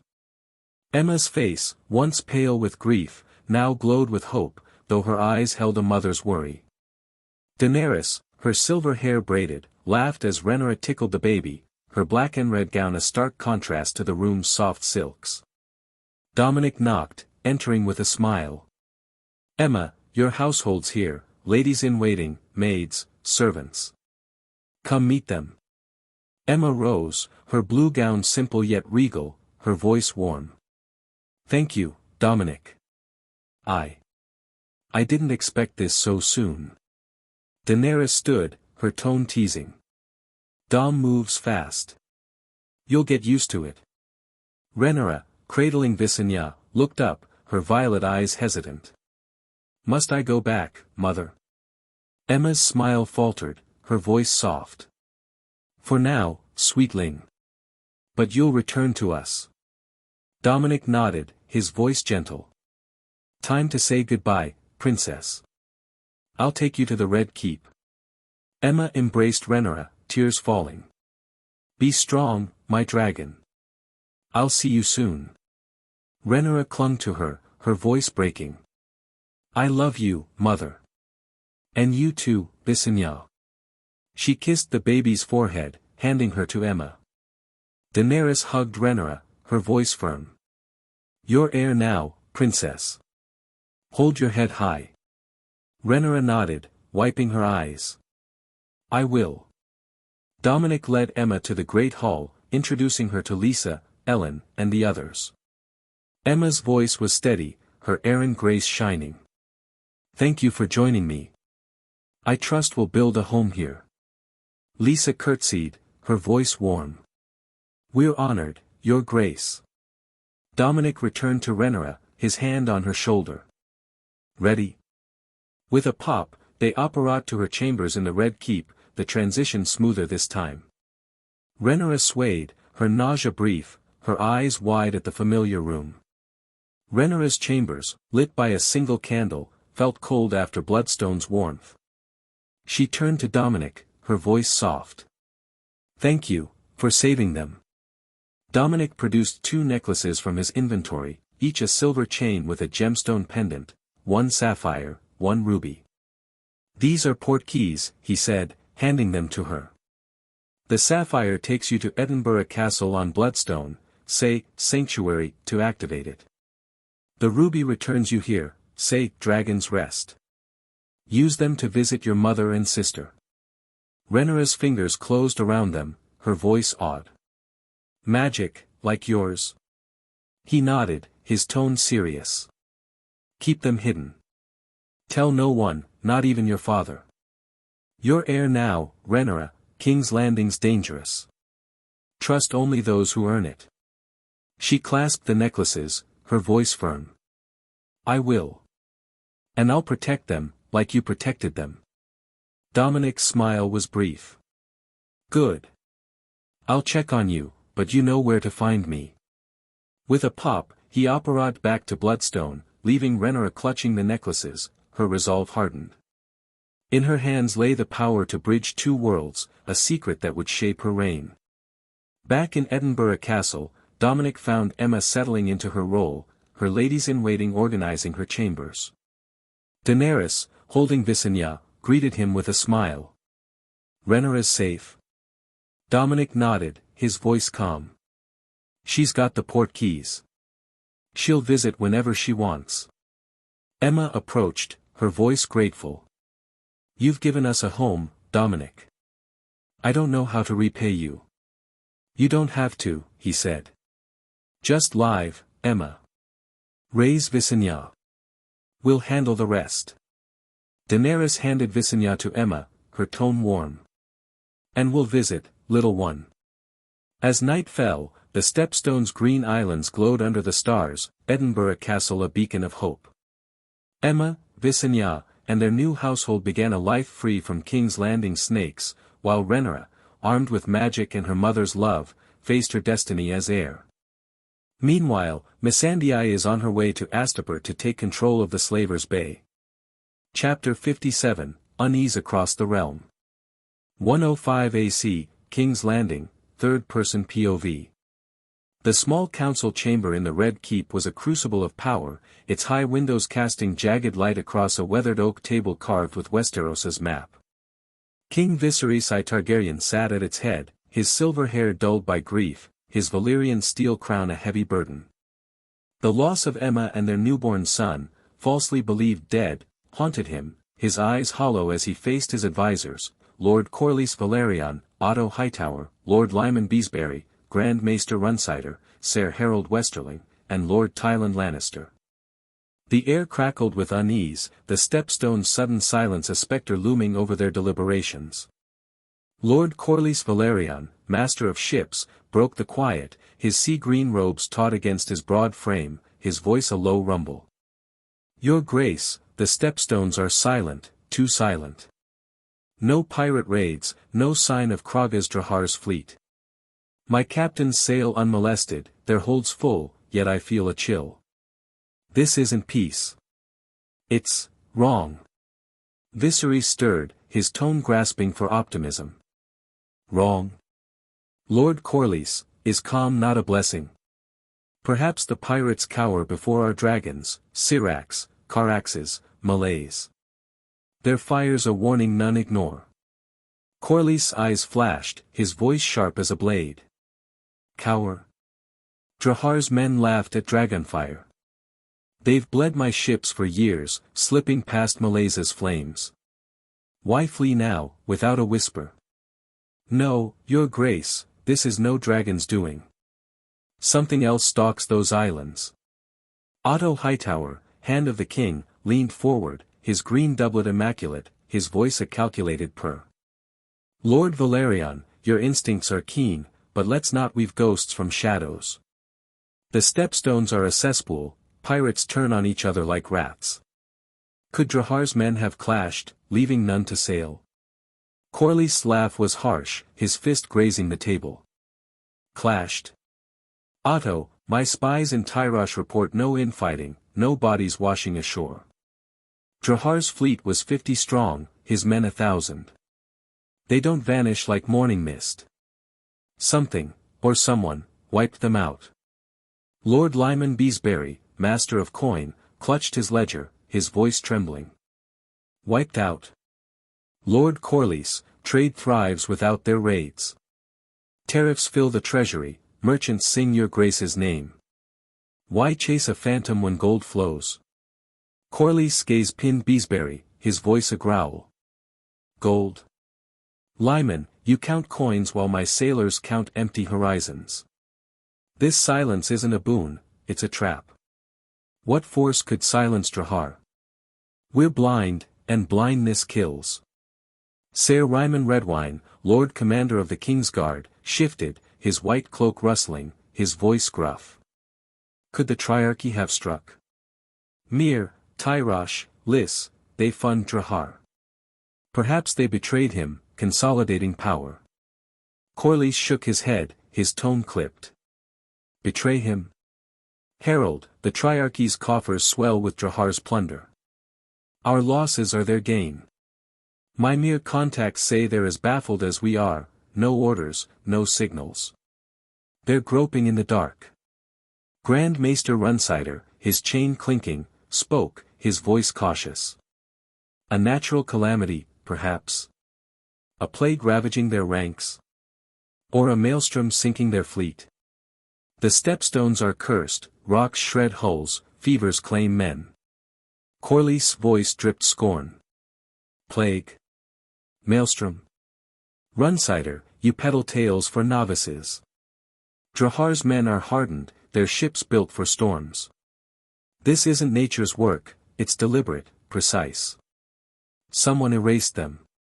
Lord Lionel Strong, master of laws, tilted his head. Erased? By whom, Lord Corlys? Dorne's navy is a jest, the Ironborn too distant. The free cities bicker like children. Who else prowls those waters? Corlys' eyes darkened, his voice low, almost a whisper. That's what keeps me awake, Lord Strong. Sailors whisper of unnatural things. Otto's smile was thin, his tone dripping condescension. The stepstone's calm is likely fleeting.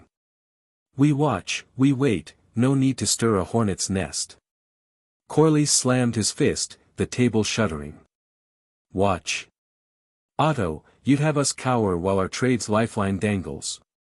If not pirates, then what? A new lord? A sorcerer?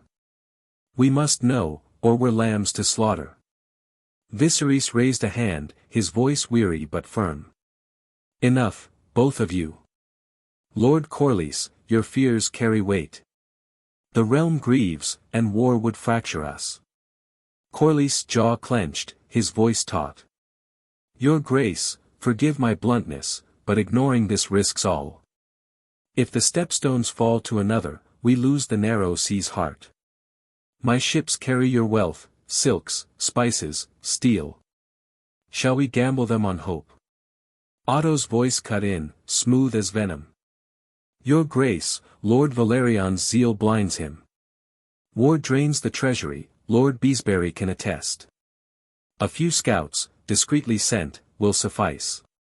No need for fleets or dragons. Beesbury nodded, his voice shrill. Precisely. 10 galleys, no more. We'll sniff out the truth without emptying the vaults. Ser Harold's tone was measured. A scouting mission makes sense, Your Grace. Lord Valerion's skill at sea ensures answers. If there's a threat, we'll know. Runsider's voice wavered, his eyes uneasy. And if they find something unnatural? We must prepare for the unthinkable. Corlys' voice was a snarl. I say we sail, we search, we strike if needed. Viserys sighed, his shoulders sagging. Lord Corlys, your passion serves us, but Otto's caution holds. No war, not now. As master of ships, you'll lead a scouting fleet to the stepstones. 10 galleys, no more. Investigate, report, avoid conflict unless forced. Corlys bowed, his voice clipped. As you command, Your Grace. I sail in 3 days. Otto's eyes gleamed, his tone placating. A prudent choice, Your Grace. Lord Valerion's prowess will pierce this veil. The council turned to mundane matters, grain yields, a Stormlands feud, the Faith's alms, but Corlys' gaze lingered on the map stepstones, their silence a riddle that gnawed at him. Lys, the Triarchy's growing dread. In Lys, the Triarchy's palace shimmered with opulence, its marble halls draped in silks, its air heavy with jasmine and fear. Magisters Moro vassal of Lys, Dinero Trelos of Myr, and Varisno Keter of Tyrosh sat at a gilded table, their advisors, a mix of merchants, sellswords, and spies, hushed. A week without word from Kragas Drahar, their pirate proxy in the stepstones, had unraveled their confidence, his absence a wound in their schemes. Moro vassal, his silver hair slicked, his violet robes flowing, spoke first, his voice a velvet blade. Brothers, our grip on the stepstone slips. Kragas Drahar, our crab feeder, sends no ravens, no ships. 7 days of silence. His raids bled Valerian dry, filling our vaults. What stills his hand? Dinero Trelos, his scarred face flushed, gripped his goblet, his voice a rasp. Stills. He's likely gorging on plunder, ignoring us. Drahar's a pirate, Moro, not your perfumed clerk. He'll slink back when his gold runs low. Viserys no Keter, his blue-dyed beard glinting, laughed, his voice icy. Gorging. Dinero, you're blind. Drahar's no fool, his raids were surgical, our profits precise. A week without word. He's dead, or worse. Moro's fingers stilled, his voice sharp. Dead? Who dares strike the crab feeder? His fleet's 50 strong, his men bloodthirsty. Valerian's too spineless, Dorne's ships mere rafts. Who else? Dinero's voice growled, his eyes narrowing. Targaryens? Their dragons could burn Drahar's sails, but Viserys is a milksop. He'd rather bed his grief than fight. Viserys leaned forward, his voice a hiss. Not dragons, but something darker. My Tyroshi spies whisper of horrors in the stepstones. Islands green where stone once stood. Beasts in the skies, not winged like dragons. Tales, perhaps, but too many to scoff. Moro's laugh was brittle, his tone scornful. Horrors? Beasts? Viserys, you've drunk too much sailor's rotgut. The stepstones are barren rocks, not gardens. Drahar's met a rival, another corsair, maybe. Dinero's voice boomed, his frustration raw. Rival? Who matches Drahar's iron? We armed him, gilded him. If he's gone, our trade's naked, Valerian's ships glide free, mocking us. Viserys' eyes glinted, his voice low. Free. For now. But if Drahar's fallen, we lose the narrow sea's chokehold. We must know why, or our wealth bleeds. Moro's voice hardened, his gaze piercing. My Lyseni captains echo you, empty seas, no raids. If Drahar's dead, who profits? Not Valerian, he'd trumpet his victory. Not Dorne, they're toothless. A new shadow, then. Dinero's scoff was bitter. A shadow? The stepstones eat dreamers. Drahar ruled by blood, not dreams. Moro's voice relented, his tone grudging. Scouts, then. A dozen ships, for each from Lys, Myr, Tyrosh. Find Drahar's fate, or his foes. Viserys' voice was resolute. And if we face a new lord? We talk, or we burn them. The Triarchy kneels to none. Moro raised his goblet, his voice a command. To scouts, and answers. Sail at dawn. The stepstones are ours, or no one's. The council shifted to slave auctions and Carthene debts, but the stepstones' silence hung like a noose, tightening their resolve. Chapter 58, King of Stepstones. 105 AC, Stepstones, third-person POV. Each night, as King's Landing slept, Princess Rhaenyra Targaryen clasped her sapphire necklace, whispering, Sanctuary. The portkeys magic whisked her to Edinburgh Castle on Bloodstone, where her mother, Aemma Arryn, and infant sister, Visenya, awaited. The castle's great hall, lit by golden candelabras, hummed with warmth, its silks from ET softening the stone. Aemma, her blue gown regal, embraced Rhaenyra, her voice soft. You're here, Rhaenyra. Rhaenyra, her black mourning gown traded for a violet one, smiled, kissing Visenya's silver-haired head. I wouldn't miss it, mother. She glanced at Dominic and Daenerys, lounging by the hearth, their presence familiar. Danny, how's the king's life? Dominic, in a simple tunic, grinned, his elder wand tucked away. Quiet, princess. Just ruling an archipelago, no trouble at all. Daenerys, her silver hair braided, laughed, her Mera no me sparking faintly. He's lying, Rhaenyra. He's been tinkering with spells, scaring the servants. Rhaenyra's eyes sparkled, her voice teasing. You two are worse than my uncle's tantrums. At least he doesn't make doors open themselves. Emma chuckled, her voice warm. They're family now, Rhaenyra. Magic and all. Over mulled wine and conjured pastries, they talked, Rhaenyra sharing court gossip, Emma offering motherly wisdom, and Dominic and Daenerys weaving tales of their adventures, carefully vague.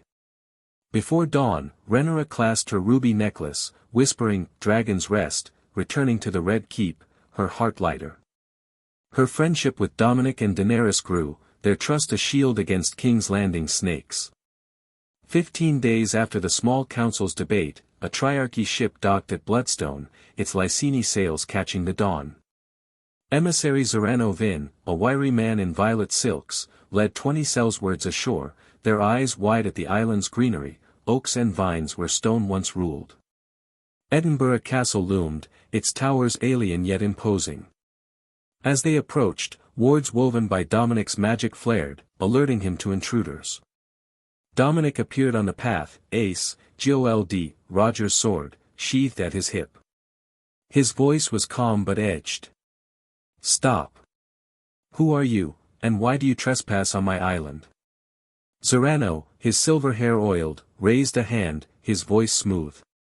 I am Zorano Vin, emissary of the Triarchy, Mir, Tyrosh, Lys. We seek answers. Who are you, stranger, and what became of the pirates who ruled these rocks? Kragas Drahar's silence vexes us. Dominic's eyes narrowed, his tone steady. I'm Dominic Augustus, king of the Stepstones. The pirates? Gone. I killed them all. Zorano's laugh was sharp, his voice dripping scorn. You. A lone man, king of these islands. You expect me to believe you slaughtered Drahar's 1,000, his 50 ships, single-handed, spare me the jest. Dominic shrugged, his voice casual. Believe what you wish, emissary. The truth doesn't bend. Zorano's eyes flicked to the empty path, his voice probing. So, you claim this island alone? No army, no fleet. Just you, a self-styled king. Exactly, Dominic said, his smile faint. No army. Just me. The sellswards snickered, one muttering, he's mad. Zorano's tone hardened, his voice skeptical. And how, pray, did you defeat Drahar's horde? With what sorcery or trick? Alone, Dominic repeated, his voice flat. No sorcery, no tricks, just me. Zorano's laugh echoed, his voice mocking. Alone. You weave a fine tale, but I'm no fool. A man doesn't clear the stepstones without an army. You're bluffing, and poorly. Dominic's gaze was unyielding, his tone cool. It's your choice, Zorano. Believe or don't. Makes no difference to me. Zorano's sneer twisted, his voice venomous. Then hear this, king. If you're alone, killing you claims these islands for the Triarchy. A fine prize for our magisters. He turned to his men, his voice sharp. Take him. Dominic sighed, unsheathing Ace, its blade glinting with hockey. Your funeral. With one strike, infused with armament hockey, he cleaved through 10 sellswards, their bodies falling in a crimson arc. The survivors froze, their swords trembling. Dominic's voice was ice. Do you want to die too? He unleashed Conqueror's hockey, a wave of raw will that drove the remaining men to their knees, their weapons clattering. Zorano, pale, gasped, his voice broken. What, are you? Dominic sheathed Ace, his voice a command. Go back to your masters. Tell them the Stepstones have a king. If they send an army, I'll erase their cities from the map. Mir, Tyrosh, Lys, gone. Understand? Zorano nodded, his voice a whisper. Why yes, my lord. King, Dominic corrected. Now go. The survivors scrambled to their ship, sails unfurling as they fled. Dominic apparat to Edinburgh Castle, his expression calm. Daenerys greeted him, her voice teasing. Trouble, love? Just triarchy fools, he said, grinning. They won't be back. 15 days later, Lord Corlys Valerian's flagship, Sea Snake, docked at Bloodstone, its driftmark banners fluttering.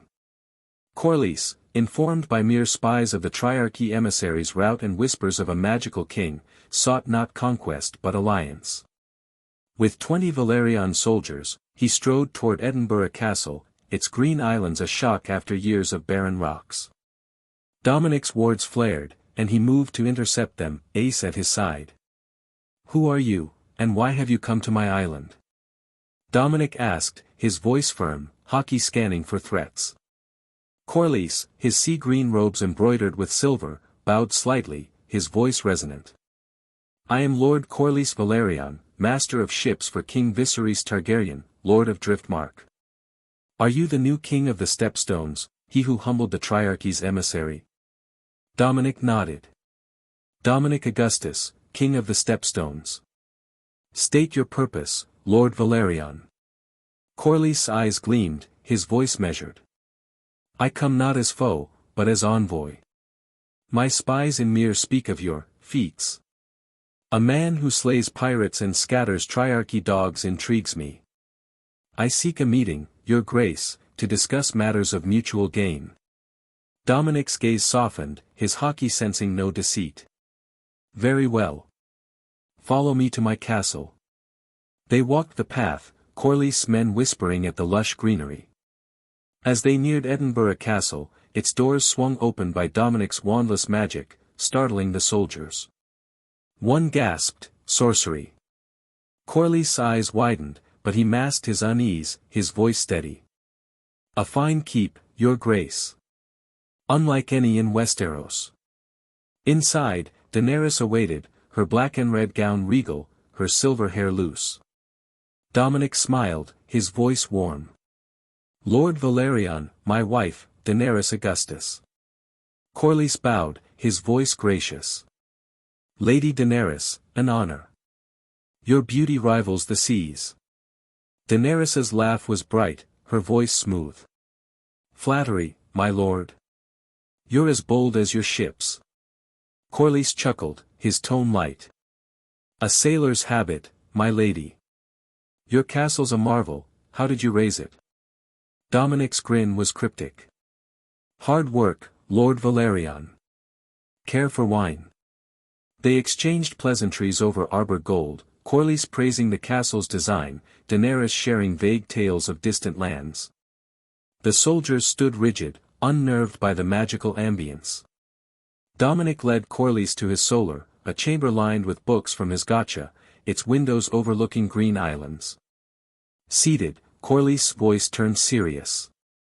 Your grace, I'll be plain. The Stepstone's silence shook Westeros. Drahar's fall was your doing, yes. Dominic nodded, his voice calm.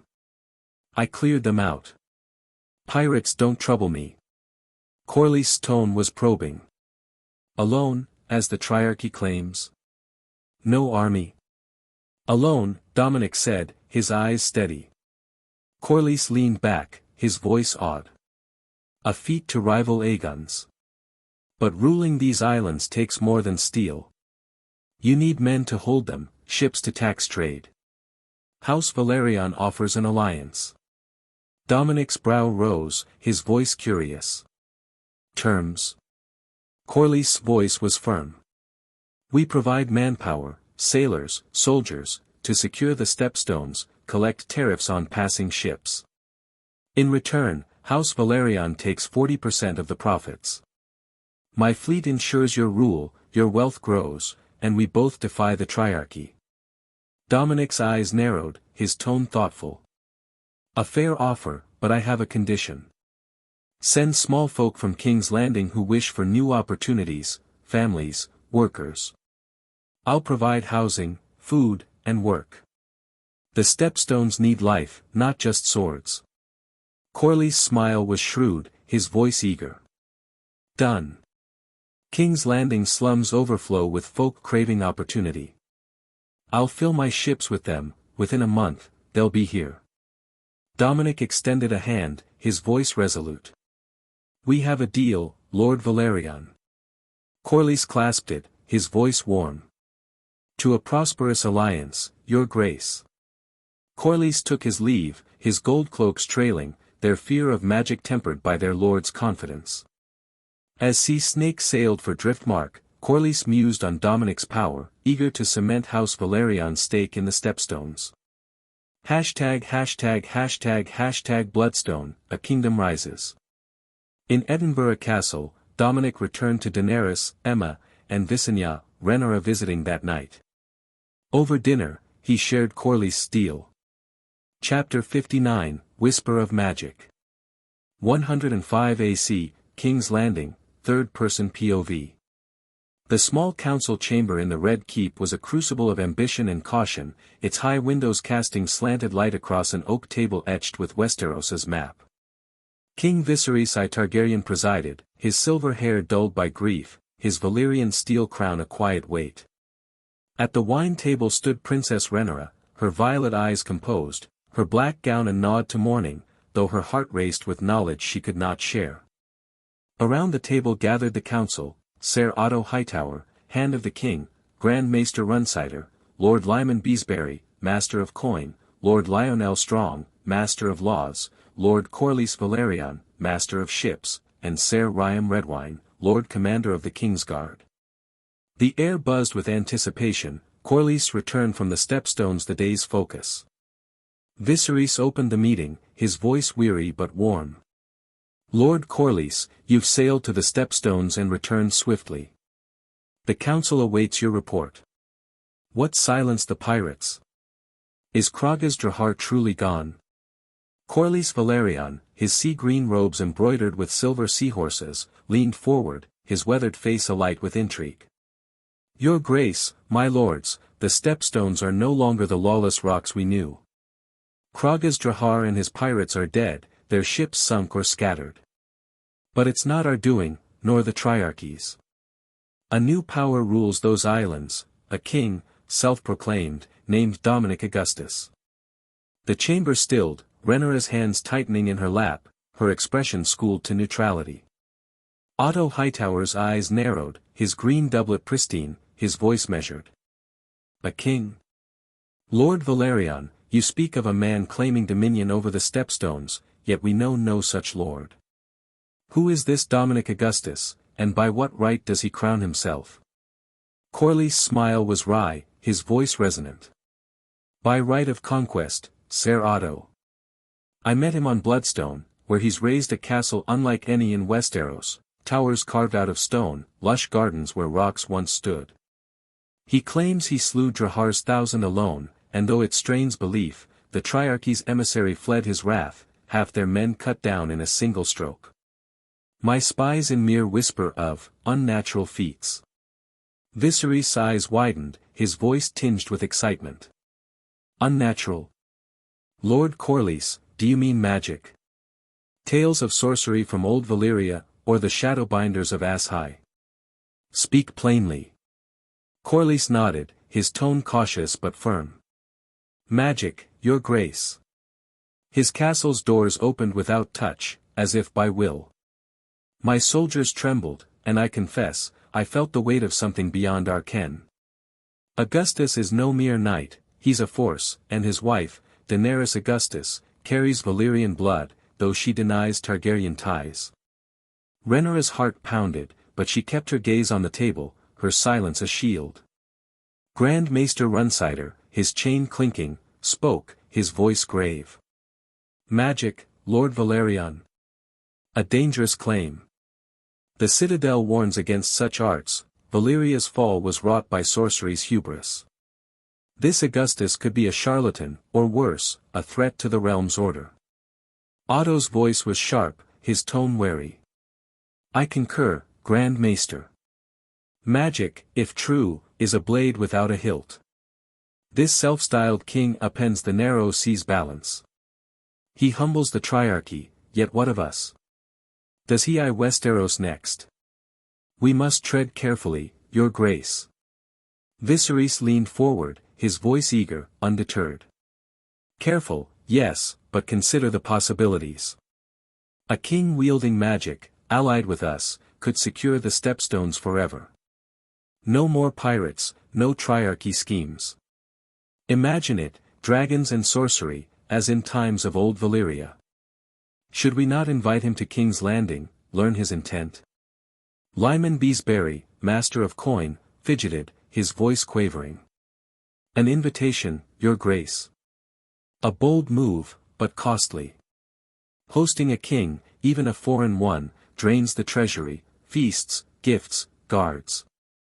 And if he's a sorcerer, what if he brings curses? Lord Lionel Strong, his broad frame steady, spoke, his voice calm. Curses are tales, Lord Beesbury. But a king in the stepstones changes trade and war. Lord Corlys, you met him, what's his character? Is he friend or foe? Corlys' eyes glinted, his voice thoughtful. He's guarded, Lord Strong, but not hostile. He welcomed me, shared wine, and struck a deal. Augustus seeks stability, not conquest. An alliance with him strengthens us against the triarchy.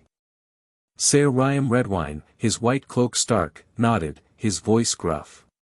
A practical man, then. But magic unsettles the small folk, your grace. If word spreads, the faith may cry heresy. Still, an ally in the stepstones outweighs a foe. Otto's voice rose, his tone insistent. Your grace, I urge caution. This Augustus claims kingship without lineage, wields powers we don't understand. Inviting him risks legitimizing a usurper. What if he demands tribute, or worse, challenges House Targaryen? We should scout further, not open our gates. Runsider's voice was firm, his eyes uneasy. Ser Otto speaks wisdom. Magic is a wildfire, beautiful, but it consumes. The Citadel records Valyrian mages twisting men's minds, raising horrors. We must verify his intentions before he sets foot here. Viserys' voice softened, his excitement dimming. You counsel wariness, Otto, Runsider, and I hear you. But if this king offers peace, should we not seize it?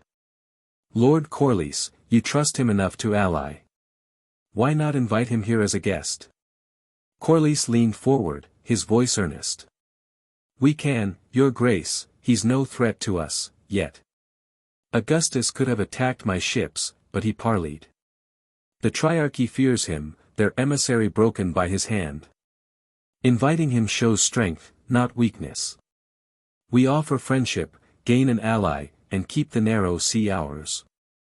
Refuse, and we risk him turning to Lys or Myr. Rhaenyra's fingers traced her necklace, her silence a calculated mask. Viserys' gaze swept the table, his voice resolute. Lord Corlys' words carry weight.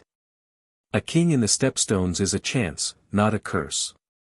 We'll invite Dominic Augustus to King's Landing, treat him as an equal, and forge an alliance. What say you, my lords? Beesbury's voice was hesitant. If it secures trade, I agree, your grace, but mind the costs. Strong's tone was steady. A prudent move, your grace. An ally strengthens us. Redwine nodded, his voice gruff. I stand with Lord Corlys. Invite him, but keep swords sharp. Otto's jaw tightened, his voice grudging. If your grace wills it, I'll obey, but I mislike this. Magic breeds chaos. Runsider's voice was strained, his eyes dark. As does the hand, I consent, reluctantly. We must watch this sorcerer closely. Viserys smiled, his voice firm. Then it settled. Ser Otto, draft a letter to King Dominic Augustus, inviting him to King's Landing as our guest. Offer hospitality, hint at alliance, and send it by swift ship. Otto bowed, his voice tight. As you command, your grace. Viserys rose, his voice warm. Good. We'll meet again when the reply comes. Dismissed. The counselors filed out, Otto and Runsider exchanging wary glances, Corlys stride confident. Rhaenyra lingered, her expression serene, her mind racing. She curtsied to Viserys, her voice soft.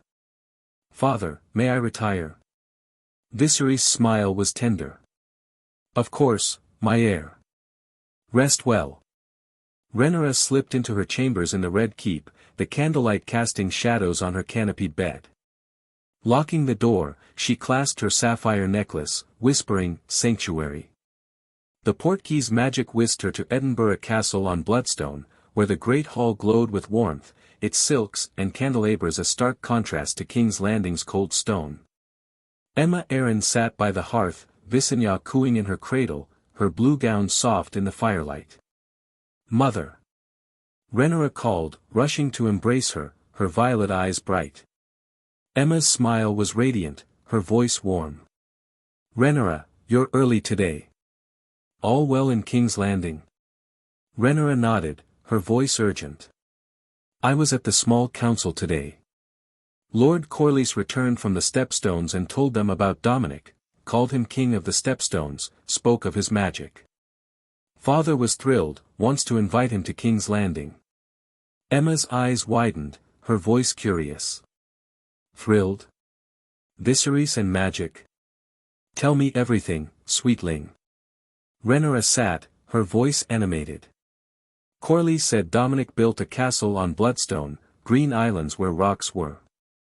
He mentioned the doors opening themselves, scaring his men. Father asked if it was Valyrian sorcery, his eyes like a boy's hearing tales of Aegon. But Ser Otto and Grand Maester Runsider warned against it, called magic dangerous, unpredictable. They fear Dominic's a threat. Emma's smile was wry, her voice soft. Otto's ever cautious, Runsider bound by his chain. What of the others? Rhaenyra's voice quickened. Lord Beesbury fretted about costs, Lord Strong saw trade benefits, Ser Redwine backed Corlys. Corlys pushed hardest, said Dominic's no foe, that an alliance keeps the Triarchy at bay.